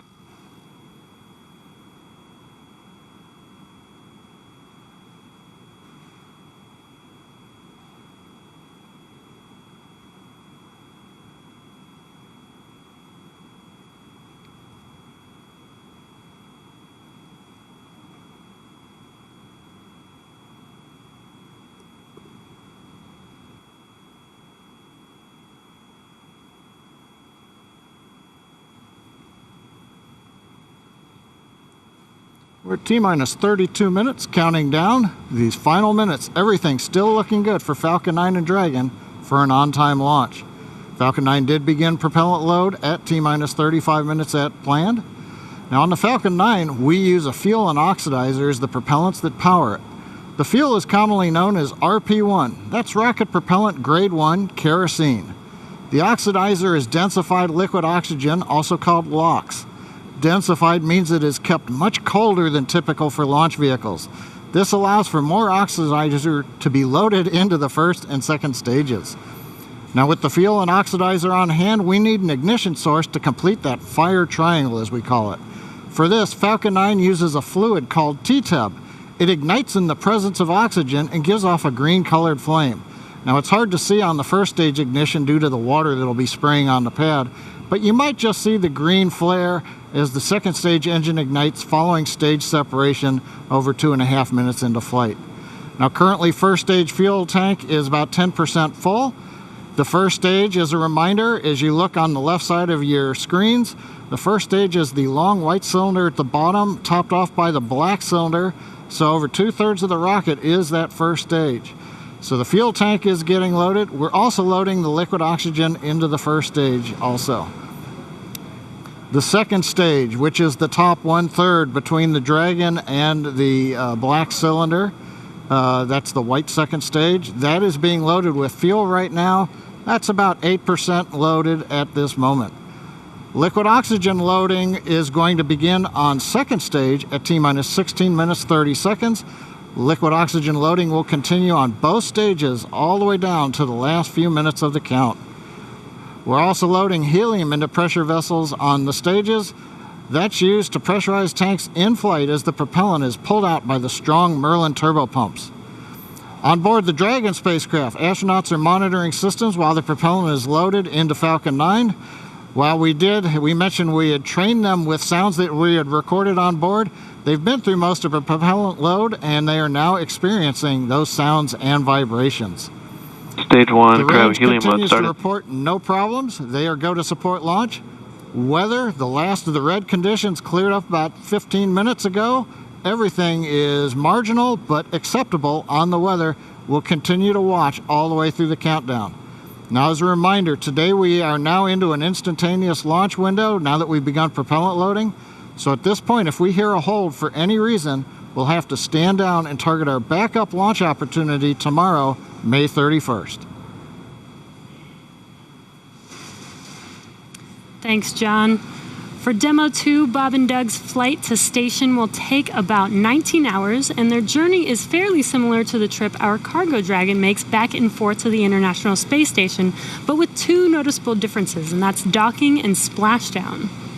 And as we await T-minus 0 in just under 29 minutes from now, the ground operations teams are doing a series of system checks to make sure Dragon and Falcon 9 are both ready for liftoff. And we're continuing to get live views inside the capsule with Bob and Doug, and you're now also looking in firing room 4 down there at the Cape. Once we hit T0 and a successful launch occurs, we will watch Falcon 9 and Dragon make their ascent until the Falcon 9 first and second stage separates and sends Dragon on its way to the space station.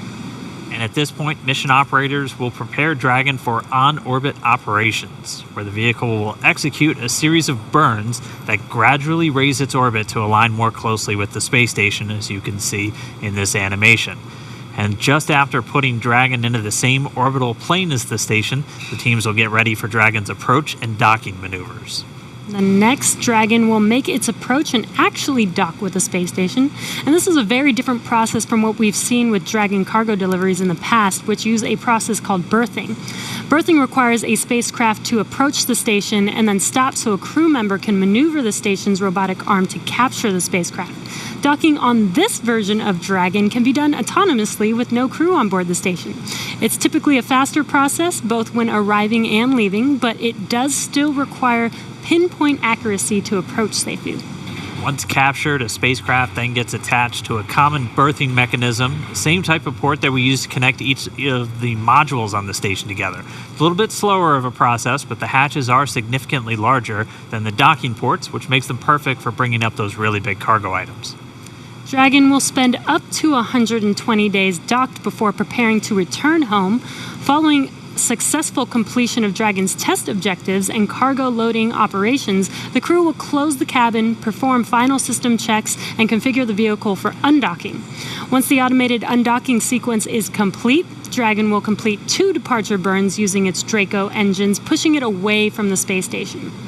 And then next up on the trip, deorbit entry and landing, or splashdown, which is going to cover all the operations following that final departure maneuver. That's going to include events like the trunk separation, closing of the nose cone, a deorbit burn, and then eventually, as they get into the atmosphere, the deployment of the drogue and the main parachutes, and all of that ends with splashdown right off the Florida coast. At that point, teams from SpaceX will move in with their recovery ship, grab the capsule out of the water, and work to get Bob and Doug out of Dragon after a successful mission in space.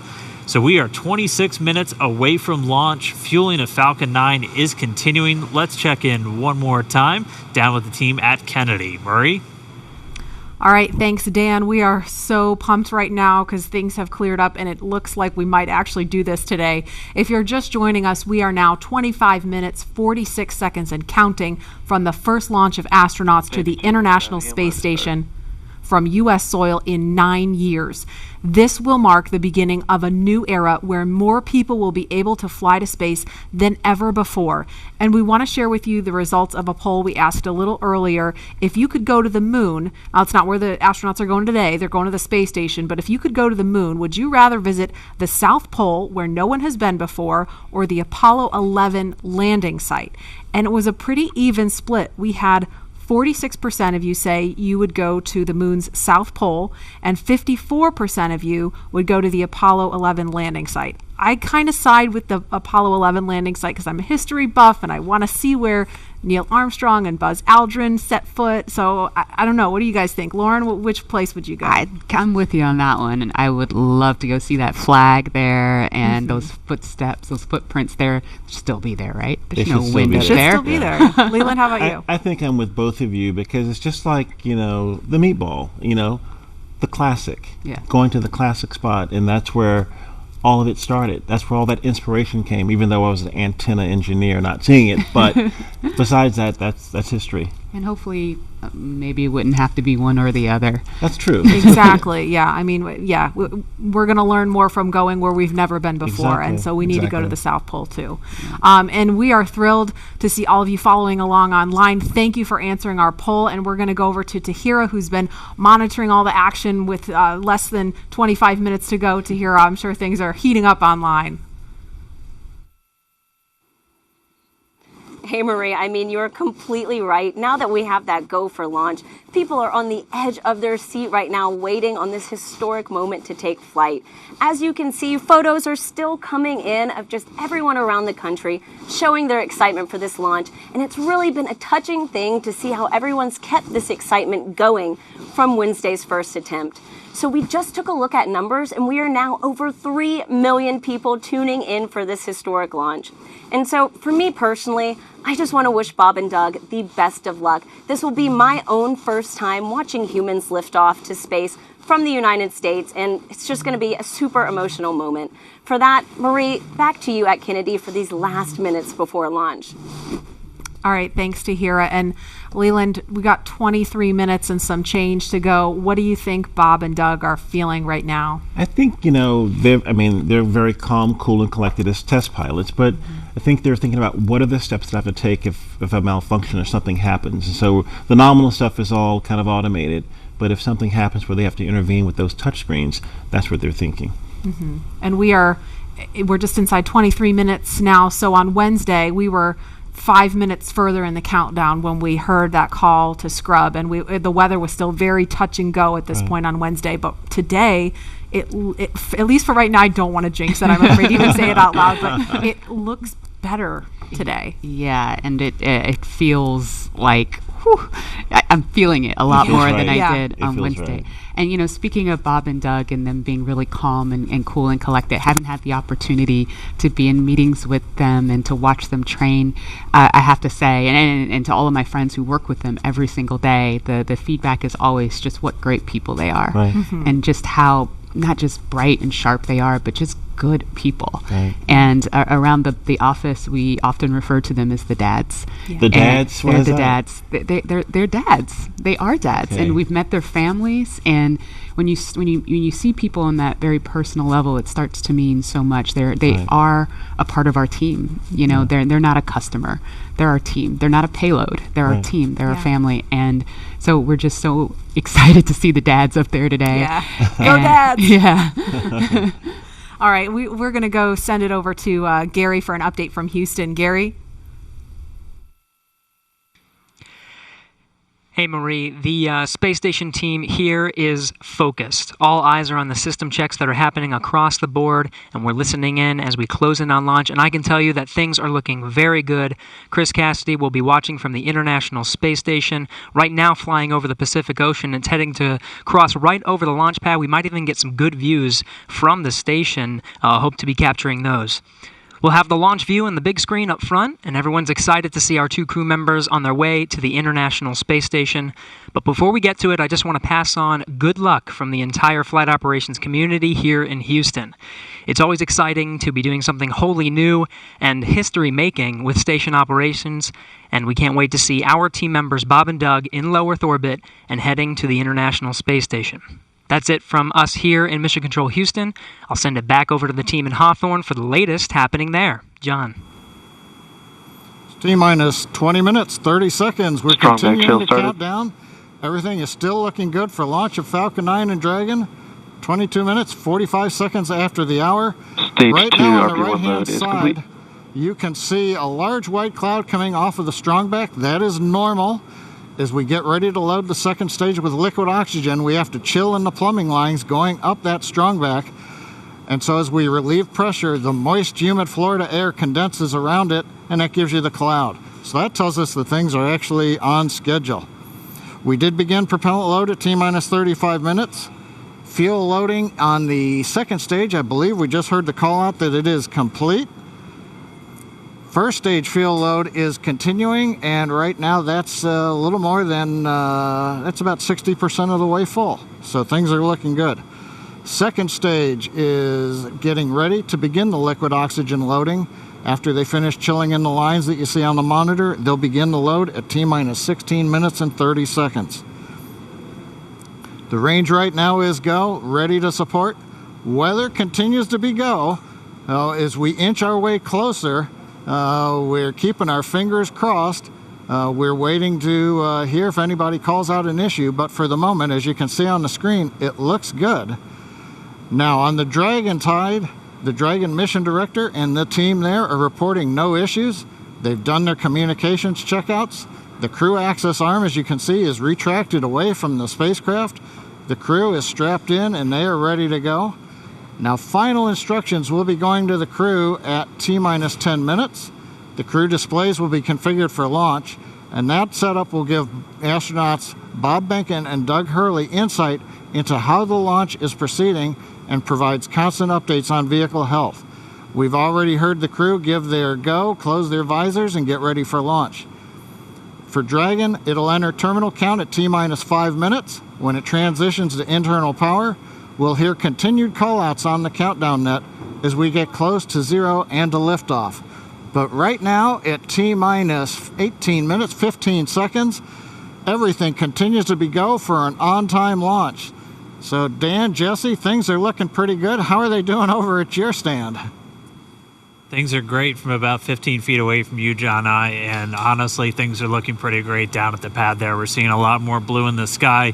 Green is the color we want when we're talking about weather, and that's where we're sitting right now. So we're continuing to count down. We are under 18 minutes away from liftoff. Again, it's an instantaneous liftoff it's going to be 12:22 and 45 seconds here on the West Coast, 3:22 and 45 seconds over on the East Coast there in Florida. Just a reminder, it's going to be about a 9-minute ride up to orbit for the Falcon 9 and Bob and Doug on board Dragon. It'll be a 2-stage flight So we'll see the first stage fly until we hear MECO, or main engine cutoff, about 2.5 minutes into flight. After that, the second stage will take over and continue to power them the rest of the way. Second engine cutoff comes in just under 9 minutes at about 8 minutes and 44 seconds. Following that second stage completing its job, it'll continue to coast for about 3 minutes. It'll do a slight attitude adjustment and null out any rate, so make sure it's not in any kind of a spin before they do separation. So that's when the Dragon spacecraft will physically separate from the Falcon 9 vehicle, and Bob and Doug will be flying free. It's about a 19-hour ride if we launch today on time. So that means Bob and Doug will get on orbit. They'll have a number of burns, or those firings of those Draco thrusters that they'll do over Stage 2 LOX load started. We hear the LOX. The liquid oxygen load has now started on Stage 2. But again, they're going to be doing a series of burns on the way uphill towards the International Space Station 5, spread out over the first 16 hours or so of their flight until they get much closer, and it's time for that approach and docking. And we are expecting that with an on-time launch to happen today. That'll be coming tomorrow in the afternoon. All right, now that we're under 16 minutes away, we have a special guest joining us. I'm going to toss it over to Jesse. We are T-minus 15 minutes and 45 seconds from liftoff of our second demonstration mission today, and we have the honor of having SpaceX's President and COO, Gwen Shotwell, join us. Thanks, Gwen, for coming out and taking a few minutes to chat with us. Thanks, Jesse. We know you've been on console. How's the countdown been going so far in there? Countdown is clean today, just like it was Wednesday. We did clear the weather hurdles sooner than we did on Wednesday. And the only thing we're watching right now is downrange weather and lightning at the staging location. Of course. But we will clear that hurdle at T-minus 7 minutes. Awesome. Great. Very exciting. Now I'm going to throw it back to 2012 because you were on console for Dragon when it was first making its way to the space station. How does that experience compare to today? Stage 2 LOX is on the DPUs. So I was nervous then. I stopped getting nervous for launches. Today I'm nervous again. Super nervous. Stomach and throat. Understandable.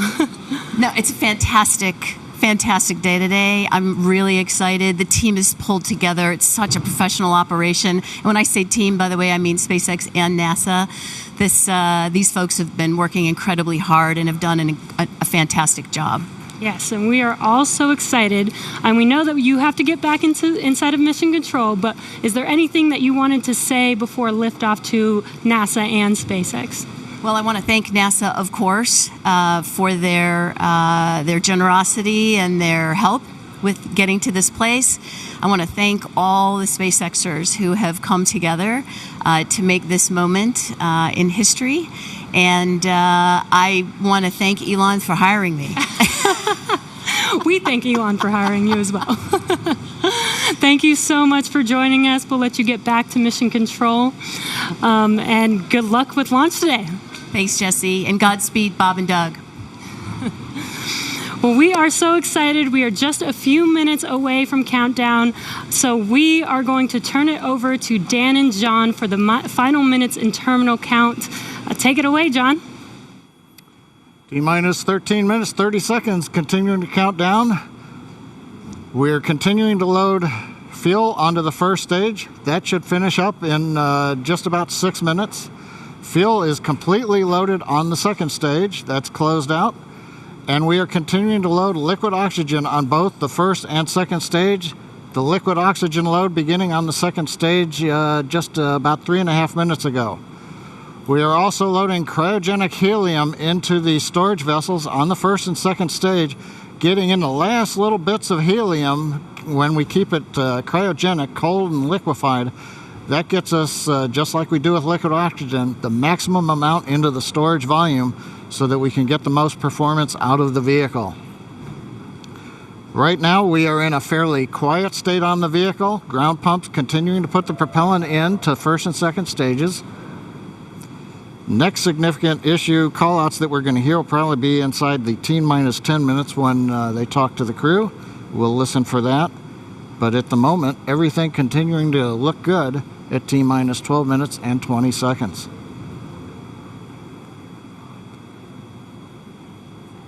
We're getting real close now, John. It's only a little over 12 minutes away. Just a reminder for everybody, it's about a 9-minute ride uphill.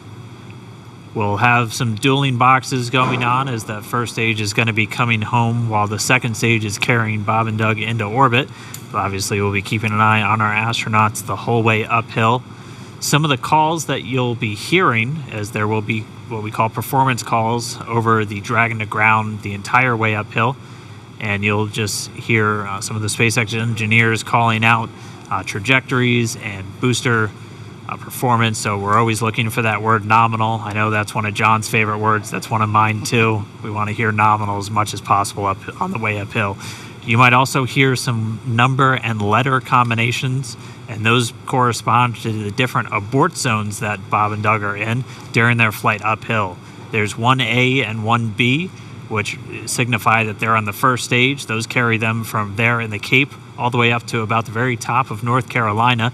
And then we'll have 2A through 2E or 2 Echo, and that will be on the second stage, and that goes from North Carolina all the way up to about the tip of Newfoundland, so in the northern Atlantic. And then there is a zone of the northern Atlantic that we're going to avoid, and so you should hear the call out be something similar to forward to Shannon, and that just refers to Shannon, Ireland, which they'll be going off the coast of Ireland at the later stages of the second stage if they have to abort. So just prepping you now for some of those calls. You're hopefully going to hear that word nominal a whole lot on the way uphill. 10.5 minutes. Things are pretty quiet. As John I said, it'll pick up right at about 10 minutes. We'll wait for the crew just to confirm that their displays are in order. The crew is already strapped in and reported that they are go for launch. And we'll continue to watch the fuel gauges tick up on the Falcon 9 vehicle until fueling cuts off at just about 2 minutes prior to launch. Dragon, SpaceX confirmed displays are configured for launch. SpaceX Dragon displays are configured for launch. Copy. Bob, Doug, on behalf of the entire SpaceX team, it's been a huge honor to help you get ready for today's historic mission. Know that we're with you. Have an amazing flight and enjoy those views of our beautiful planet.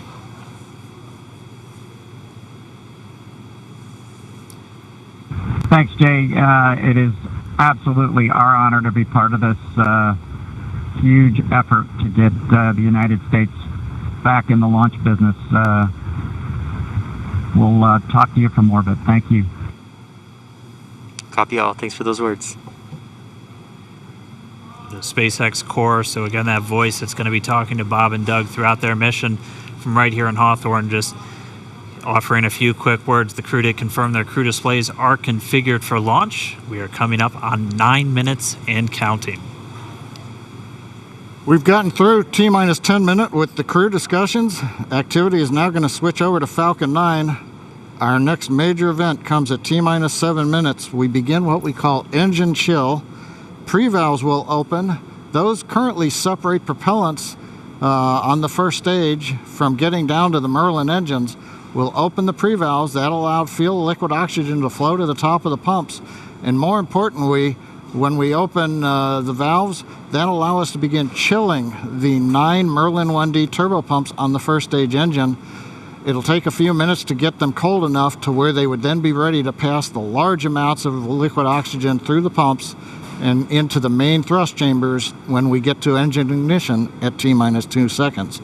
We don't want to try to run highly chilled liquid oxygen through a warm pump. You would flash that into gas, and running gas through a high-speed pump is not a good thing. So right now, we are waiting for T-minus 7 minutes. That'll start the engine chill. Shortly after that, we will also get the fuel shutdown.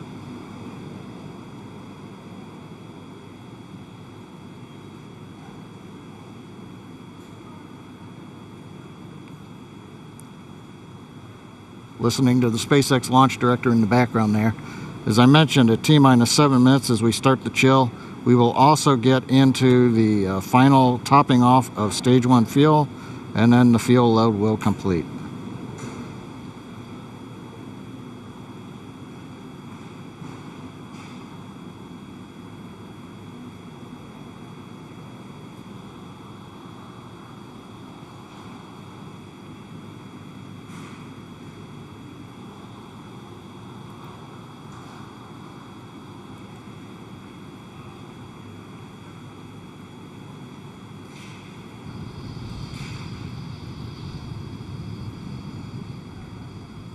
Stage 1 and Stage 2 engine chill has started.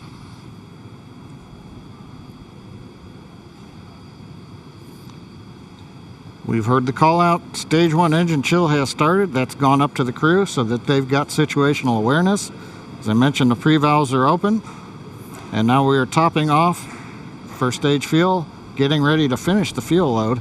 Liquid oxygen load on first and second Engine stage hydraulics at pressure. will continue until the last 3 to 2 minutes of the countdown.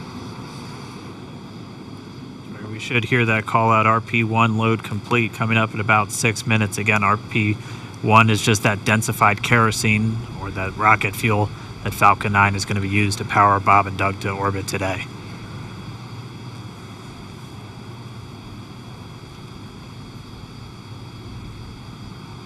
And Stage 1 fuel is closed out.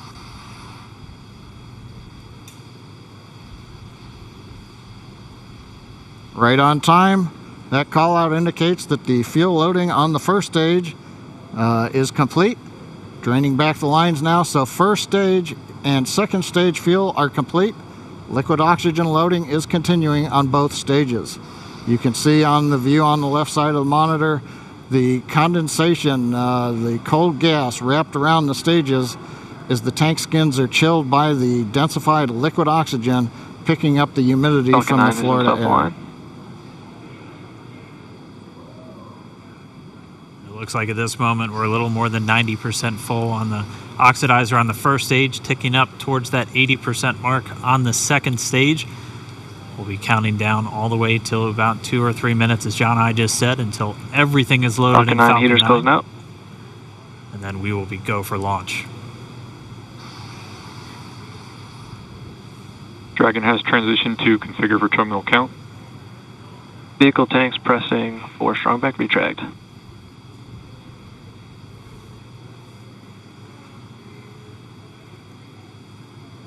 We're pressurizing the Falcon 9 tanks. We're going to open the clamp arm around the second stage and begin to retract the strongback. We'll move back about 2 degrees. That'll get us to the liftoff position. At liftoff, the strongback will then recline about 45 degrees away. Started. Stage 2 RP1 bleed. Launch director called out the strongback retract has started. On the left, you'll see it go back just a couple of degrees. Stage 1 RP1 bleed.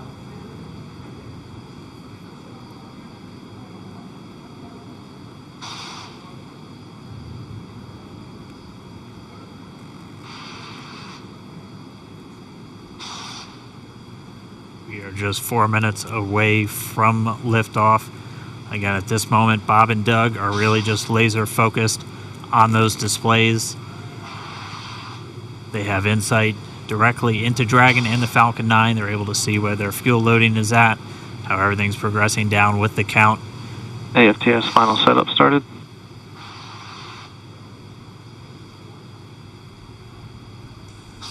Three and a half minutes from launch. And the strongback is now reclining away from the Falcon 9.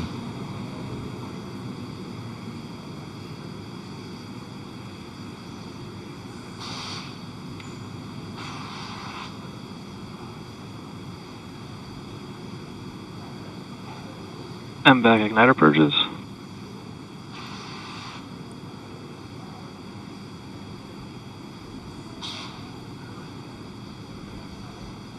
Pogo bleed. Dragon has transitioned to terminal count and is on internal power. Stage 1 LOX load closed out. Okay, we're at T-minus 2 minutes, 42 seconds. Stage 1 LOX load is closed out. Stage 2 will continue to load for about another half a minute or so. Once we get the completion of Stage 2 LOX loading, we have to vent down the line, so you'll see another large white cloud coming off of the strongback. That'll be normal. That'll happen Vehicle around is transitioning to T-minus internal power. 1 minute and 40 seconds. We're going on internal power now. Just a few seconds away from the Stage 2 LOX load being complete. This is an NBC News special report. Launch America. Here's Jose Diaz-Balart. Good afternoon. We're here to bring you what could be the dawn of a new era in space travel, the first launch of U.S. astronauts into space from American soil in nearly a decade, and the first ever by a private contractor. This will be the second attempt after a Wednesday launch was scrubbed due to bad weather in Florida. The SpaceX Falcon 9 rocket is scheduled to lift off just moments from now from the Kennedy Space Center, carrying 2 astronauts to the International Space Station. President Trump has returned to Florida today to watch it happen. Tom Costello has been following all this and has more from the Kennedy Space Center on this truly historic day. Tom? It is indeed. 2 American lives are on the line here. Doug Hurley and Bob Behnken are the 2 astronauts strapped into that SpaceX rocket behind me on the historic launch pad 39A, taking off at 3:22 Eastern Time. 9 Merlin rockets will ignite, lifting the Falcon 9 rocket up to the space station as they accelerate on 1.7 million pounds of thrust. This is a very big deal for all the reasons that you just outlined, and we're now about to go to SpaceX Mission Control. 45 seconds until the final liftoff. Important to note here, this is a SpaceX mission, a private company's mission with NASA astronauts on board. Mission Control is outside of the Kennedy Space Center. It's actually in California. So far, it's been a very smooth countdown, despite the fact that we had bad weather on Wednesday, and we're now down to T-minus 30 seconds and counting here, Jose, as we listen into the final countdown with SpaceX Mission Control. A key word to listen for as we go into this final launch is that maximum Q, max Q you will hear at 58 seconds into the launch, and that is when they have the maximum loads on the spacecraft. Here we go. 6, 5, 4, 3, 2, 1, 0. Ignition. Liftoff of the Falcon 9 and Crew Dragon. Go NASA, go SpaceX. Godspeed, Bob and Doug. America has launched. And so rises a new era of American spaceflight, and with it the ambitions of a new generation continuing the dream. 20 seconds into flight, stage 1 propulsion is nominal.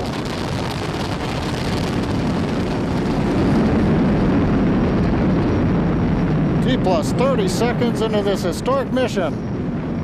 Flying crew on board Dragon and Falcon 9, and look at them go! Falcon power telemetry nominal. M1D throttle down. We're throttling down to get ready for the period of maximum dynamic pressure. We're in the throttle bucket.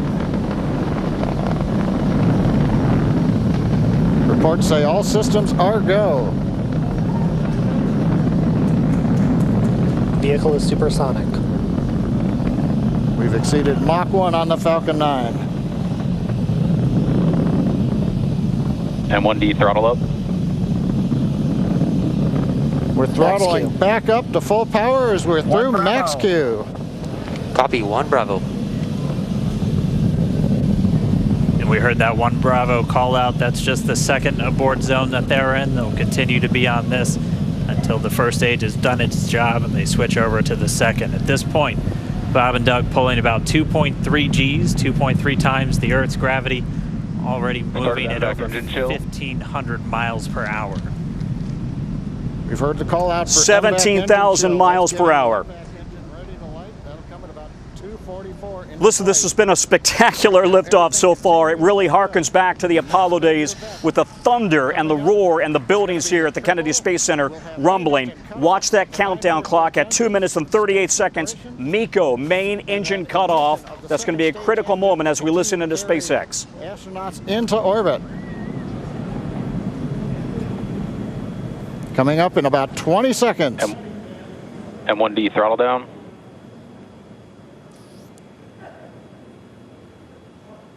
We heard we're throttling down the Merlin engines on the first stage.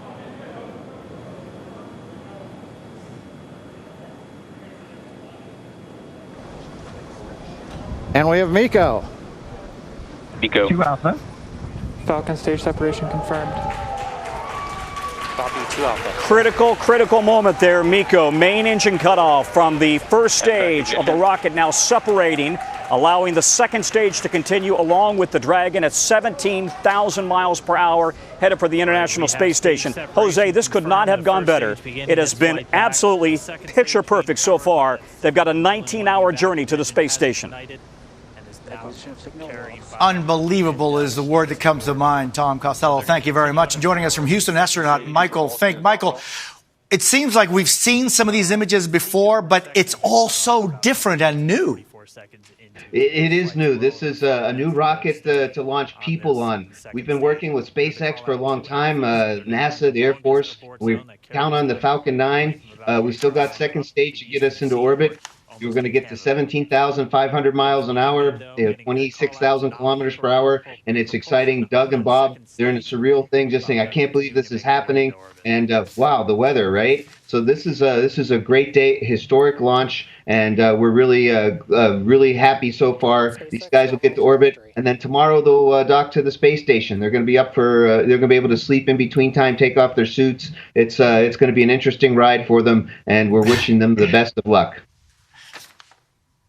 It is indeed 250 miles up above Earth at International Space Station. And speaking about weather, Al Roker has been keeping a close eye on it. Al, this had to be scrubbed one time before. Earlier today, it looked like it was touch and go, but seems like the weather held up. It did, and just barely, Jose. I mean, the idea of course, the problems that they could have had. Take a look. You can see there are lightning strikes all around, but as we zoom in closely and then go to the live radar, you can see just to the west of Launch Pad 39A, we've got some thunderstorms. Well, look at this. Basically, they need a 12-mile radius. They do not launch if lightning is observed within 12 miles. Well, that one lightning strike area is just about 14 miles away. Thunderstorm anvil clouds within 12 miles. They didn't have that. And the clouds containing moderate or heavy precipitation didn't have that. So weather cooperated. No worries about tomorrow because they are off and away, Jose. Thank you, Al. And Tom Costello, what can we expect going forward now?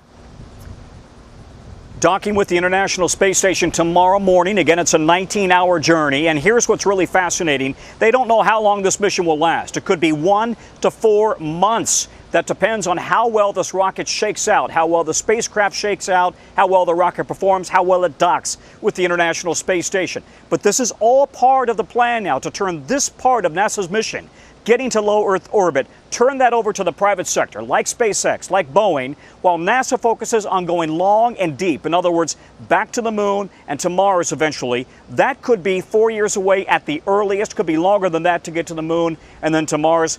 But listen, that's the ultimate mission now of NASA. So to have this under its belt, this picture-perfect launch with a private company, SpaceX, performing so far right on the dot, and with 2 American lives on the line, this could not have gone better today. Tom Costello, thank you very much. American astronauts now on their way to that International Space Station on this historic flight. We'll have full details tonight on NBC Nightly News, as well as complete coverage of the protests across the country following the death of George Floyd in Minneapolis on Monday while in police custody. I'm Jose Diaz-Balart reporting. We'll return you now to NBC Sports coverage of the French Open. Again, we will have much more tonight on NBC Nightly News. Thank you for the privilege of your time.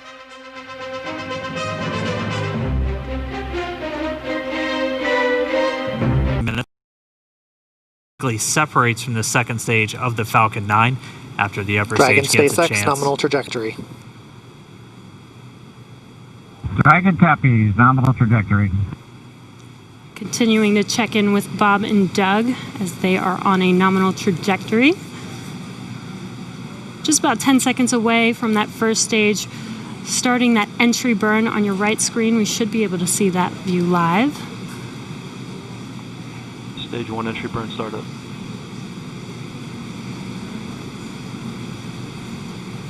And there is that entry burn beginning. This burn lasts about 36 seconds long. Stage 2 FTS is saved.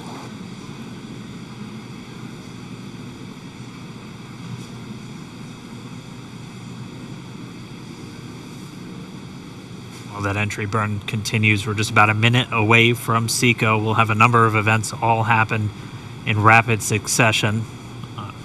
It'll be the second engine cutoff. Stage 1 We'll be entry burn looking for shutdown. that stage 1 landing burn shortly after. Yeah, actually, just within a few seconds of each other. It's such a cool view on your left screen, seeing Bob and Doug on Dragon. Right now you can see the displays that they are seeing right now themselves. Terminal guidance. And back throttle step. We are coming up 25 seconds or so away from SECO, or second engine cutoff. This is also the point where Bob and Doug are experiencing their highest G-force. We're seeing the counter tick up to right about 1.8. Copy, Shannon. You heard Shannon, so that just means they're in their final abort zones. If they were to abort at this point, it would either be an abort to orbit or to land off the coast of Ireland. Standing by for second Stage 1 landing cutoff startup. confirmation. And back throttle step. And back shutdown. Stage 1 landing layer. Confirmation of SECO's second engine cutoff. Now we are waiting for our first stage to make its way to our drone ship. Of course, I still love you. Dragon SpaceX nominal orbital insertion. Launch escape confirmation system is disarmed. nominal orbital insertion. Nominal orbital insertion. Deploy. And what you're seeing on your screen is a live view of our drone ship, where our first stage will be coming down. Looks like we lost that live view, but we'll wait for confirmation of that landing shortly here. Falcon 9 first stage successfully landed. And aboard there you course can see SL1. on your screen, Falcon 9 has landed. This is the first Falcon 9 to carry humans to orbit, so very exciting for us. And as you can see on your right screen, Bob and Doug are still making their way to their targeted orbit. M1D to recovery 1. So exciting today. M1D. It doesn't stop. It does not stop. All right, we did hear again that call out, good orbital insertion, so that means Falcon 9 and Dragon right now exactly where they're supposed to be. M1D to FRC on recovery 1. And it's right at about 12 minutes This is FRC. when Can Dragon you will switch over separate. to ECF9? Looks like we saw a 0G indicator floating around there. I know Bob and Doug owe us a little bit about what exactly that is that they brought up with them.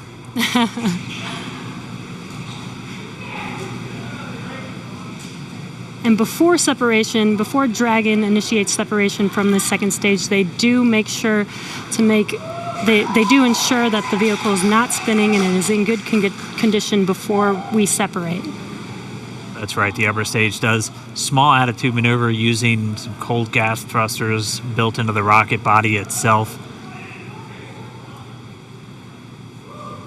Exactly, so we do expect that separation to occur in about a minute from now, but they do wait until they have full confirmation that it is ready to separate. Such cool views. I cannot get over this view that we are seeing right now. Bob and Doug on the right screen, inside of Crew Dragon, out in space. Yeah, already 200 kilometers over planet Earth, or a little over 124 miles, traveling in excess of 2,700 meters. 27,000 meters per second, or about 16,000 miles per hour.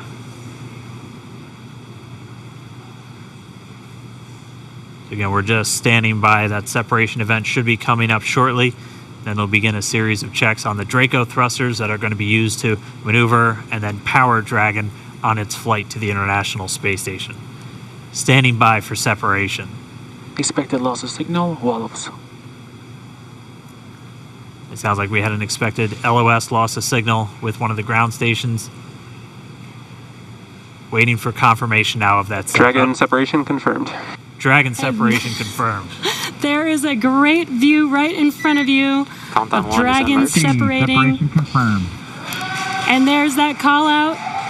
Dragon is now officially making its way to the International Space Station today. Dragon SpaceX with that separation call. We have a few words for you from our Falcon 9 team. Standing by. Dragon, Chief Engineer on Dragon to Ground. Bob Doug, on behalf of the entire launch team, thanks for flying with Falcon 9 today. We hope you enjoyed the ride and Wish you a great mission.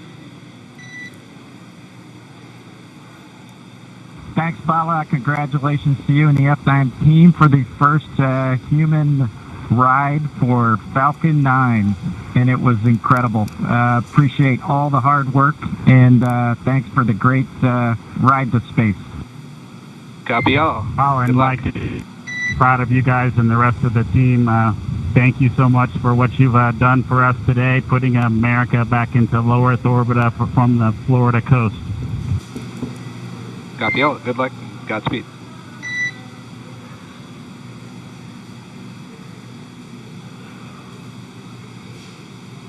All right, so Bob and Doug are in Dragon space. SpaceX, we confirm nominal ECLS activation and service section Draco checkouts.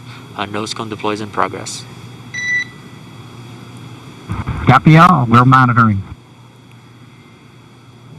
The Corps here in Hawthorne giving the crew a heads up that we have confirmation the nose cone is deploying. So again, that nose cone is going to open up a little bit more than 90 degrees, goes up to about, I think, 105 degrees, and that's going to expose the actual docking ring and the hatch that they're going to be going through once they attach to the International Space Station, and also 4 of those Draco thrusters, we call them the forward bulkhead thrusters, that are going to be used for these major phase burns or firings of those thrusters to actually raise their orbit gradually over the coming hours. Also heard good activation of the ECLS, that's the Environmental Control and Life Support System. That's everything controlling their atmosphere, just keeping Dragon a nice, safe, habitable environment where they're going to be living for the next 19 hours until they arrive at the space station. Right, exactly. And Falcon 9's job may be done for today, but the mission is not over. Crew Dragon's job is not done. As you can see, Bob and Doug are still inside Crew Dragon, making their way. It will be a 19-hour trip to the International Space Station before they dock tomorrow morning. And such cool views. I love that we can get these live views here and see and watch what they're doing now that they are in orbit. Yeah, it's incredible to just be looking over their shoulder, to be along for the ride. And we're going to be with them, and we're going to be with all of you the entire way for their journey to the space station. We're going to be covering live throughout. Bob and Doug will obviously have a sleep period where they'll get about 8 hours of sleep a little bit later today before they wake up for all of their final approach. One of the major things we are looking forward to in the next couple of hours is going to be their first turn at the controls. So they're actually going to be using those touchscreen displays to take control and manually pilot Dragon. We'll walk you through what that's going to look like, and assuming we have some good ground station coverage, we'll be able to get views from right inside Dragon, looking over their shoulder as they manipulate the controls at the display. But I mean, we had a smooth ride uphill, both stages of the Falcon 9 doing their job, placing Bob and Doug into orbit. I mean, this is a day, this is a historical day. This is us kicking off that new era of spaceflight that we've all been talking about and longing for since the Space Shuttle program came to an end in 2011. Yes. And the weather cooperated. Yes, second time's a charm. Right. All right, so day for the history books. As you can see, we have lost some live signal there, but the mission still continues, and we're going to send it over to KSC to continue broadcasting live with you guys. Loss of signal, Newfoundland. Yeah, Jesse and Dan, we are just in awe over here. When I woke up this morning and looked at the weather forecast, I was like, man, we're going to be back here on Sunday, but we did it. The room cleared out. Everybody was outside watching, and inside the lights were shaking, the cameras were shaking. Lauren came back in with tears in her eyes. This is really amazing. I can't believe it. I saw it with my own eyes. This is, I'm a little bit speechless. Just so grateful that we got them up there, and there's a lot more to go, but I'm so happy they're safe right now. I'm just so happy. Yeah.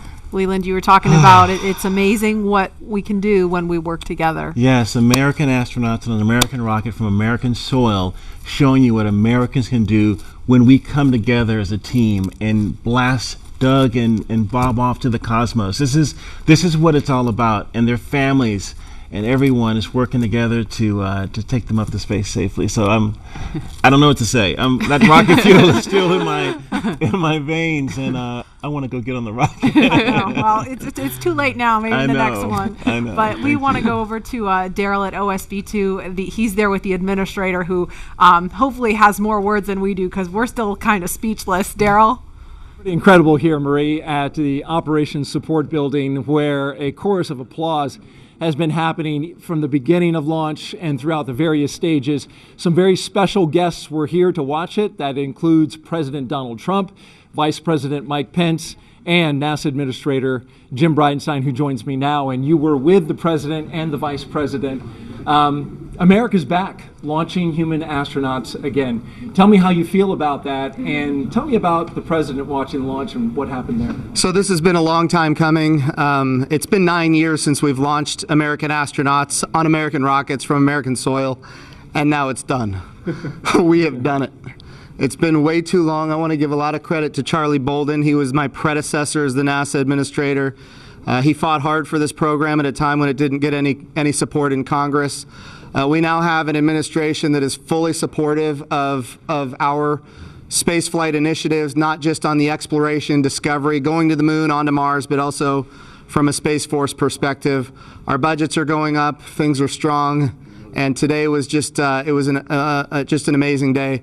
You know, one of the things the President did right out of the gate when he became President is he created what's called the National Space Council. And he put the Vice President as chairman of the National Space Council. And on that National Space Council, you've got the Secretary of Defense and the Secretary of State and the Secretary of Commerce, the Secretary of Transportation, the Secretary of Education, the chairman of the Joint Chiefs, all of these different amazing individuals that deal with space day in and day out. A lot of people don't realize how many parts of the federal government deal with space. And the Vice President invited those members of the National Space Council here as well. So we just had, and then we had members of Congress, bipartisan members of Congress, Republicans and Democrats, who have been involved in supporting this program, you know, for a long time now. So I'll just tell you, I'm breathing a sigh of relief. But I will also tell you, I am not going to celebrate until Bob and Doug are home safely. Tomorrow, they're going to dock to the International Space Station. Tonight, I'm heading to Houston to be at the Johnson Space Center when that happens. So it's a bit of a relief. The nose cone is now open. It's now deployed, which means that you know, now we're going to go into some burns. We're going to have some phasing burns. We're going to have some boosting burns, and we're going to get as much as we can in alignment with the International Space Station as early as possible here. But also, I know it's hard, but you know, the big thing that we need to do now is we got to get Bob and Doug, who have now gone through this exercise twice. They need to get some rest.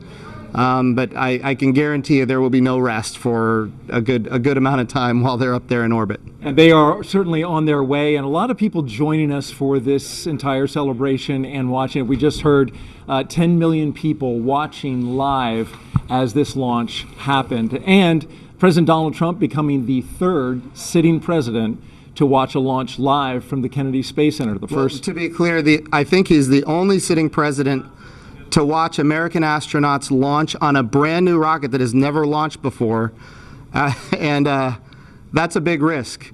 You know, he also said we're going to go to the moon by 2024. That means he's putting himself at risk to say, look, I'm going to be accountable, potentially, I'm going to be accountable to the initiatives that I put forward. And I think we have not had that kind of leadership for space in a very, very long time, and we're so grateful for it. What was it like watching the launch with the president? How did he react?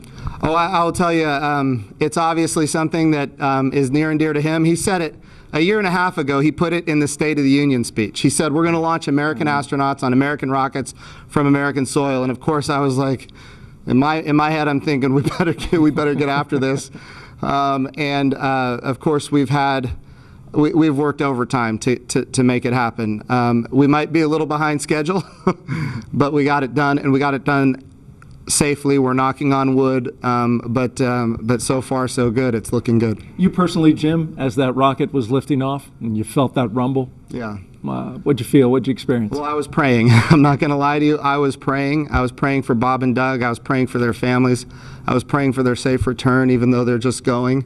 But man, I'll tell you, it was, I've heard that rumble before, but it's a whole different feeling when you've got your own team on that rocket. And they are our team. They are America's team.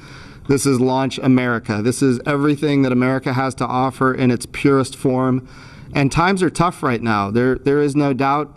We've got the coronavirus pandemic. We have other challenges as a country. But I hope this moment in time is an opportunity for everybody to reflect on humanity and what we can do when we work together, when we strive, and when we achieve. And if this can inspire a young child to become the next Elon Musk or the next Jeff Bezos or the next Sir Richard Branson, then that's what this is all about. Or the next Jim Bridenstine. Yeah. Well, I wouldn't put me in that category, but. Well, we appreciate your leadership for the space agency at this time, and congratulations on an amazing day in the launch. Thank you. It's been a great ride. All right, very good. Marie, we'll send it back to you in the studio.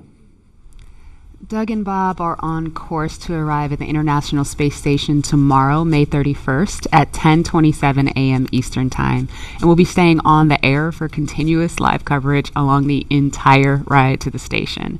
So though our coverage here is concluding, we will turn it over to the teams in Hawthorne and Houston to take us through the next phases of the Demo 2 mission, all the way through hatch opening and a welcome ceremony on the space station for Bob and Doug tomorrow. That's right. And as you follow along, we invite you to tune into a post-launch news conference that's happening here at 6:30 this evening Eastern Time on NASA TV. We'll have NASA and SpaceX leaders here to take questions live on this unprecedented achievement in human spaceflight. And in addition to NASA TV, you can follow along always on Twitter at @NASA and nasa.gov for mission updates as it progresses. Here now are highlights from the mission so far. May 30th, 2020. Remember this day. You'll have this memory forever. The day America returned astronauts to orbit from U.S. soil.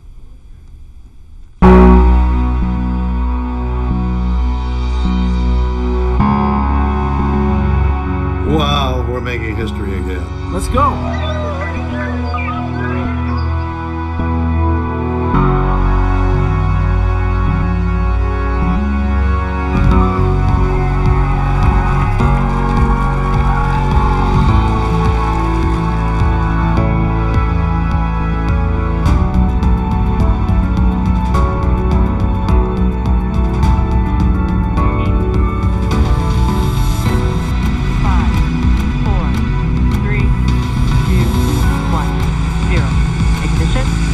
Liftoff of the Falcon 9 and Crew Dragon. Go NASA, go SpaceX, Godspeed, Bob and Doug. America has launched. So rises a new era of American spaceflight, and with it the ambitions of a new generation continuing the dream.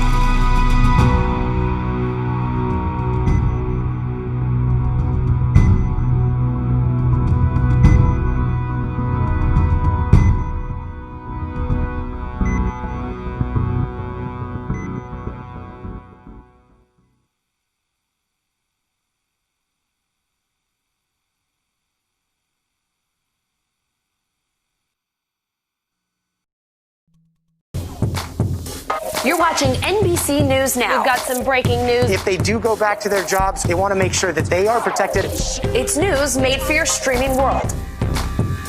Live weekdays starting at 6 a.m. Eastern.